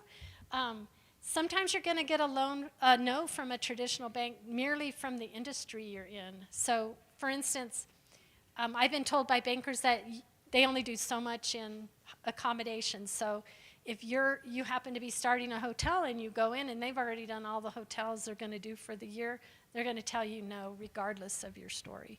So sometimes we don't understand that backstory, why we're being told no. I've had people get their feelings hurt, and it's oftentimes maybe not about them, but something totally out of their control. We had a gym that was turned down because the previous gym the bank had financed had defaulted on their loan. So it wasn't even the new gym's problem. It wasn't them, it wasn't their story. It's just that bank was not going to do gyms. So don't take no for an answer. Keep looking, look at multiple banks. Alternative lending can consist of online lenders, merchant cash advances, and boy, I don't like those. We do have some clients. Those are extremely high interest rates where they take it out of your income every night. So if you can avoid them, but I do have some businesses. They earn money, they take their money, they go get product inventory, and then that night they had to borrow the money from the merchant to do that, and then that night that merchant's taking the money out, which would be fine, except the interest rates are so high on those. Alternative lenders, and then we're going to talk about the pros and cons of that also.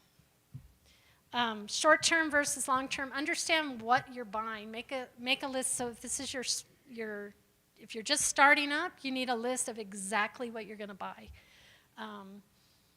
Understand short-term versus long-term. Short-term debt is typically under 12 months. So you want to match your debt level to what you're purchasing. So you're not going to put, in other words, common sense, you're not going to put a house on a credit card because a house is a long-term debt or a storefront. You probably wouldn't put a tractor on short-term debt. Short-term debt is very expensive.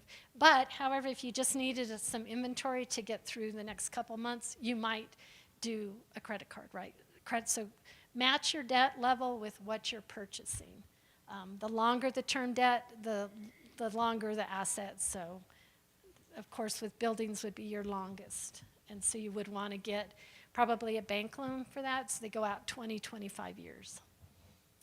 Long-term debt's good for a lot of investments. It has lower interest rates than the short-term debt. So when you're make a list what you need, be very specific, know where you're going to get it, know the costs, and then you got to make a plan. How am I going to fund this?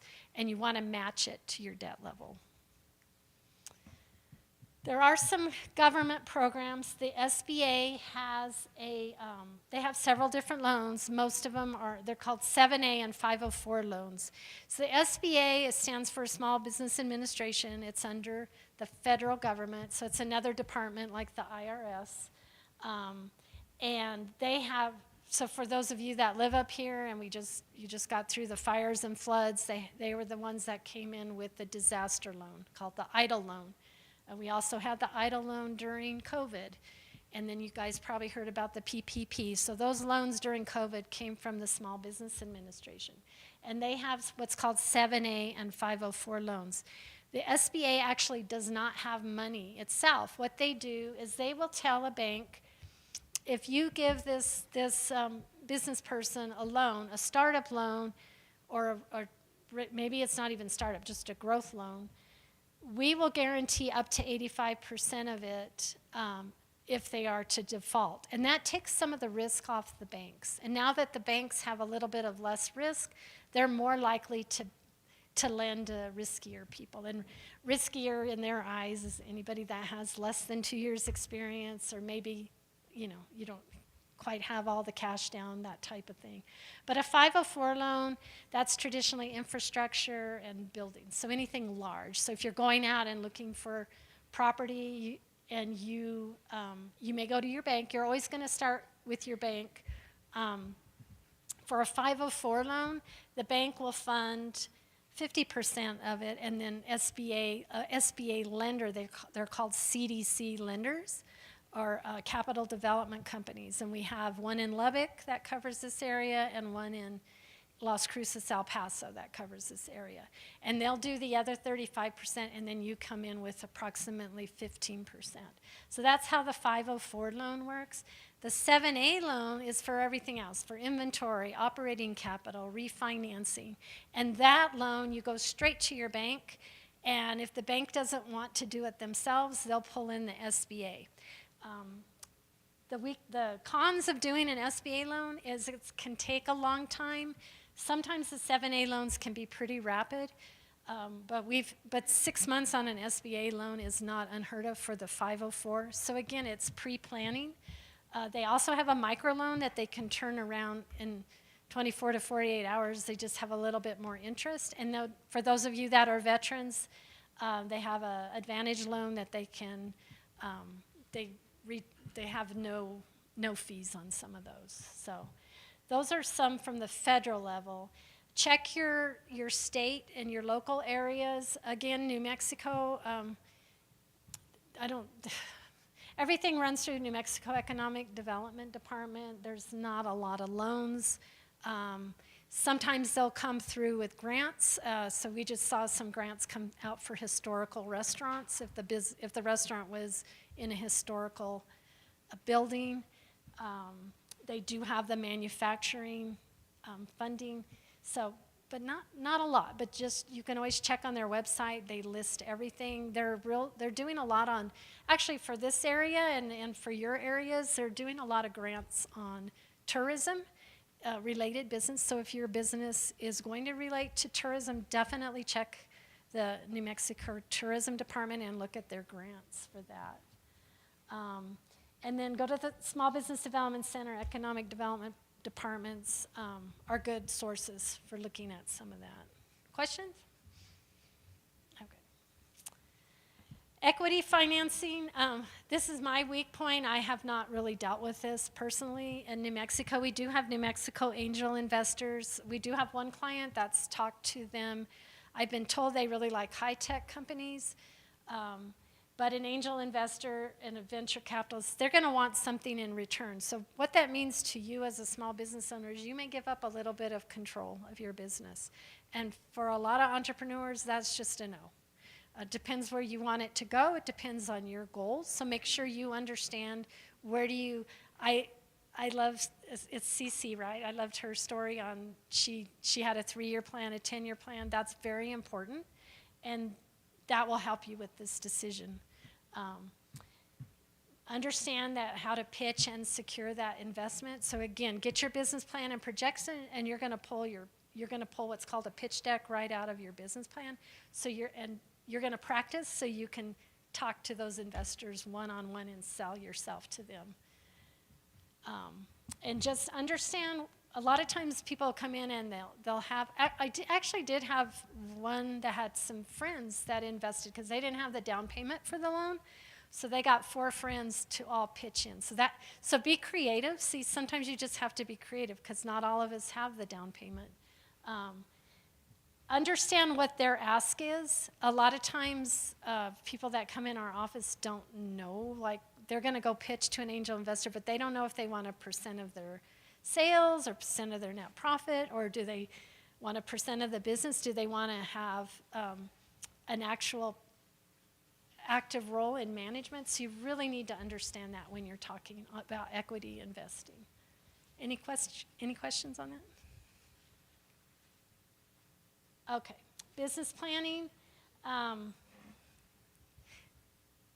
So on business planning, just really take your time on that business plan. You really want to nail down your startup costs and where that money's coming from.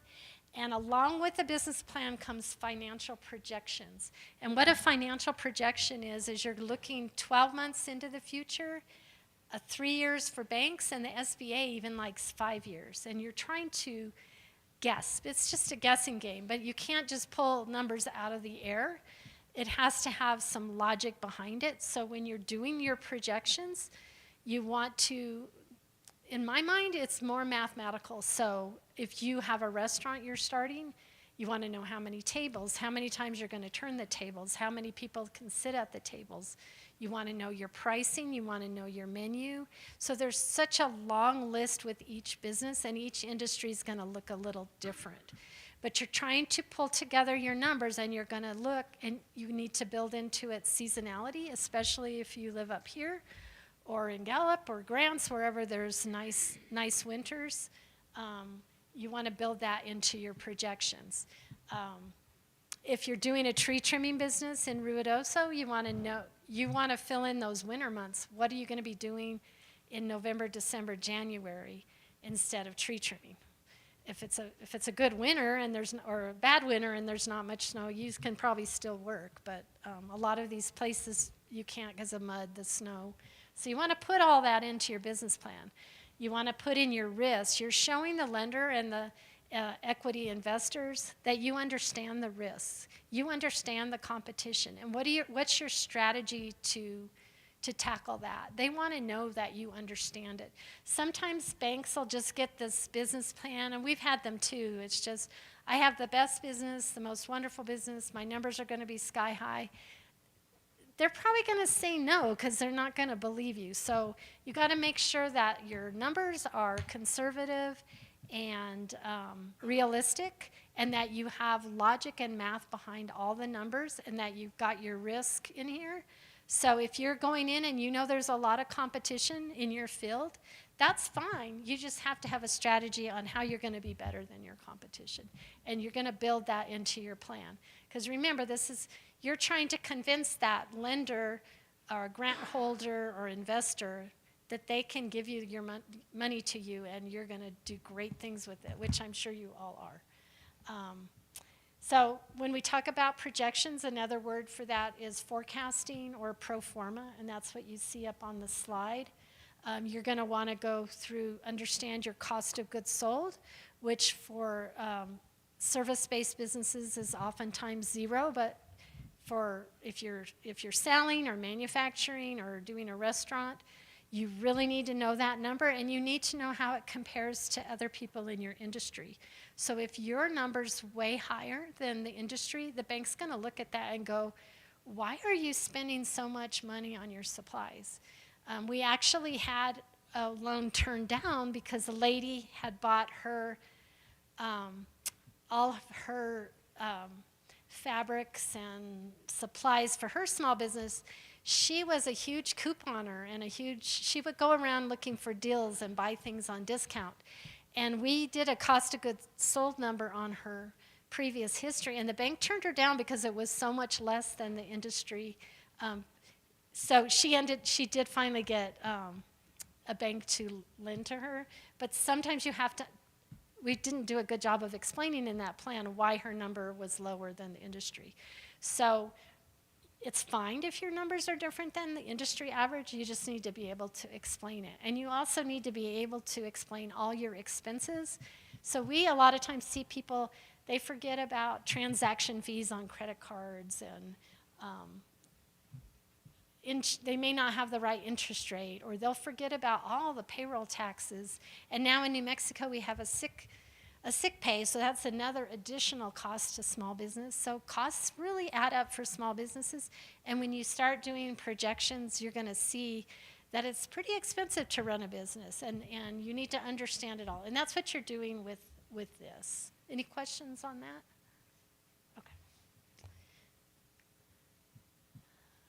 Okay, so this is just a little step-by-step guide. Make sure you know your credit score. We talked about that. Check and make sure you have the cash. So it can be 15% and up. Every once in a while we'll see a 10%, but those are usually like bankers' favorite people, or they're people that are amazing people in life. They have great credit scores and lots of money.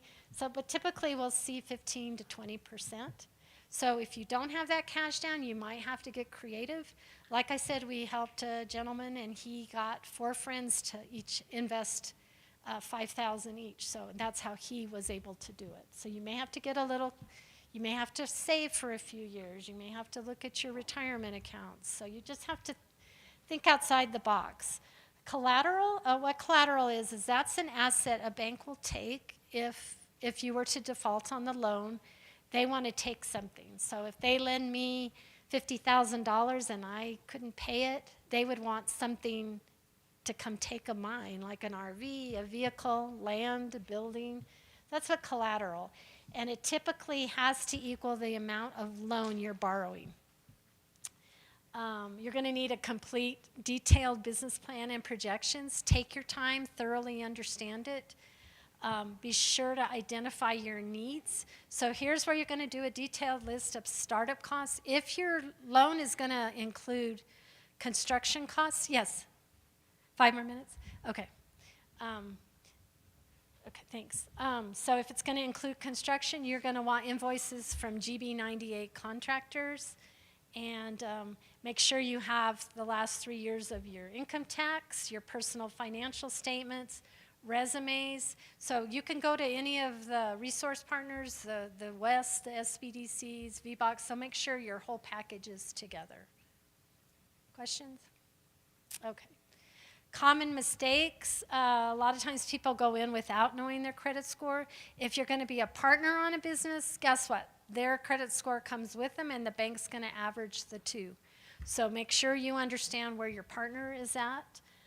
Make sure, especially in grant applications, don't leave anything blank. Answer every question. Same with the loan applications.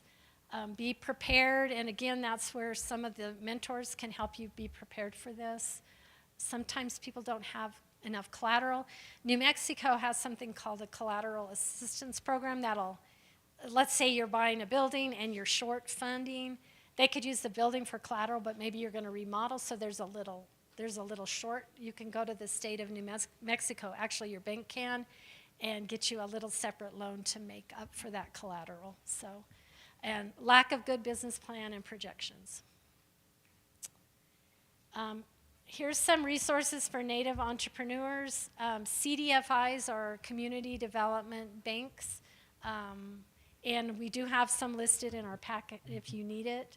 Check with your tribal economic development departments, SBA Office of Native American Affairs. There's various grants and business trainings like us and Chambers of Commerce. If you know of any more, let us know, because we may have left something out on that. This is the business in Gallup, from a Navajo-owned woman. Her name's Tiffany Robinson, and she and her husband started Cowboy Iron Gym, and my friend Cindy was able to help them through the Small Business Development Center. They took a year on their business plan. She helped them with that and with their loan application, so they were able to get funded. They used the money for building, equipment, HVAC. That's her podcast. There's a podcast on it, and her struggles as a Native American on how she got started. It took her 8 months, and she did finally receive a bank loan. So a good story if you guys have time to watch that video. And this is our team. We do have, I saw somebody else had Jerry Pacheco's name, but we do work with IBA at the bottom. They help with import-export. If anybody wants to import or export, their services are free of charge also. And Karen Medina with Apex is our area rep for government contracting. So if any of you need help getting into government contracting, that's what she does. Any questions or answers? I've got answers, but I don't have questions. Yes.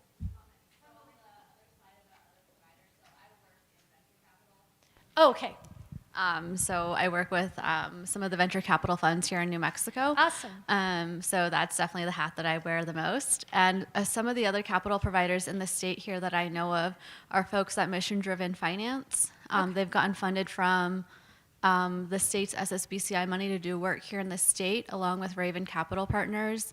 who've also gotten funding to do work in the state as well too. But of course, there's always like Indian Collective, there's OWISTA and the different CDFIs that OWISTA works with as well too, that provides different types of financing as well for Native entrepreneurs. Awesome. But just want to plug that. No, I'm glad you did, because I'm not familiar with all those. Do they typically not do startups? Are they typically doing does the business look a certain way, or just like 2 years, or?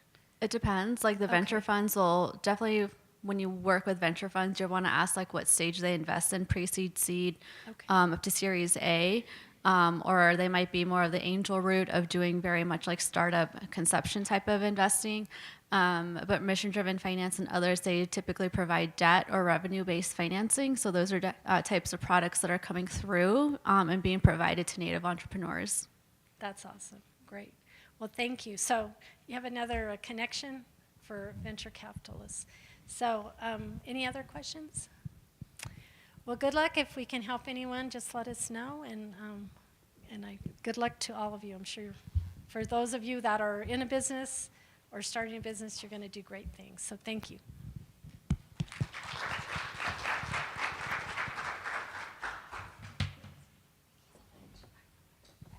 Thank you so much, Trish. Next, we have Aaron, who's going to introduce our next speaker.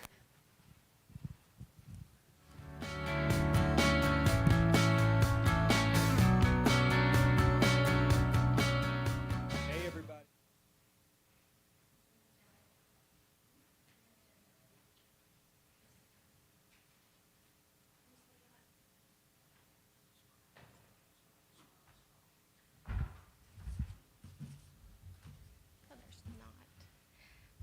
Almost said good morning. Good afternoon. My name is Erin Abrahamson. I'm the Chief of Staff for the National Center, and I get to, I don't know where we went. I get to introduce Ron Spurl. He's been a great partner of the National Center and a client as well, and so he's going to present next.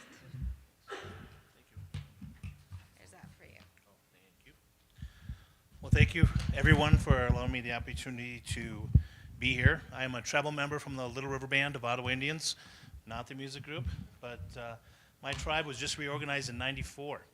And my goal today is really just kind of share my story as an entrepreneur, what I've been doing for the last 30 years, and hopefully it'll help inspire you. I'd love to answer any questions. I've been through it all, believe me. And I hope that my goal is to help you as entrepreneurs, organizations, answer any questions. I found that over time in this network that we've been able to build has just become just a trusted resources to help a lot of people. And I'm not a consultant. I just want to help our tribal nations across the country.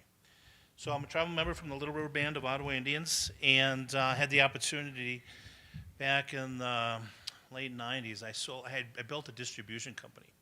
I grew that, I sold that, took some time off, volunteered financial peace classes with a friend of mine, Dave Ramsey, and wanted to figure out what I wanted to do with my life. And then my mom became part of a tribe. And I thought, my gosh, what is this? I mean, my mom always said, Ronnie, you're Native. Never forget you're Native. And ironically, she grew up here with the Mescaleros. She was in Wendell Chino's wedding back in the day and all this good stuff.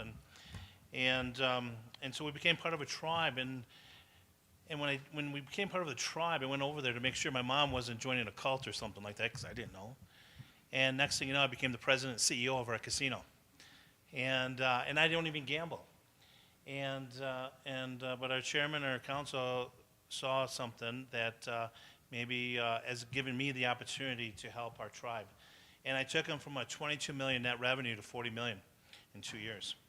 And I left, and I got to know tribal politics really well. I thought, man, you guys are crazy. I don't know if you guys have tribal politics in your tribe. My tribe does, but love my tribe. And I left for a while, and I was building my own companies. And then my tribe needed my help again. So I came back again and helped reorganize the resort again. And then I left again, building my own things over here, and I'll get into that in a minute. And then I came back and sat on the board for our Economic Development Corporation. We started 8 other companies to help our tribe. But during all that time, I was building my own organization. I saw an opportunity to actually help our tribes across the country.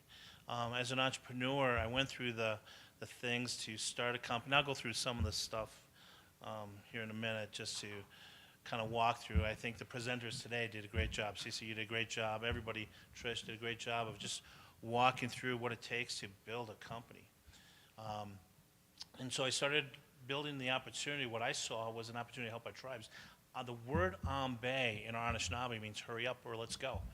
So to Patricia earlier, I did trademark that and created the Ambe Corporation and got into a lot of different things, got into energy. So we have energy projects. We've got a couple projects we're doing right now, both of them totaling one. We're working with our partners. The total project is about $500 million. The next project is going to be another $1 billion. Then we got into healthcare. And this is what I'm really excited about. Healthcare, we actually finance and we build healthcare clinics, but we also manage them too. We have the doctors, we have the nurses, we have the supply chain, we do the distribution of drugs. I think tribes have an amazing opportunity, and so we'll talk a little bit about that today and some of the cuts that the administration is doing. But to me, it says opportunity. As an entrepreneur, it says opportunity, that there's so much opportunity for all of us here, you guys, so much. And the goal is really just to get going and say, Hambe, let's go. And so I hope to be a resource to help you move forward on that. We got into manufacturing, different things, different opportunities, so I can help in there. We recently, this last year, created a capital company as well, got into private equity, and the goal was for that was just asking the question, why not? Why can't we do it? Why can't, as Native people, we start managing our dollars? We're missing the boat in so many different ways, and we're giving our resources to other people that sometimes they don't have our best interests at heart, right? And so why not? I remember when I was sitting back in the day when I started my construction company, and today we serve 17 states. Our bonding capacity is $1.5 billion. And I asked a question. I mean, I wasn't a construction guy. I was more of an office guy. And but I asked a question as I sat on the state board for the state of Wisconsin, representing us on the state board. I said, why can't we be that general contractor? Why are we always labeled as Native people the bottom feeders in construction? Why? We can do better. So we developed a plan and said, why not?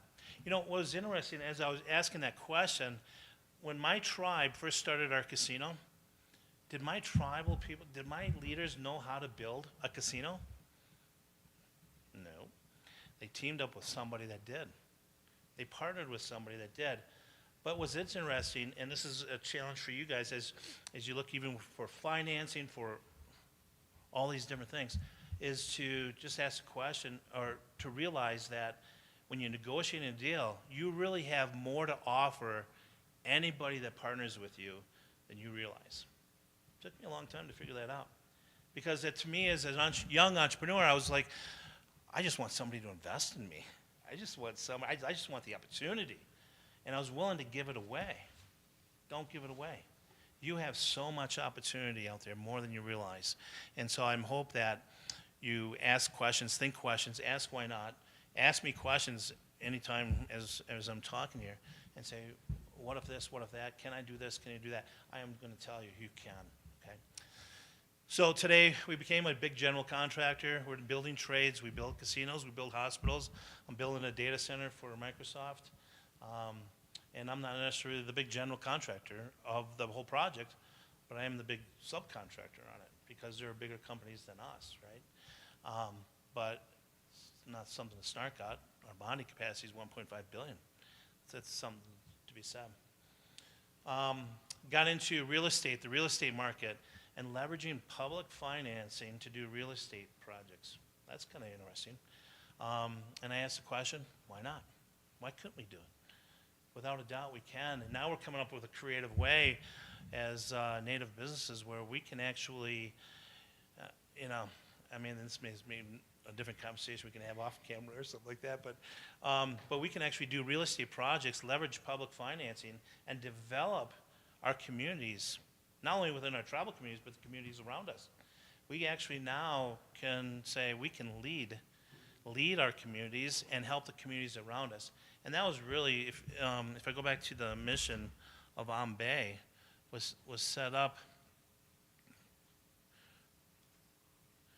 There's our mission, to advance tribal economic development while pursuing health and education and cultural initiatives, improving both indigenous people and the surrounding communities. So think about the things you're doing. Why is it you're doing what you're doing? Is it to make money for yourself? Is it to maybe help other people? I mean, what's one of the common things we have in Indian country that we need help in today? Missing, murdered indigenous women, right? Could that be the major cause then for why you grow your organization, or is it about you? I'd like to challenge you to think about why you're building your business or why you're leading your organization. It's to help other people, and that kind of changes something a little bit why we do what we do. If I just focused on making money, I'd probably just retire early, call it the day, go play golf, I don't know. But we have a mission not only to help our tribes, but to help the community around us. That's huge, you guys. Changes the perspective of how we think as business owners and entrepreneurs, as leaders, okay? So, sorry, I'm trying. So I started on Bay, and obviously we're into a lot of different things, more things that, I can share with you. Native First Capital was again a resource of asking the reason why not, and now we're on our track to raising $1 billion. That's kind of sexy. What can that do for Indian country? We can be that special bank, that arm. It's when the traditional banking doesn't work for Indian country. Now we created a system that maybe can. Why not? It's asking the question, why not? So then come the question, when you ask the question, why not, comes back to even what Trish was talking about, creating the business plan. And I'll go through that, those are things that are good talking points, and things that you will find that you will add more information to your plan every day, every month, to keep you going. So Native First Capital, really excited about that. Our goal is to just manage our tribal resources, manage our tribal money. I'm working with a tribe right now who received a pot of dollars back in the day. They didn't know what to do with it. So the government told them what to do with it. Put it over here. And it gets 1% to 4% on their money. What? 1% to 4% on their money. Can we do better? Absolutely we can. So now we put them into a good growth fund, a plan, and now they're on track. They're going to be on track to do like 20%. Whoa, that's kind of sexy. So there's tons of opportunity. But then with that comes economic development. When I met with the tribe, it was they had a building. My tribe did this. I'm not beating them up my tribe, but they received a grant. They received a grant of $5 million, built this nice building. But no one ever thought of actually who's going to pay for the building the following year, right? I don't know if your tribes have done that. So we come up with a plan to do that, and with Bay Health, we actually are we'll give them a check for $600,000 a year to help maintain that building, health and wellness building, things that the government, even the federal government, can help with that. So it's really neat. As an entrepreneur, I'm asking the questions of, again, why not? Identify the gaps. I'm going to challenge you to identify the gaps now for your business. How does that affect Indian country? And then wrap around that and just ask those questions, why not, and where can I get the funding? I mentioned about the casinos. Who built our casinos? We partnered with somebody to build our casinos. Now we are the partner that actually can help and partner with the tribe to actually help them build a casino. Or if it's another business. If there's an opportunity to partner with yourself, your tribe, or whatever, come talk to me. I would love it. That's why we created Bay, is to help grow Indian country. There is no excuse why we can't be successful, you guys. And so I really want to encourage you that you have all the resources to be successful. Sometimes, this is one lesson I learned back in the day. I thought, oh, I'm going to start my own business. I'm going to start my own business. And depending on the business, I thought now today, it would have been a lot easier if I would have just bought the company. Well, then the question came is, how can I do that? Well, that's a different kind of plan strategy. But to buy an existing business, maybe that's in your industry, might be an opportunity to really take you to the next step. And if it's a matter of getting the financing or the investments, that's another conversation. It could be what Trish was mentioning earlier with capital partners, angel investors, family members, whichever. But ask the question, who's actually going to run the business? You are. It's your business. So you get to detail how your plan actually works, not the angel investors, not the other investors. It's your business. So, build sustainable revenue-generating enterprises that are owner-influenced by tribal nations. You know, next 7 generations. And think about your business. What was the next step? Think about what it's like you mentioned, the 3-year plan, the 5-year plan, the 10-year plan. What's a 25-year plan look like? Who's going to take it over? What's that? Your babies, right? Yeah. And so then that's another strategy then. How do you get your babies prepared to take over the business? I have 3 boys. They drive me absolutely bonkers. 2 of them I would never put in this position. Don't tell them I said that. Erase it on the camera. But one of them I have hope it. And okay, I have all 3. If this is not, they watch this. I have all 3 hope in all 3 of them. But it's a strategy that's separate to actually get them to that next level, isn't it? So some of the common challenges I hear when I talk with entrepreneurs across the country, you know, what are some of the things that, I mean, we've heard it today, lack of funding. So we created Native First Capital. Well, there's an opportunity. Because traditional banks are tough. They're tough today. And if you go to somebody, they're going to want 12, 15, I think Trish mentioned 30%. That's absolutely insane to do something. You don't need to do that, okay? That's either for your business, for your tribe. No. The risk. There's no guaranteed or income or success, markets, customer. Yeah, you have to assume when you create a plan, understand the risk. Know your business. You know, I had some people saying, oh, I got a grant to help me write a business plan. Well, who owns your business? You do? Or is somebody else who wrote your plan for you? I mean, when you write your business plan, you want to actually, you're going to learn every day, you're going to learn every month, and you want to make those changes to your business plan so you understand truly your business. So you can reference it every day, every month. And again, I'm not talking about just your business. I'm talking about even if you're in a leadership role within your tribe. Know your plan for your tribe. Know your business. Know your department, exactly where you're going. Time management. Oh, my gosh. You know, I've been known as a squirrel because I'm over here, I'm over here, over here. But as entrepreneurs, we are like that sometimes because our brains go a different mile. We think differently, don't we? One of my friends told me one time, I was frustrated. I was so frustrated. And for a lot of different reasons. And so I cold called this entrepreneur. Our businesses work together. And I cold called him and I said, hey, I'm frustrated. He's like, hey, who the hell is this? And I'm like, hey, this is Ronnie Huck. You know, I said, our businesses work together. And I said, I'm frustrated. I need a vent. He's like, that's amazing. I'm in Italy right now. I'll be back in a couple months. I said, call me then. And I'll call this number and set up an appointment. I couldn't wait to see this guy. And he owned 6 companies, and I was frustrated. And I got to his office. Couldn't wait to meet him. I don't even know what he looked like. I didn't. I just knew and felt I needed to vent. And I got off the elevator, and there he was. Shook my hand. And he said, Ronnie, it is so good to finally meet you. I said, thanks. And I went, blah. All right, I went blah, and he says to me, "Holy smokes, holy smokes!" He's like, "Let me tell you something. Do you think you're the only one that goes through this stuff, this junk that we go through?" Yeah. and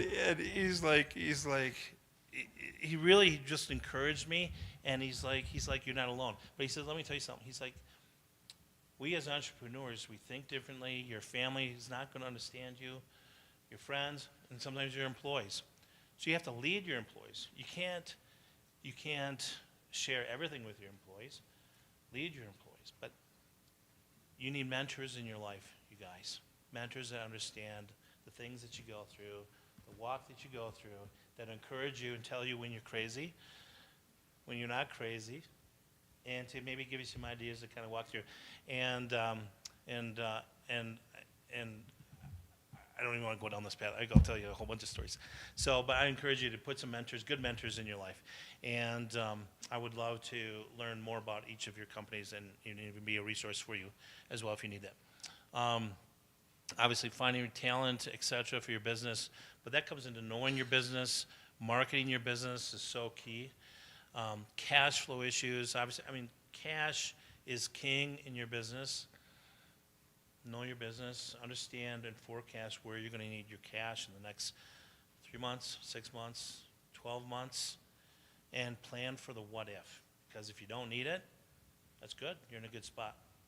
But plan as if, what if, okay? Building trust and credibility, not only with the people you're servicing, your customers, but most importantly, your employees. I mean, they're trusting you that you're leading this organization. Trust them that they're going to do their part. One of the things that people in our organization know that I don't micromanage. I can't. Do I want to sometimes? Yeah. Okay, but I can't. I have to learn to trust. Trust that yeah, they're going to make mistakes. Trust that hopefully we're all going to learn from those mistakes and move forward. Because if you focus on sometimes the negative or the what if, the worst case, you'll never move your business forward. So you got to learn to trust. I went through some tough lessons even in my business. I had a CFO that stole from me $800,000 when I first started. Holy smokes. What the hell am I doing? I'd say. And then I had some other things that happened where I had employees. I had one of my admins who thought, whatever, mismanaged and took dollars from my credit card. 70 grand. Crazy. Yeah, she went to jail. She only had to pay like $6 grand back for whatever reason. Lesson learned, checks and balances within your business. Make sure you got it. Scaling effectively. Sometimes scaling too fast can hurt you, right? It's easy. And so you want to calculate the risk. Risk is everything. Okay. Sometimes things can be too good to be true, and you're going to learn a hard lesson from that. Hard lesson. Emotional stress. Sheesh. Know when to relax. Know when to relax. It's tough as entrepreneurs. We move a mile a minute, and you got to learn to decompress sometimes, don't you? Even as leaders within the tribe, your organization, your business, learn to relax and just check out. Just check out. If it's on a weekend, if it's, whichever. You guys got ideas what you need to do to check out. I just encourage you to do it. Because it'll come one day where all of a sudden everything just goes blah. And you think the whole world is coming to an end. And I remember when I was managing the casino. Here I am, 27 years old. I have 1,000 employees. I learned real quick, if I freaked out, everybody freaked out. And I'm the young pup within this organization, right? So I knew how to be cool, calm, collective in all areas, even under stress. You just have to be cool, calm, collective. And not overreact. Not overreact in stressful situations because everybody is watching you. Remember that. That's why you need mentors in your life. Because when those days when you need to vent, we'll listen. Because we've been there, right?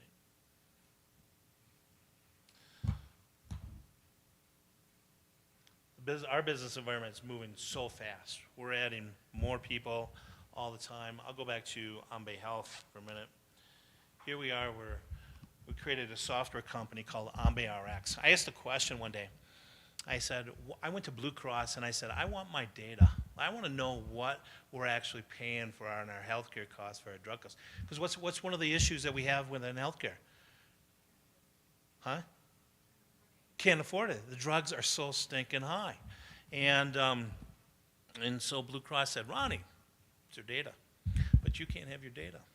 What? My feather goes up. I'm like, why not?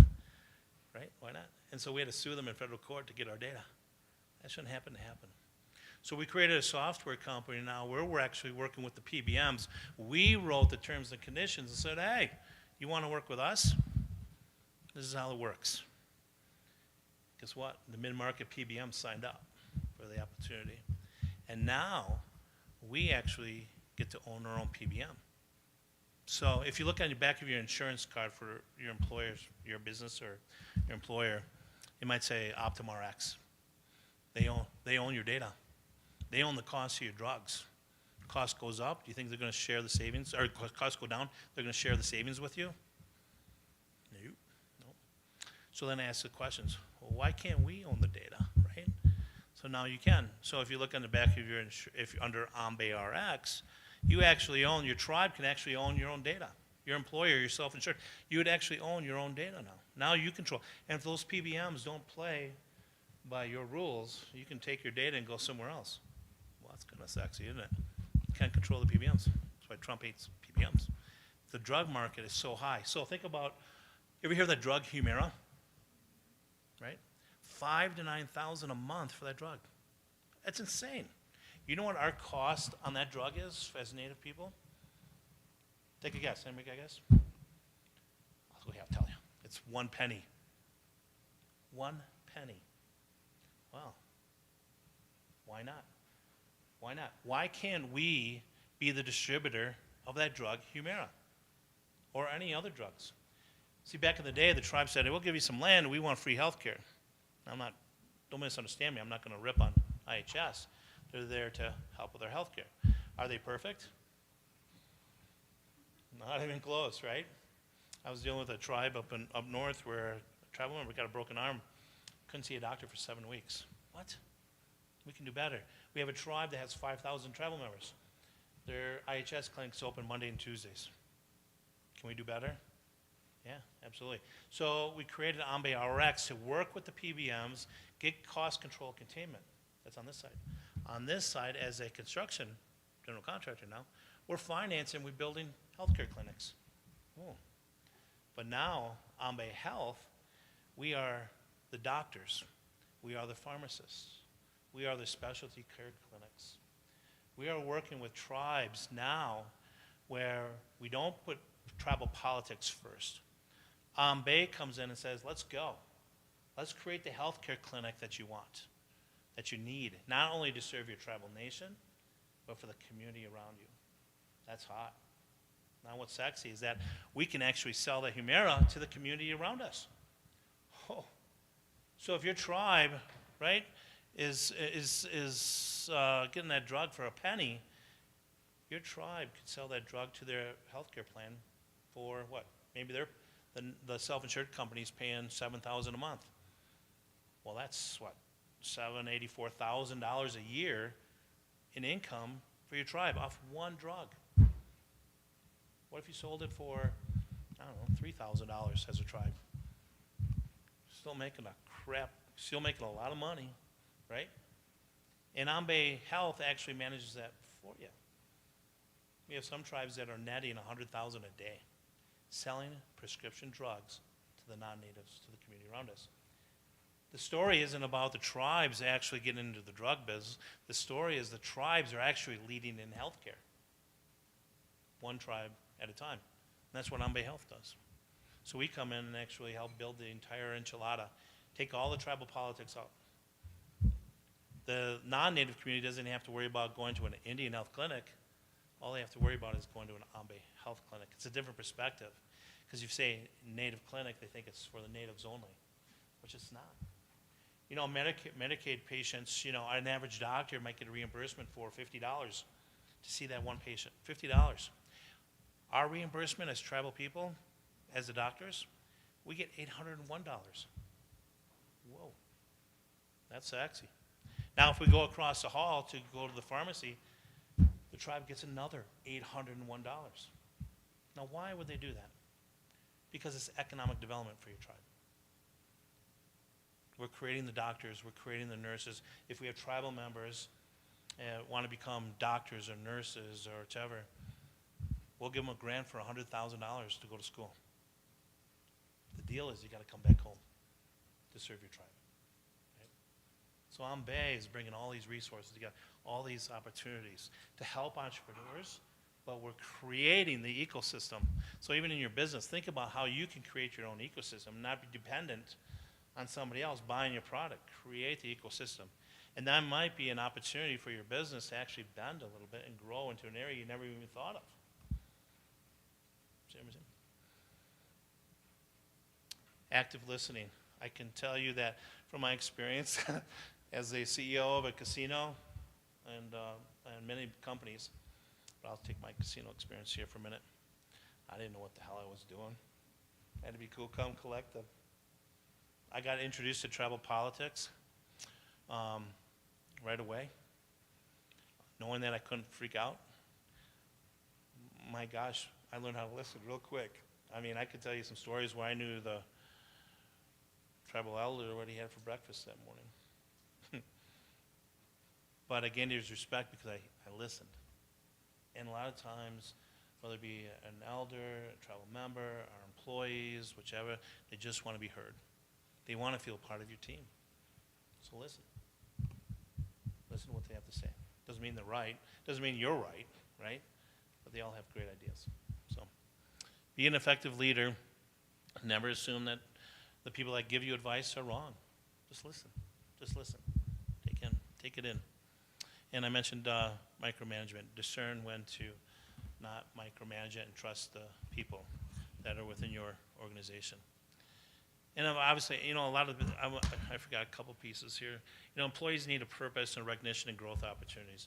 I found that we have hundreds of employees, and I find that everyone's a little bit different. Not everyone's the same. When I was at the casino, I had 1,000 employees. I knew 600 of them by first name. I worked from 8 in the morning to 2 a.m. 7 days a week to change that organization around. And it was my pleasure to do so because I got to know some amazing families, things I didn't really understand. But it changed that organization. That's how we were able to change it from a 22 million net revenue to 40 million in 2 years, because I listened and they became effective leaders within the casino. One of the creative things we did was, you ever read those books like How to Win Friends and Influence People? You ever hear that book? Magic of Thinking Big? How many people within that have also read those books or within your organization? So what we did was we created a book plan. I mean, I've read those books, and I wrote and I asked everybody, not everybody did it, but if they wrote a summary of what those books were about, right? They can't write what's on the back of the book because, no. But if you wrote a summary of what the back of what that book was about, those people, which were few, we actually put them to school. So maybe they're working 50 hours a week. Maybe they're working 40, whichever. We figured it out. They took classes. So for example, they might work 30 hours a week, still got paid for 40. 10 hours, we actually paid for their school. Put them back through school to become effective leaders. That was my new leadership. Because why? They were willing to do what we as entrepreneurs do. They go above and beyond the call of duty. When things got to get done, they get it done. They were willing to go the extra mile. And that's how we found effective leaders within the organization. So I challenge you with that. Think about what we can do within our tribes and how we find effective leaders. For that. I'm really excited to be part of this with the National Center.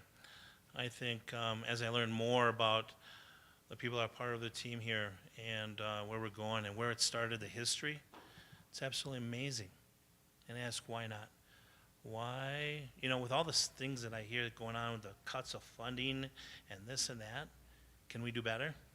Do we have to be dependent on the government anymore? No, no. Through our capital group, we're actually coming up with plans to actually fund the things that we need to do together, one tribe at a time. I'll go back to our healthcare clinics. What's interesting is that as we're building healthcare across the country, we're going from one tribe, picture this, we're going from one tribe to this tribe. Now they're connected. How? Through Ambe Health, right? We're servicing our tribe, we're servicing the community around us. Now we got this tribe and this tribe and this tribe and this tribe. We're actually building a healthcare network across the country, one tribe at a time. Servicing the community around us, selling drugs legally, right? Bettering our healthcare, bettering our health, because, you know, we're the #1 race with diabetes, right? We can do better. Why not? Why can't we do it ourselves and not be dependent on the government? Right? If an entrepreneur needs a loan, can we do it ourselves? Darn right. Darn right we can. They need investment. They need a good partner to grow their business. Yeah, absolutely, we can do better. We can do it. One thing that we're adding also onto our healthcare centers now are data centers. You know, I'm building a monster for Microsoft. And then you kind of step down to enterprise data centers, et cetera. Everybody thinks that data centers have to be these monsters. They don't. They can be smaller than this room. We're working with the Kiowa Nation. We're going to build them a healthcare center, right? Just have to get started. It doesn't have to be pretty. We just got to get started so we start moving cash. I look at working with tribes as kind of like baseball. Here we are building our team, and now we're going to get our base hit. Our base hit is with the healthcare side, right? Now we're starting to move cash. Now comes other opportunities. We get doubles and triples. We're moving cash. We're creating more opportunities. But now we're building data centers. Data centers that are going back on the health, on the back end of the Ambe healthcare clinics. Well, that's kind of interesting. Why not? Because we're collecting data over here in healthcare, right? Now with the Kiowa Nation, he already has 3 MOUs from 3 different municipalities, state-run municipalities that are actually going to be part of their data center. That's interesting. What comes out of that? The opportunity for the tribe to actually own the data centers. I look at the data center opportunity in AI as a huge opportunity for us across the country, for entrepreneurs, right? Artificial intelligence. I mean, that's wild. Wow, I'll tell you some of the stuff we're doing. But I look at that as, I kind of compare that to, remember that movie that came out, Killer of the Flowery Moon? Remember that? Holy smokes. And I didn't know. It really took an effect on me. And I'm like, I think about that. I think about that with data centers. I have tribes coming to me, people that they're sharing with me. People are coming to them and saying, hey, we'll put up the money. We'll do this. We'll do that. And you tribe, you can own 10% of that data center. Ooh. No. The tribe should own the data center. We tell them how it works. We have the opportunity, you guys. Take control of it. Work together with the community around you. So working with Kiowa now, they'll own their own data center. Ambe comes in and we help manage it for them, right? Take all the tribal politics out. We don't need politics in data centers. The federal government came to me and they said, hey, we got this issue. Bad people are trying to access our data across the country. I mean, we live in a different world than we did 5, 10, 15, 20 years ago, don't we? So bad people are trying to get our data where our water lines are, where our gas lines, where our infrastructure is. How do we protect our data in America? We put those data centers on tribal land. That's what we do. The tribe owns the data centers. Now you add a little tribal sovereignty, tribal sovereign immunity in there. Well, there's a win for the tribe because the politicians can stay out. They can put their hands up and say, oh, I don't know. Tribe owns the data centers. Go talk to the tribe. Nah, good luck on that one, right? So what an amazing opportunity. And now with that comes all the technology and opportunities and jobs and infrastructure that's needed within that. Huge, huge, you guys. So much opportunity. So But, I asked the question, why not? And the goal I was sharing with tribes, and I'll share with you, the only thing you need to do is not know everything, but have the vision and the dream. Say, why not? Why not? The goal is really just to get started. You have the resources to help your tribe, to help your organization lead. You have the opportunity to build an amazing business. The world is it's smaller, but it's getting bigger, right? More people. I was sharing with my boys that I said, what if you, my youngest son, he loves to cook. He loves to cook. He's okay cook. If he's on TV, he used to watch it. He's a great cook. He's a great cook. And so he makes us chili. I said, man, that's an amazing chili. What if, I'm just getting to think a little bit. How many people are in this world today? 1 million? 5 million? 10 million? Let's just say a lot, okay? And he says to me, boy, I would arrive, if I could make $1 million, then I'd arrive. I said, well, to get him to think about it, I said, your cooking is amazing. You got an amazing recipe with that chili that you created. Why don't you write it down? Just to get him thinking, right?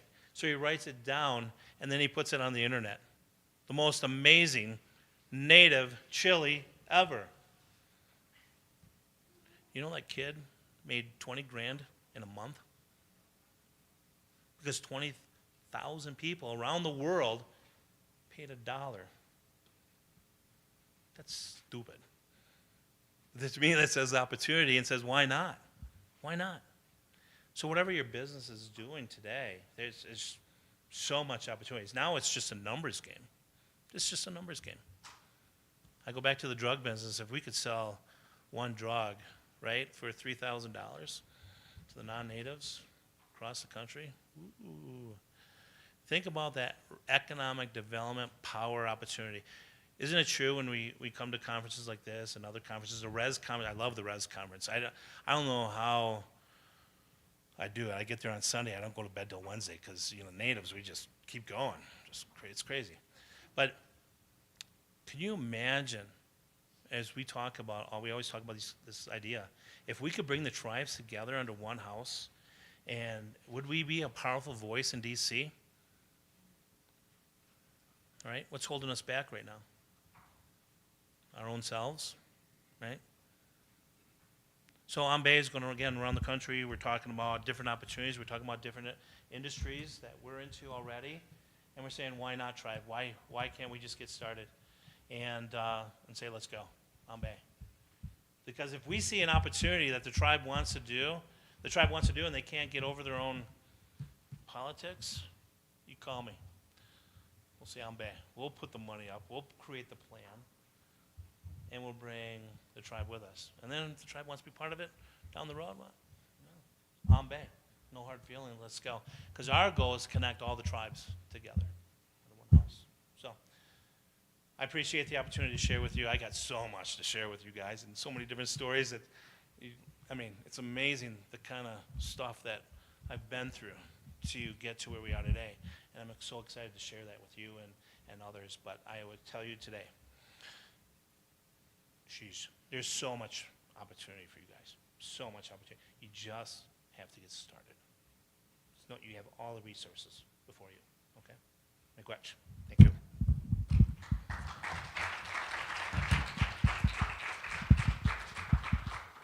Questions? Sorry. Any questions? Okay. We'll do a couple questions. Ask me anything. Can we still get the recipe for the chili? Just kidding. No, my question is, you talk about all the big things that you've done.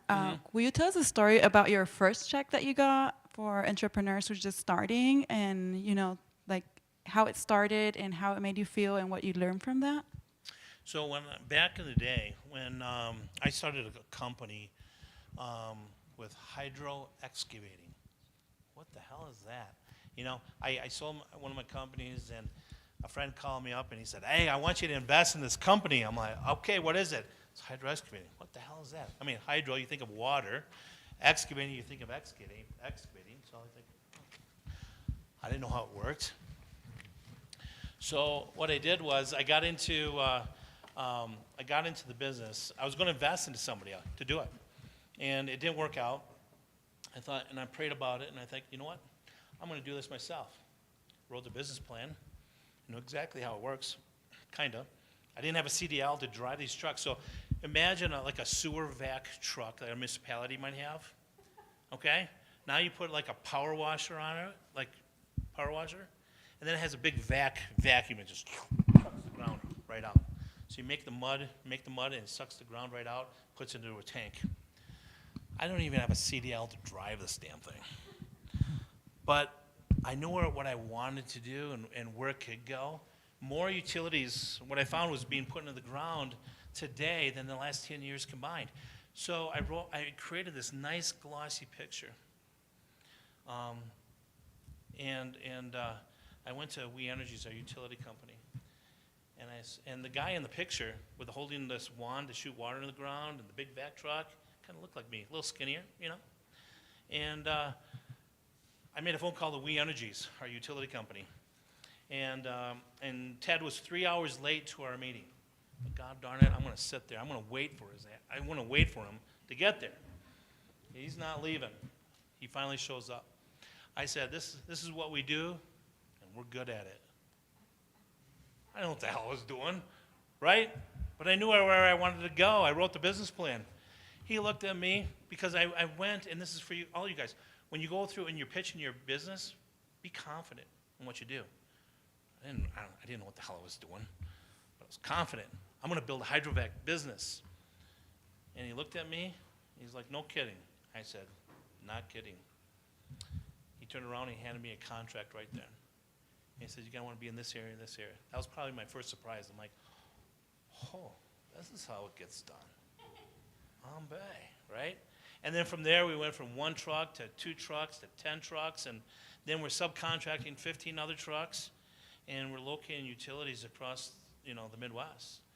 That was probably the biggest surprise. Now, today, if I were to try and do something like that again, I would have just bought a vac company, and it would have been a lot easier because the systems and processes within your business or within the business I started can be so challenging because you don't know what the heck you're doing, this and that. That's why you need mentors in your life.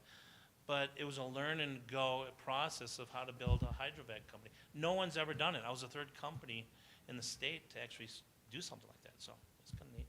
It's cool. Yeah.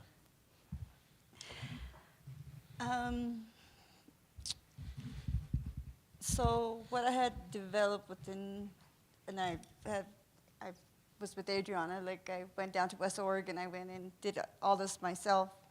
I'm glad that you guys are doing this now because I reached out to our tribe, which, the tribal at the community center, and I never heard from her. And it was like, when you're meant to do something, the whole world works around you, works against you. And I don't know if you guys know me, I'm Linnell, Neil Catazzini's daughter, but I have like 10 good projects that I wanted to present to the tribe with the recycling, mental health, and I just had so much, and it seems like every time I reached out, I was shut down, or I was never getting called back, and I was almost to a point where I gave up. And what do you say to someone that, like me? My first thought is to share with you, 1, don't give up. I think it's a common thing within any country. We could look amazingly to all these different tribes across the country, but to your own darn tribe, right? That's where that whole crabs in the bucket syndrome gets into play. The jealousy gets into play. I remember you when you were 10. How could you do this now, right? That whole damn thing. I would say start with 1. Start with 1. Pick out the best one, the low-hanging fruit. Let's create the most amazing business plan. surround yourself with amazing people around you. That adds a lot of credibility to you. Because sometimes people think of when we were young, or I know you and your family, they come up with all these ridiculous reasons just to say no, right? And so think about ways on how we can get them to say yes. Okay, what they're not really saying no to you, who you are as a person, they're saying maybe yes to the opportunity because they themselves don't understand it, right? So by providing a team around you and where you're going, where your vision is, start with one. Add these people there's people that are a lot smarter than me, right? Have a whole lot of different credibility than I do, and they're on my team, and that makes me look good, right? And so I would start with a plan with one, create the team, become successful, right? I'd imagine Cece's tribe, right? Your tribe probably looks at you a little bit differently now, maybe from when you first started, right? So we just gotta get one. Just get started with one. 10, that's how it starts, right? Because we as entrepreneurs, we're thinking over here, we need this, we need that, we need that. Let's get one started. Focus on that, and then I think everything will start falling in line. That's my first thought. Does that help? Yeah. Okay. And if you need help, let us know. All right. Thank you, Ron. Okay. Thank you, guys.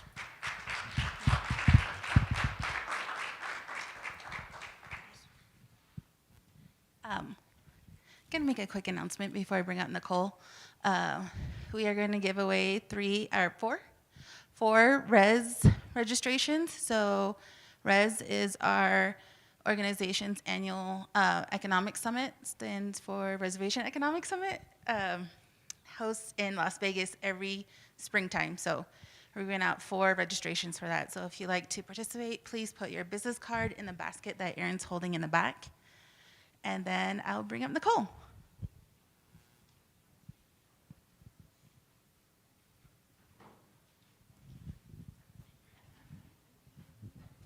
Good afternoon. My name is Nicole Watson. I am the Technical Assistant Specialist for the Southwest region for the Native Edge Tourism Technical Assistance Program.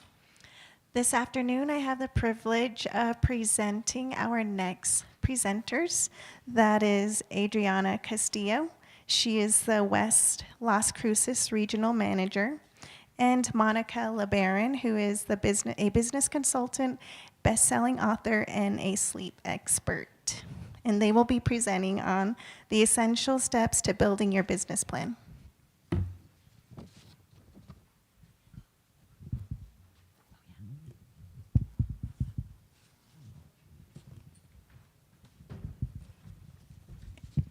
Hello, everyone.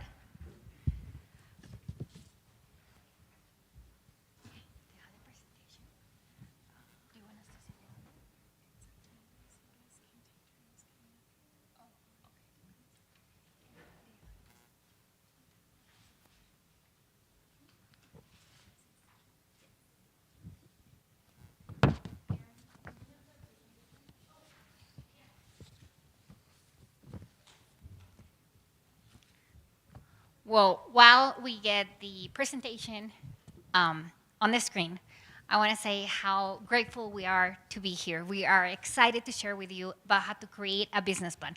We've been hearing business plans in most of the presentations today, but how do we create one? And we are actually going to give you a very easy and simple template so that you can create one yourself, and we can support you in the way. So how a simple and business plan can bring cash, clarity, and calm. Do you have a clicker? Oh, great. Okay, we are from WES, which is the Women Economic Self-Sufficiency Team. We are a 501c3 organization that focuses on supporting small businesses, whether you want to start your business or you want to grow your business. Oops.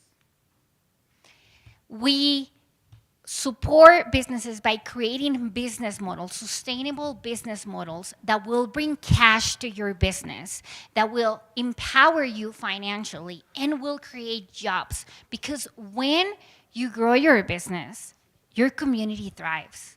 Your entire community is going to benefit from you growing a business. And we are happy to support you in different ways.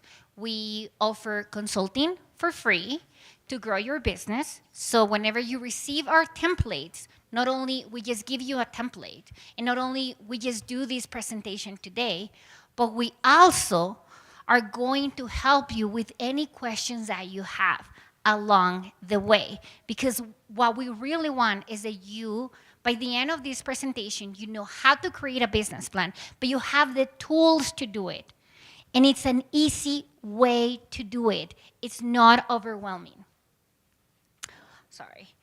We also offer trainings and different classes in business. It can be for marketing, for sales, team growth, if you're going to be hiring people, different legal, how to register your business.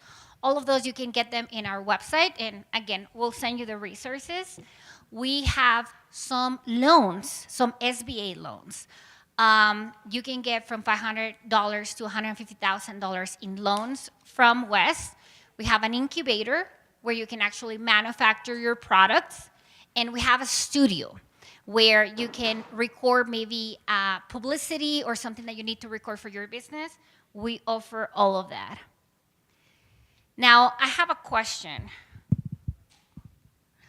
How many of you are starting your business? You're starting? 4. Great. How many of you have an established business? Great. How many of you established business have a business plan? Great. And how often do you go back to your business plan? You go back to your business plan? 5 years? Okay, good. All right. So why do most people avoid to create a business plan? It's about, I don't know how to start. It's too complicated. I'm not good with numbers. I'm not ready yet. I don't need one unless I'm getting a loan. Those are just beliefs, because in reality, we all need a business plan.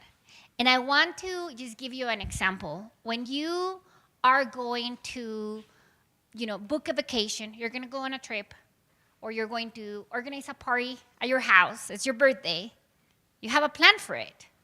You know how many people you're going to invite, or if you're going to be traveling, you know where you're going, you know what date you're going, you know how you're going to get to the airport, where you're going to stay, what are you going to do during your days off. Same thing. We need a business plan. Yes, I understand that sometimes we want to just create a business plan for a loan, but a business plan is really going to be your roadmap. Sometimes we think, but wait, it has to be perfect. It has to be super long. I don't even know what I'm going to write. I'm not in business yet. Why would I write a business plan? I'm not selling yet. Have you ever thought that? Did that ever come through your mind? And some of the mistakes, whenever we start writing the business plan, maybe that we're just writing it for someone else. I'm just going to write it for the bank. When in reality, it is your roadmap. It's assuming that you need to know it all. You don't. You don't know everything when you're going to barely book your vacation. You may know where you want to go. You may book the flight, but you may not know what you're going to do during your vacation. You can fill that in later. It's the same with your business plan. You're going to continue filling it up as you go. Today, you'll write what you know of your business. And next week, you continue adding to it. And the more questions you ask yourself, the more answers you're going to have for your business plan. Copy pasting a template. You know, I recently, we were consulting someone who said, I wrote a business plan with AI. And while I do love AI, whenever it comes to a business plan is very personal. A business plan is your goals, your desires, how you want to grow your business. And having AI build the business plan completely will have AI's vision, AI's goals. But if you draft it and then you use AI tools to support the creation of your business plan, then it's a different story. Another mistake is making it too long, just forcing yourself to write, to add fluff. This is your plan. This is your roadmap. You can use the language that you want, and you can make it simple, but at least you know what is going to happen. Not updating it. It's very important that you continue going back because this is the document that has the answers of your business growth. And then, again, just using language that is overcomplicated. So what is really a business plan? It's a roadmap. It's going to be what gives you the answers to your business. Whether you are not making enough sales, you're going to know there. Okay, if I'm not making enough sales, this is what I'm going to do. How you're going to sell, how you're going to position. Your business plan has all the answers on how you're going to grow your business. And if it doesn't have the answers, you're going to be adding those answers to it. It is your blueprint on what you're supposed to be doing every single day. Your business plan is your step-by-step guide on how to grow your business or how to start your business. What you're going to do in the first month, what you're going to accomplish in the second month. And maybe you only have up to 3 months and then, or 12 months, but then it's going to give you the tools for the next season of your life or of your business. It's going to it will continually be improved, but at the same time, it is your roadmap. It is what helps you make decisions because it already kind of made you play scenarios and answer questions. So when you are in doubt, when you are feeling afraid of your business, I'm not making enough sales. Well, let me go back to my business plan. What did I say I was going to do whenever I wasn't making enough sales? What was my strategy? Let's refresh that. I actually, didn't follow it as I was supposed to. And you can always improve it and you can always change it. But it gives you the answers. It helps you so that you stay focused when life gets chaotic.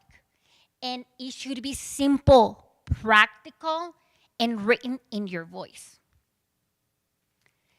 And it will reduce overwhelm. I had someone the other day that I was consulting with, and she said, I am afraid of making decisions in my business. What do you suggest? A business plan, a plan. If business plan feels intimidating, just call it a plan.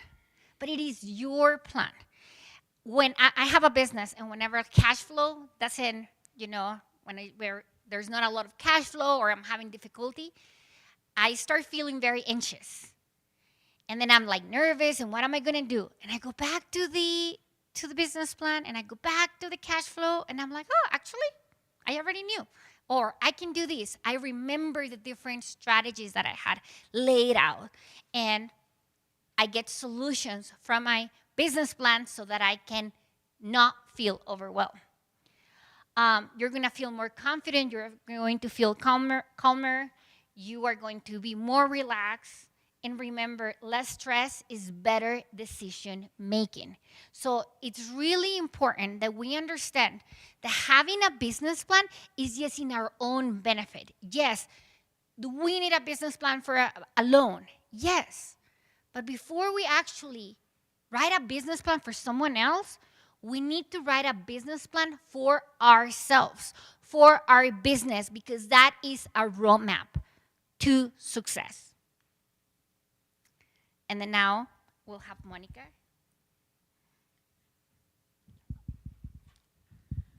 So that was a lot of information, right? So let's just take a couple breaths here. I want you to just stand up because that's a lot of information, and just take a breath. Come and take a breath with me before we continue. You can either put one hand in your heart and one in your belly and just take a breath and just take that information. Imagine that you're in that vacation, the mountains, maybe skiing, maybe in water.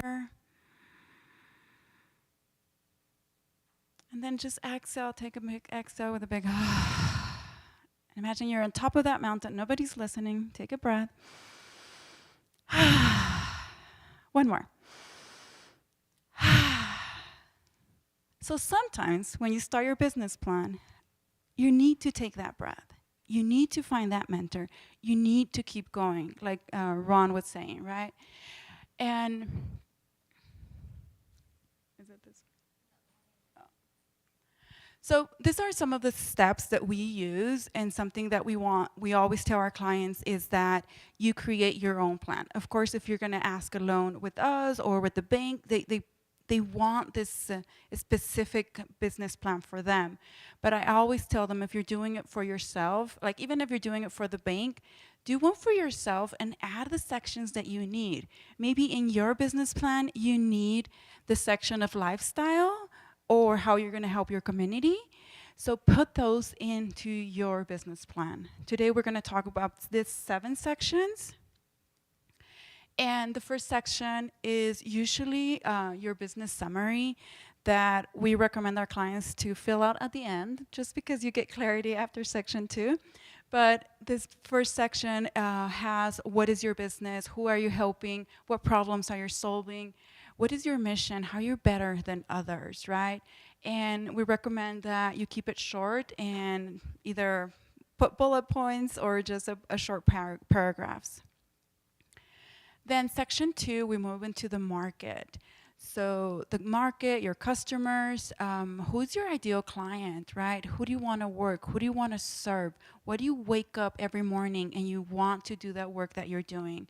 Even if you don't have a business yet, maybe you have a mission, and that mission is telling you who do you want to serve and what is it that they need, right? What's keeping up your clients or your future clients at night?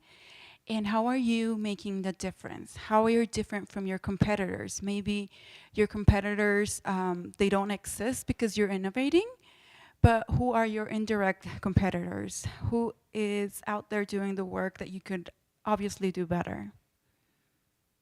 Section 3 is about product of service.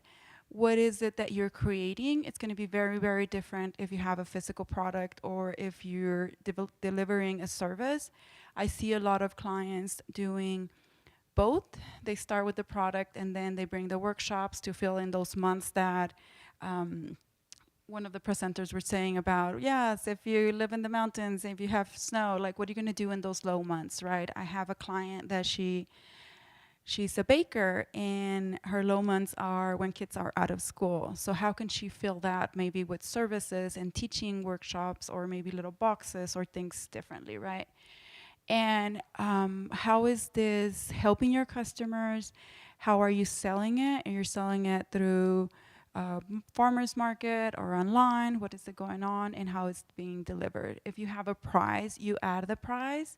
If you still don't know what your price is, you can just assume that if you were going to buy this, how much you would pay, and then adapt it and make it better, right? So your marketing plan, this is the part that gets a little tricky. I see a lot of entrepreneurs, including myself, spending too much time and forgetting about having it perfect, right? I mean, trying to have it perfect and forgetting about my clients and who am I serving. So this is the like, know, trust part. People need to know you first, get to like you, then they trust, and then they'll buy, right? So how would those people find you? What is it going to make them trust you? And what platforms will you be using? I know a lot of people who don't use social media, and they're doing a really good job. And it's just a matter of keeping a focus and don't try to overwhelm yourself. When you start with the marketing plan, start simple and then just evolve and create it and make it better or hire somebody. And operation plan number 5, this is the meat of your business, right? This is the tools, the systems, the requirements from your clients over time. You're not gonna have this in day 1, and year 1, year 2, year 3 is gonna change just because the world is changing, the demand is changing, the products, everything's changing, especially now, right? So this plan, you start with the basics when you never added a plan, just like Adriana was mentioning.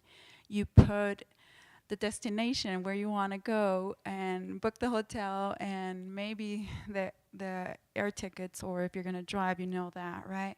So you start that and then you adapt it. You know what works, what doesn't, and maybe you need to bring people in to help you. Either they work for you or they're contractors.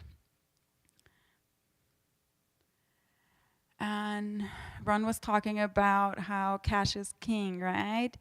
And many of the people would tell you to start with the business plan and start adding all the information. I honestly tell all my clients, even if they're not thinking of writing a business plan or asking for a loan, to start with the cash flow, just because it makes it easy to understand what is it that you need and allows you to dream. Because in a cash flow, and when you have your financials in order, it gives you that clarity to take better decisions. And when you're starting a company, there's so many costs that you're not thinking about, but they're going to evolve, and then you can start just adding them. You know that during certain season, you're going to have more costs because you need to, do your process different, or you're going to have less sales because you have family vacations or whatever it is. You just have to put it there, and you can add like the monthly income goal, your expenses, and we have a tool that we work with. A break-even point is how much money you need to cover your basic costs. So if you're just starting, definitely reach out to us, because this tool is just super eye-opening. And like we say at the beginning, we won't just send you the information and figure it out. We'll help you in the process. And number 7 is goals and next steps. Somebody here said that she looks at her numbers or her business plan every 5 years. So you can add that information. Check back in 5 years or check back in 5 months, right? So sometimes, just like going in that vacation, and the first time you visit Vegas, for example, and then you go back and you're like, oh yeah, but there's a little town outside that we can go next time. So just similar of wishing and adding something to your wish list, you can do the same thing with your business plan. You're like, I need to start very basics. I'll start with one product or one service, but this is my daydream. You get to add all that information, and then you're gonna go back and you're like, oh, I already did that, right? Cece told us that she had a 10-year plan, and in 3 years, she got something better. So why not? And I was curious, because I know Cece is a West client. I was curious if she did that plan with West, but I guess we have to ask her next time. So my biggest takeaway from, I want you to take from today, is that progress over perfection. If I waited to have something perfect, I would not put it out there. And I've heard this a few years ago that says the perfections won't make you better. It would just make you more tired. And at that time, trust me, I was so tired. I was publishing my first book, and I was overwhelmed. And that just became this reality of, oh yeah, I'm tired. I don't have to make it perfect. Just keep moving, keep moving. And I want you to take that.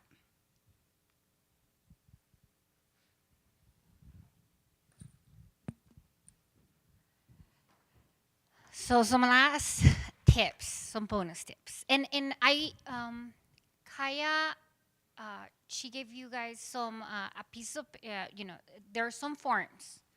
What is the key of that form?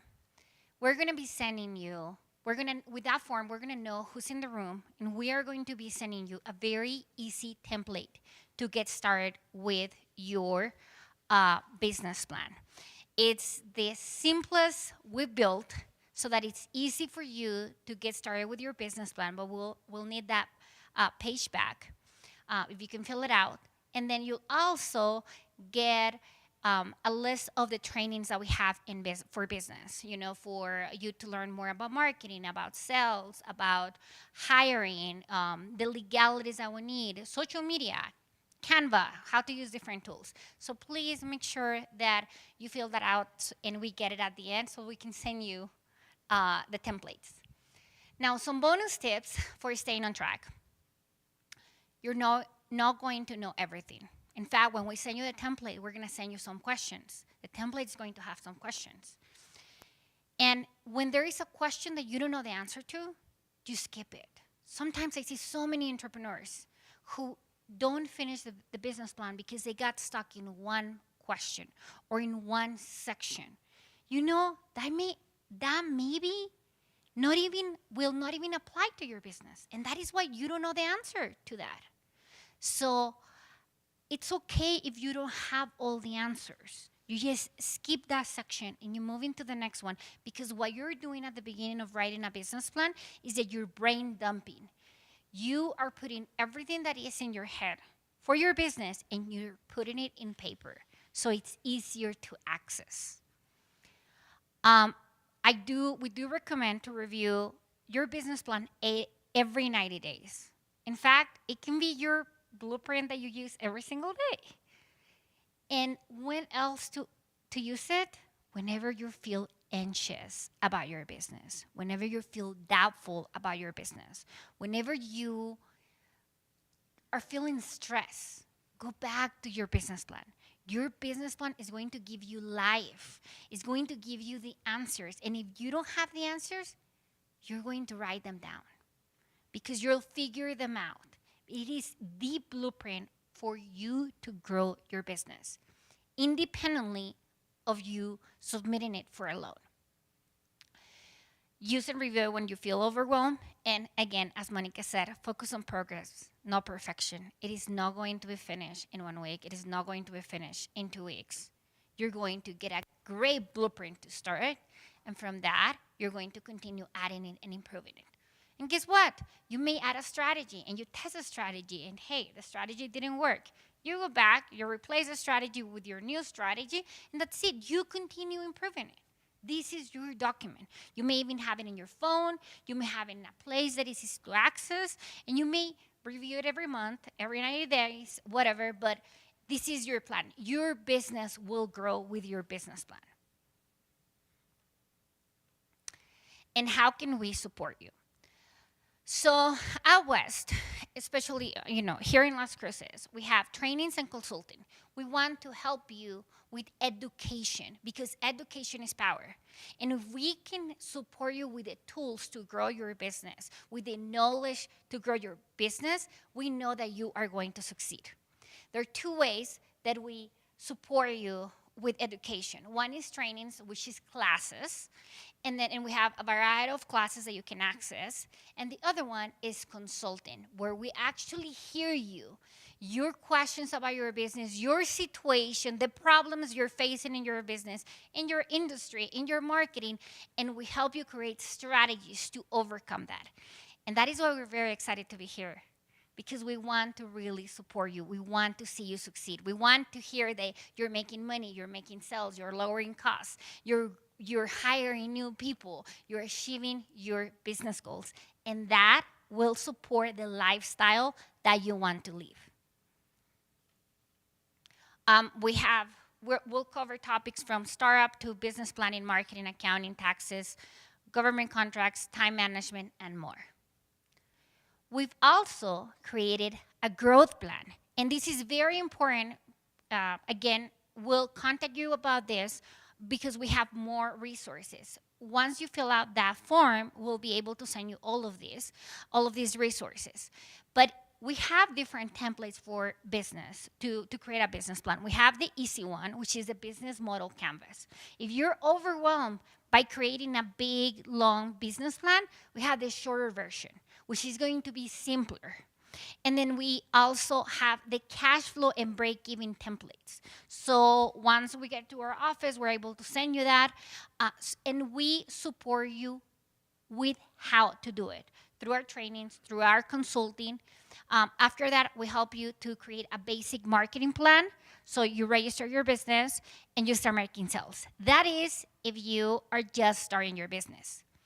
However, if you are in business already and you want to get a loan, whether it is $500, $1,000, $50,000, we can help you get a loan through West. For that, we would need to update your business plan, update your cash flow, make it suitable for loans, for the loan department, and then we will help you with submitting the application. So who would like support with your business plan? Yay. If you can just fill out the form, we'll pick it up, or you can also access our information and sign up through the QR code. It's totally up to you. And I'll leave it in there for just a couple of minutes so you can finish it up. And then we'll move to questions.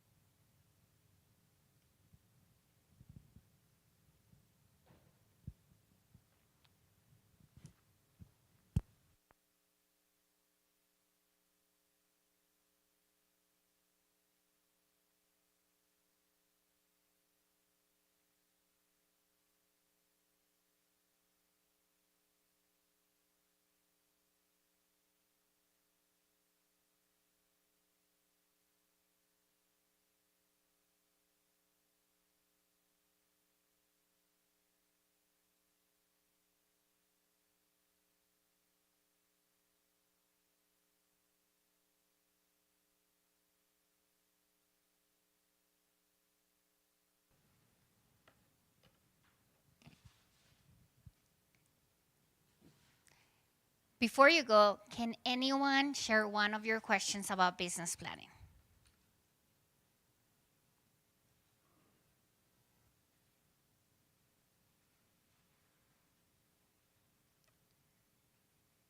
Questions?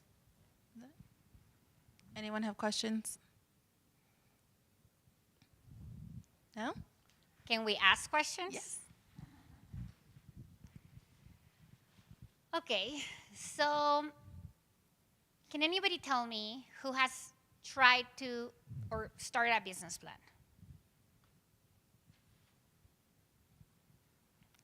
Okay, have you finished it? Great. What was the number one? How long did it take you to get started or to finish it? Or what was one thing that you really wanted to know? Kaya? Yes. Okay. So I've done several business plans. When I was in college, I was doing a lot of like seamstress type work. So I was making costumes. And so I put a small one together. And for that particular one, it took me probably about a day. Oh. I know it was really fast. But I also co-found a nonprofit for animal rescue, and we did business plans for that one as well. That one did not take a day. That one took a little bit longer. It could be not just because it was just me putting everything together. We had a whole team, and so getting everyone's input and what the idea would be like was what made it longer, and definitely having to figure out some of like the different milestones that we were wanting to hit, and then also, I guess you could say, some of the missiles, so to speak, of what we could foresee and everything. So, yeah. Okay, I love that it took you, the first one, it took you a day. Do you know why it took you a day? It was a lot of research I still had to do to kind of go through it, but also I feel like it was just my input too, and then going along my journey, I didn't complete a lot of it, so that's probably why. No, it's great. I was talking to Monica on our way over here, and we're talking about business plans, and I said, I said, anyone has already a business plan in their head. So you had everything in your head about your business, and you just like put it in writing. So when people are scared of creating their first business plan, I always say you already know everything, or most of it. So you're not going from 0 to 100 with creating your business plan. You pretty much probably already know 50% or 75% of what is going in the write-up. It's just that you haven't put it down. So it's beautiful that it took you you did it so fast because you already had everything here and you just had to put it in writing. And sometimes we don't have all the answers, but we'll get them later. You said that you had to do research later, but you put everything. It was like a brain dump, putting all the information in there. Great. Anybody else has? Oh yeah. I have a question. Somebody said and I think I'm putting her on the spot. You create your plan and you look at it every 5 years. I was wondering for her or somebody else who's already doing their business plan, what are the biggest lessons that you learned from it? And if you would like to share that with the audience.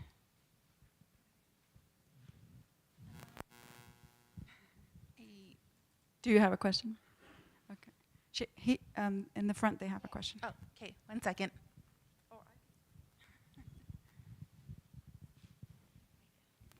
Hi again. My name's Dustin White, and I think, honestly, I'm looking on all of this, and I think me and like some of these people have been in contact.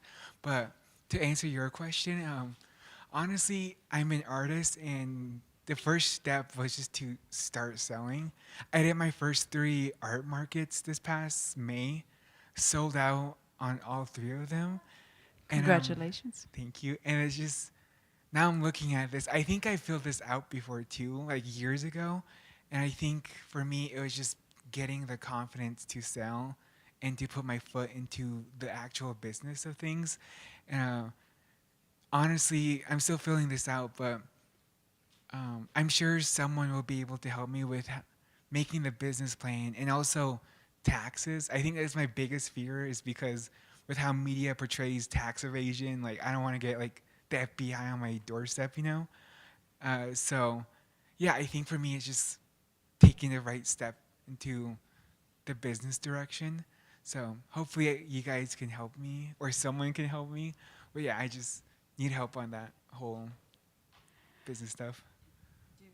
Definitely. First of all, congratulations. The second thing I tell people before creating their plan, Adriana always pulls them to create their plan. I pull them to do the cash flow and start making sales. Because for my business, I wasn't making sales for a long time. And now I was like, everything's about getting money to be able to support whatever I want. If I want to support community, if I want to do something else. So by doing the sales, you're already doing the hardest part. So congratulations on that. And we don't offer a specific like tax advice, but we bring in the people to help you, to help. So that's one of our biggest concerns. So we have a conversation with some amazing tax financial strategists that we want to bring into to do some workshops for us, because we know it's so important and it's so difficult to try to figure it out what you're good at, provide that service or that product, and then try to sell, and then try to have things organized, and then still be able to breathe at the end of the day, right? So yes, we all support you on that journey. Thank you. And I want to add to that. So again, also, as Monica said, congratulations. And this is for everyone. Sometimes we need to bring cash in. I have a business too. So sometimes we're like, and it's one of the things, like the things that we say, I don't have time for a business plan for 20 pages, 10 pages. I just want to start making sales, and it's fine. Sometimes we need to ask ourselves, like, what is the first priority? Like, do I want to make sales? Hey, we jump into making sales right away, especially if people are already wanting to buy and you already can, as an artist, you can create the art and start selling. And then creating the business plan can come a little bit later because it's fine. Once you start making sales, but then you probably are making 5 sales, and then you want 10 sales. And now at some point, you're gonna feel like, how do I now make the jump from here to here? That's where the business plan comes in. And funny enough, if you're making sales, again, I can assure you 75% of your business plan is already here because you're already making the sales. So you're already bringing the money into your business. And it's very important also now to look at, you're making sales, you're doing this is great because that's the hardest part and that's the priority. But how is my cost structure? Am I pricing my art in the right way? And at first, we'll get the first sales. We'll bring in the cash. We're like happy because we needed the cash. But then now we jump into, okay, let's just analyze. Did I sell it too low? Did I sell it too high? Am I spending a lot of money? How can I now grow? How can I make more art or, whatever it is that is in your operations or sales or anything like that. And yes, we are happy to support. And then for the taxes, the taxes part is also going to come in your cash flow. We have a template that is going to ask you in there, like, what are going to be your taxes? And when you create your business plan and it is for you, you can make any changes.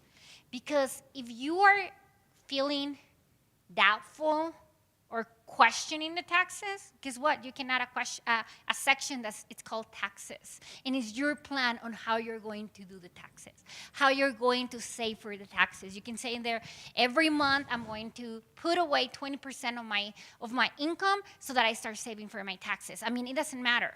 So your sections are for you. Yes, you modify that a little bit when you go and ask for a loan, but the first thing is that the business plan is for you.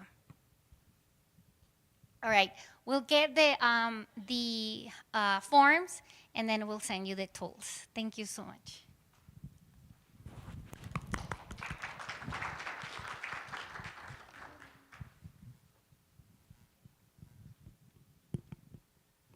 Okay. We still have the basket in the back if you wanted to put your card in. You must be present to win. You can't transfer it to someone else for the Reservation Economic Summit registration. I think those are the only 2 things I need to say about that. But next we have Charmaine with our team, who's going to introduce our last speaker, who is also on our team.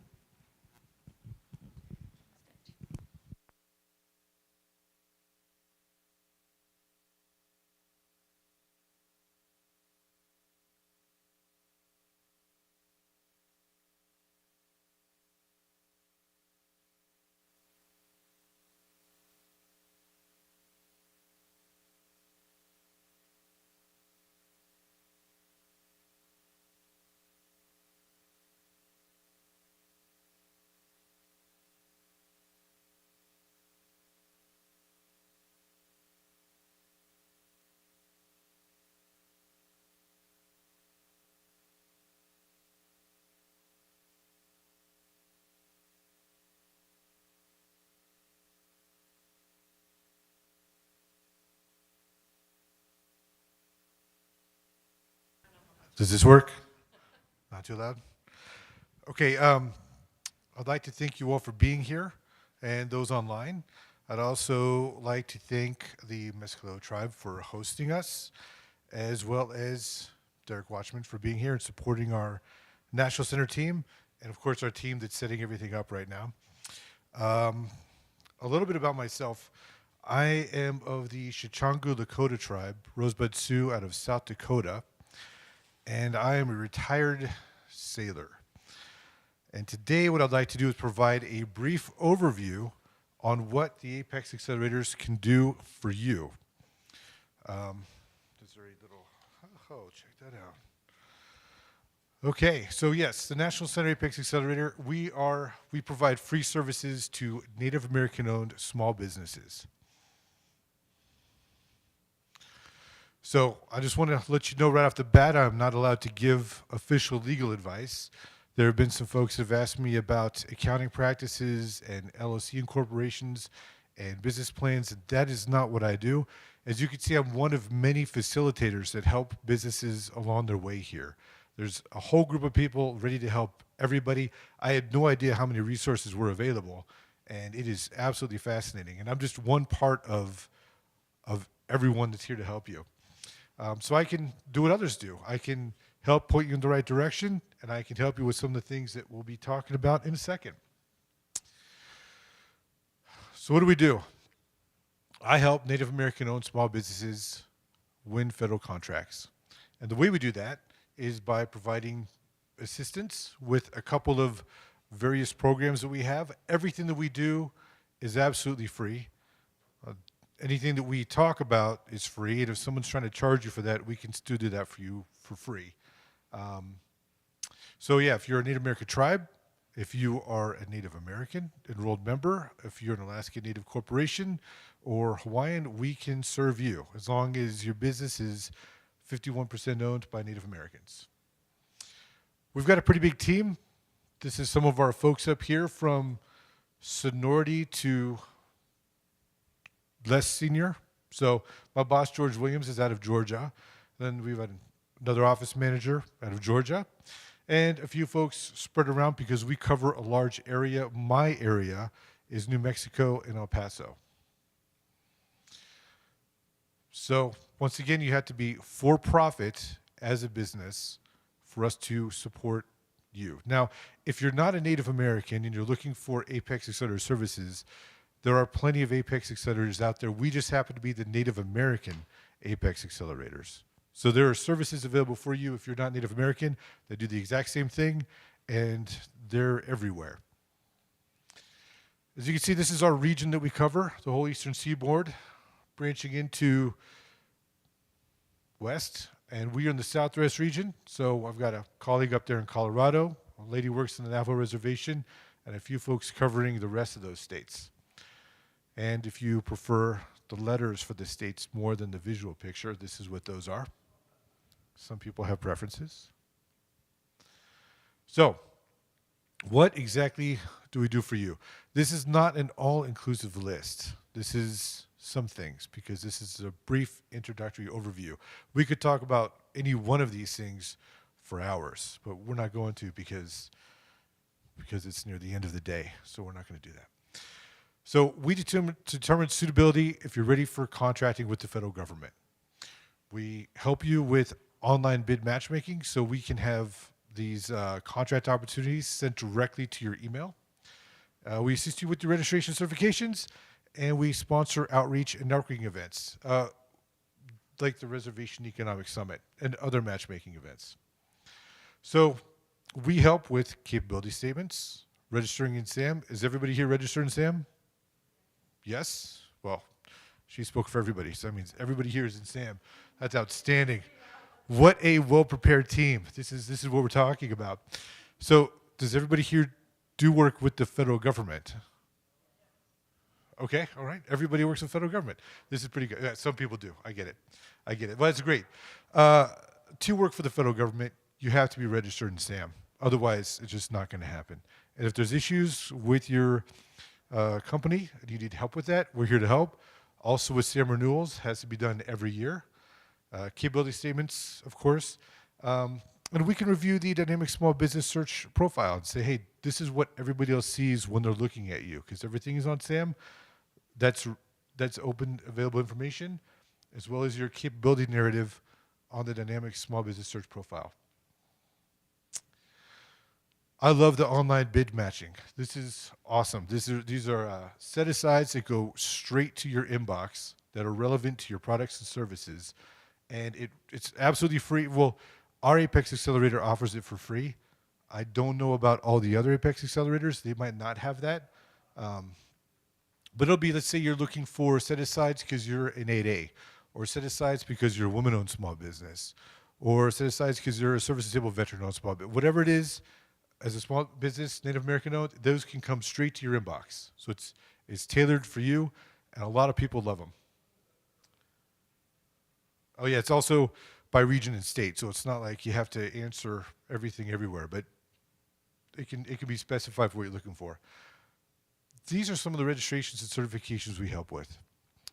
Some of them are relatively obvious. I think that the service-able veteran-owned small business one is pretty easy, and once you qualify that, you're also qualified to be a veteran-owned small business. Same thing with like economically developed women-owned small business.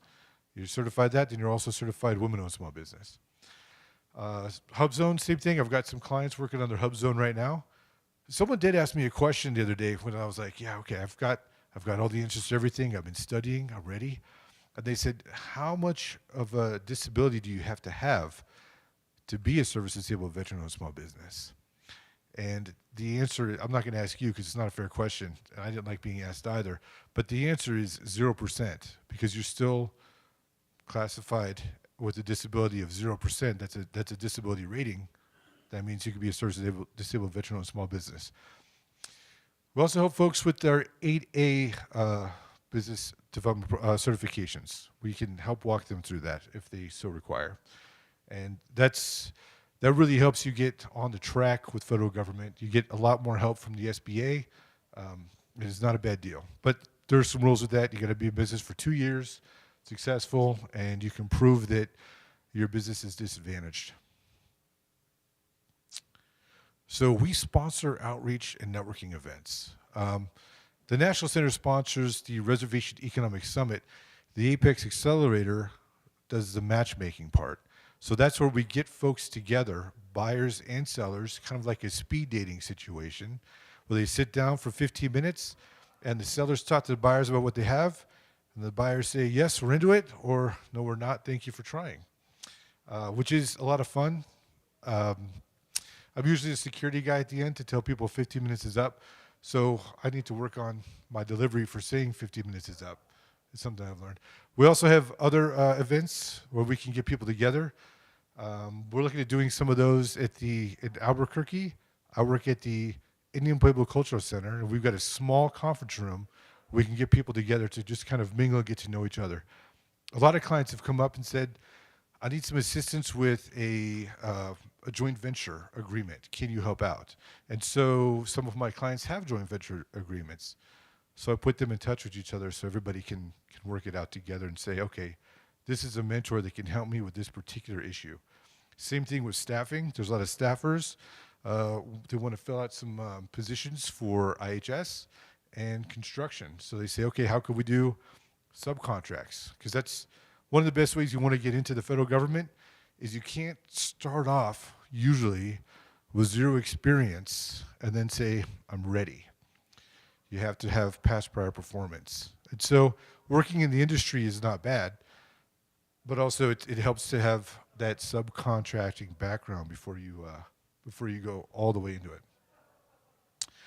So we also, in supporting Native American-owned small businesses, we coordinate with larger primes. We say, this is who you're looking for. So we have a list of Native American-owned businesses, and it's also easy to find on the Dynamic Small Business Search profile. But if we have the clients that are Native American-owned businesses, then we'll know what they do, what their North American Industry Classification System codes are, and we can say, okay, you're looking for somebody that does pest control, or need to repair drywall, or some sort of earthwork, right?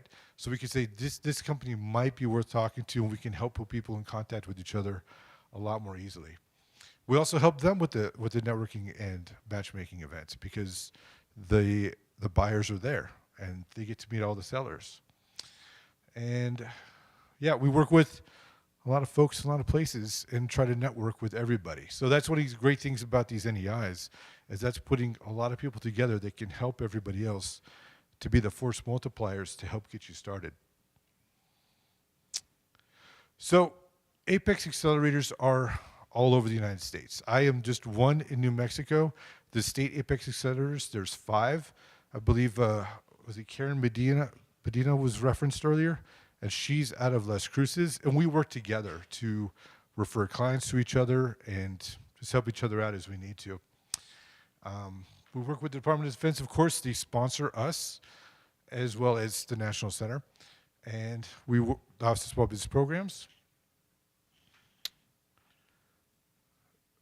there could be a lot of questions, or there could be zero questions, depending on the time of the day and everybody's mood. Does anybody have any questions right now? Yes, ma'am. No? Yeah? Ah. So what I had invented was something to help with the children. Would that be something I could sign that the government would be able to help push out for the safety of the kids? So I'd have to know a little bit more about that, because is that something that's going to have a military application? And by military, it could also mean on a military base, or like somebody else had talked about, they were talking about the 4 shades of eyeshadow. I was thinking, could that go to the Navy exchanges or the Marine exchanges? I mean, how would that work? But in your I don't know really what it is, if it's for safety for children, like to keep federal children safe. No, it's more like we're like the number one of kids that go missing every year. Oh. So it's like I can't say too much. I'm trying not to say a lot. Oh yeah, no, it's you're trying to talk around it, so we don't know what it is, but then we kind of have a, yeah. I don't know, but I could look into that for you if you would like, because that sounds something like an Amber Alert, but not an Amber Alert, and so it really depends, because that could be. It could be a federal program, it could be a state program, depending on where you are and what you're doing, or county. There's a lot of ways that could roll. So I will write that down to look into that. I will write it. Yeah, I do have a pen. Any other questions? Okay.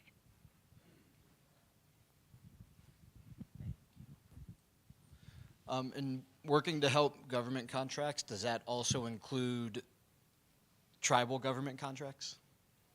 Well, it can be tribal government contracts, because we will support federal, state, and local contracts. That is what our mandate is. We primarily, the goal for the DoD is to, of course, work with the Department of Defense. However, we also appreciate that entrepreneurs make up the United States, right? Without business, where would we be? And it's in our interest to have a lot of people do business.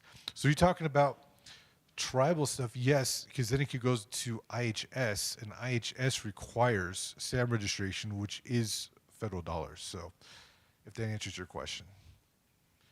Thank you, sir. Did you guys have a question? Oh, Joanne, don't ask a hard one. Okay, I'm going to pick your apex brain. No, just kidding. You mentioned something about paying for help with the SAM registration.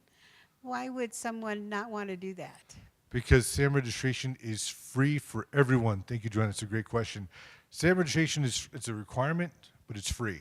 So some people like to charge for services that don't necessarily need to be charged, like starting an LLC. You can do that with any Secretary of State with their fees, but you don't need to pay somebody else to route that paperwork for you. A lot of these things are free, and there's a lot of resources out there for so many things. It's almost overwhelming how many resources are out there. It's just a matter of kind of finding the right one for you at the time when you need it, and that ends up being tricky, but it's out there. Any other questions?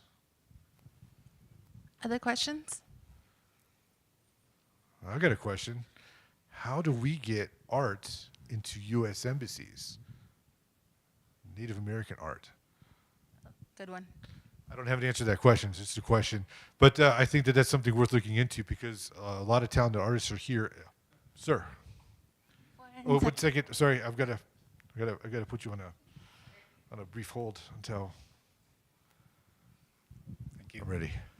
That's actually a really funny question. One of the things I used to study in China, and I was giving a lecture on New Mexico Native American art, and I was describing how the Chinese cultures and the Native American cultures have all this symbolism. So I started to describe one of the pottery pieces from Santa Clara Pueblo, and out came the ambassador with this huge Santa Clara pot. that was in China. So basically, you just run it all through the U.S. State Department, and all the artists have opportunities to do so. Absolutely. Thank you very much. You're absolutely right. Yeah, perfect. So I would like to see a lot more Native American art in U.S. embassies, please. Any other questions? No? Oh.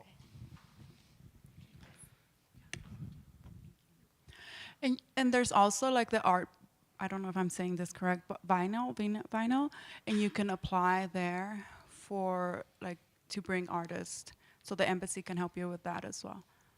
Right, thank you.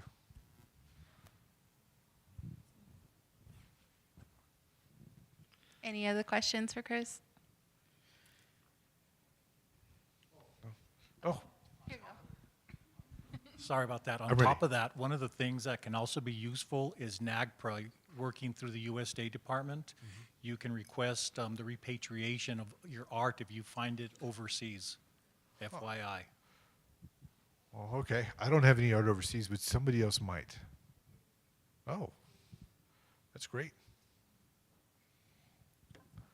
I worked at the U.S. Embassy once, and I was like, I need to see more Native American art here. So I would like people to work on that for me. So if I ever go back to an embassy, I see Native American art. This is what I'm looking for. Okay, I think that's it then. So I will turn it over to the next person. Thank you, Chris. Oh, thank you.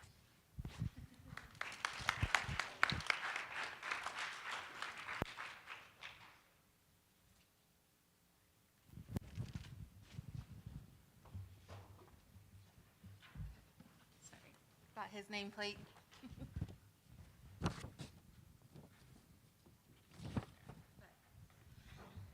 All right, well, that wraps up our day for the training portion of it. I want to thank each and every one of you for joining us today, sticking it out with us till the end. I know we pack a lot in a day, but we had some really great topics and really great speakers. The QR code, yes. Thank you for pointing it out. I have a QR code on the agenda. It's also on your name badges. You can find them on the online, not the online, I put the big agenda back, sorry. On your agenda and then the name badges is a survey. So if you could please fill that out, it would be really great for us. Give us feedback about our NEIs, different topics that you would like to see. And just, yeah, general feedback to us. Thank you to all the speakers for joining us. We're going to continue into our roundtable discussions, but before we do, I just want to say goodbye to the online audience. A couple of, I have notes on my hand, a couple of things I wanted to talk about before we break. I will be sending out all the presentations that you guys had access to up here with the recording for the event as well. And we got to do the res registration, so we'll pick those out right now. But Donna Stern did invite the group to attend a becoming of age ceremony at CB. They're doing social dancing, so that's going to be based out of the Mescalero Feast Grounds. So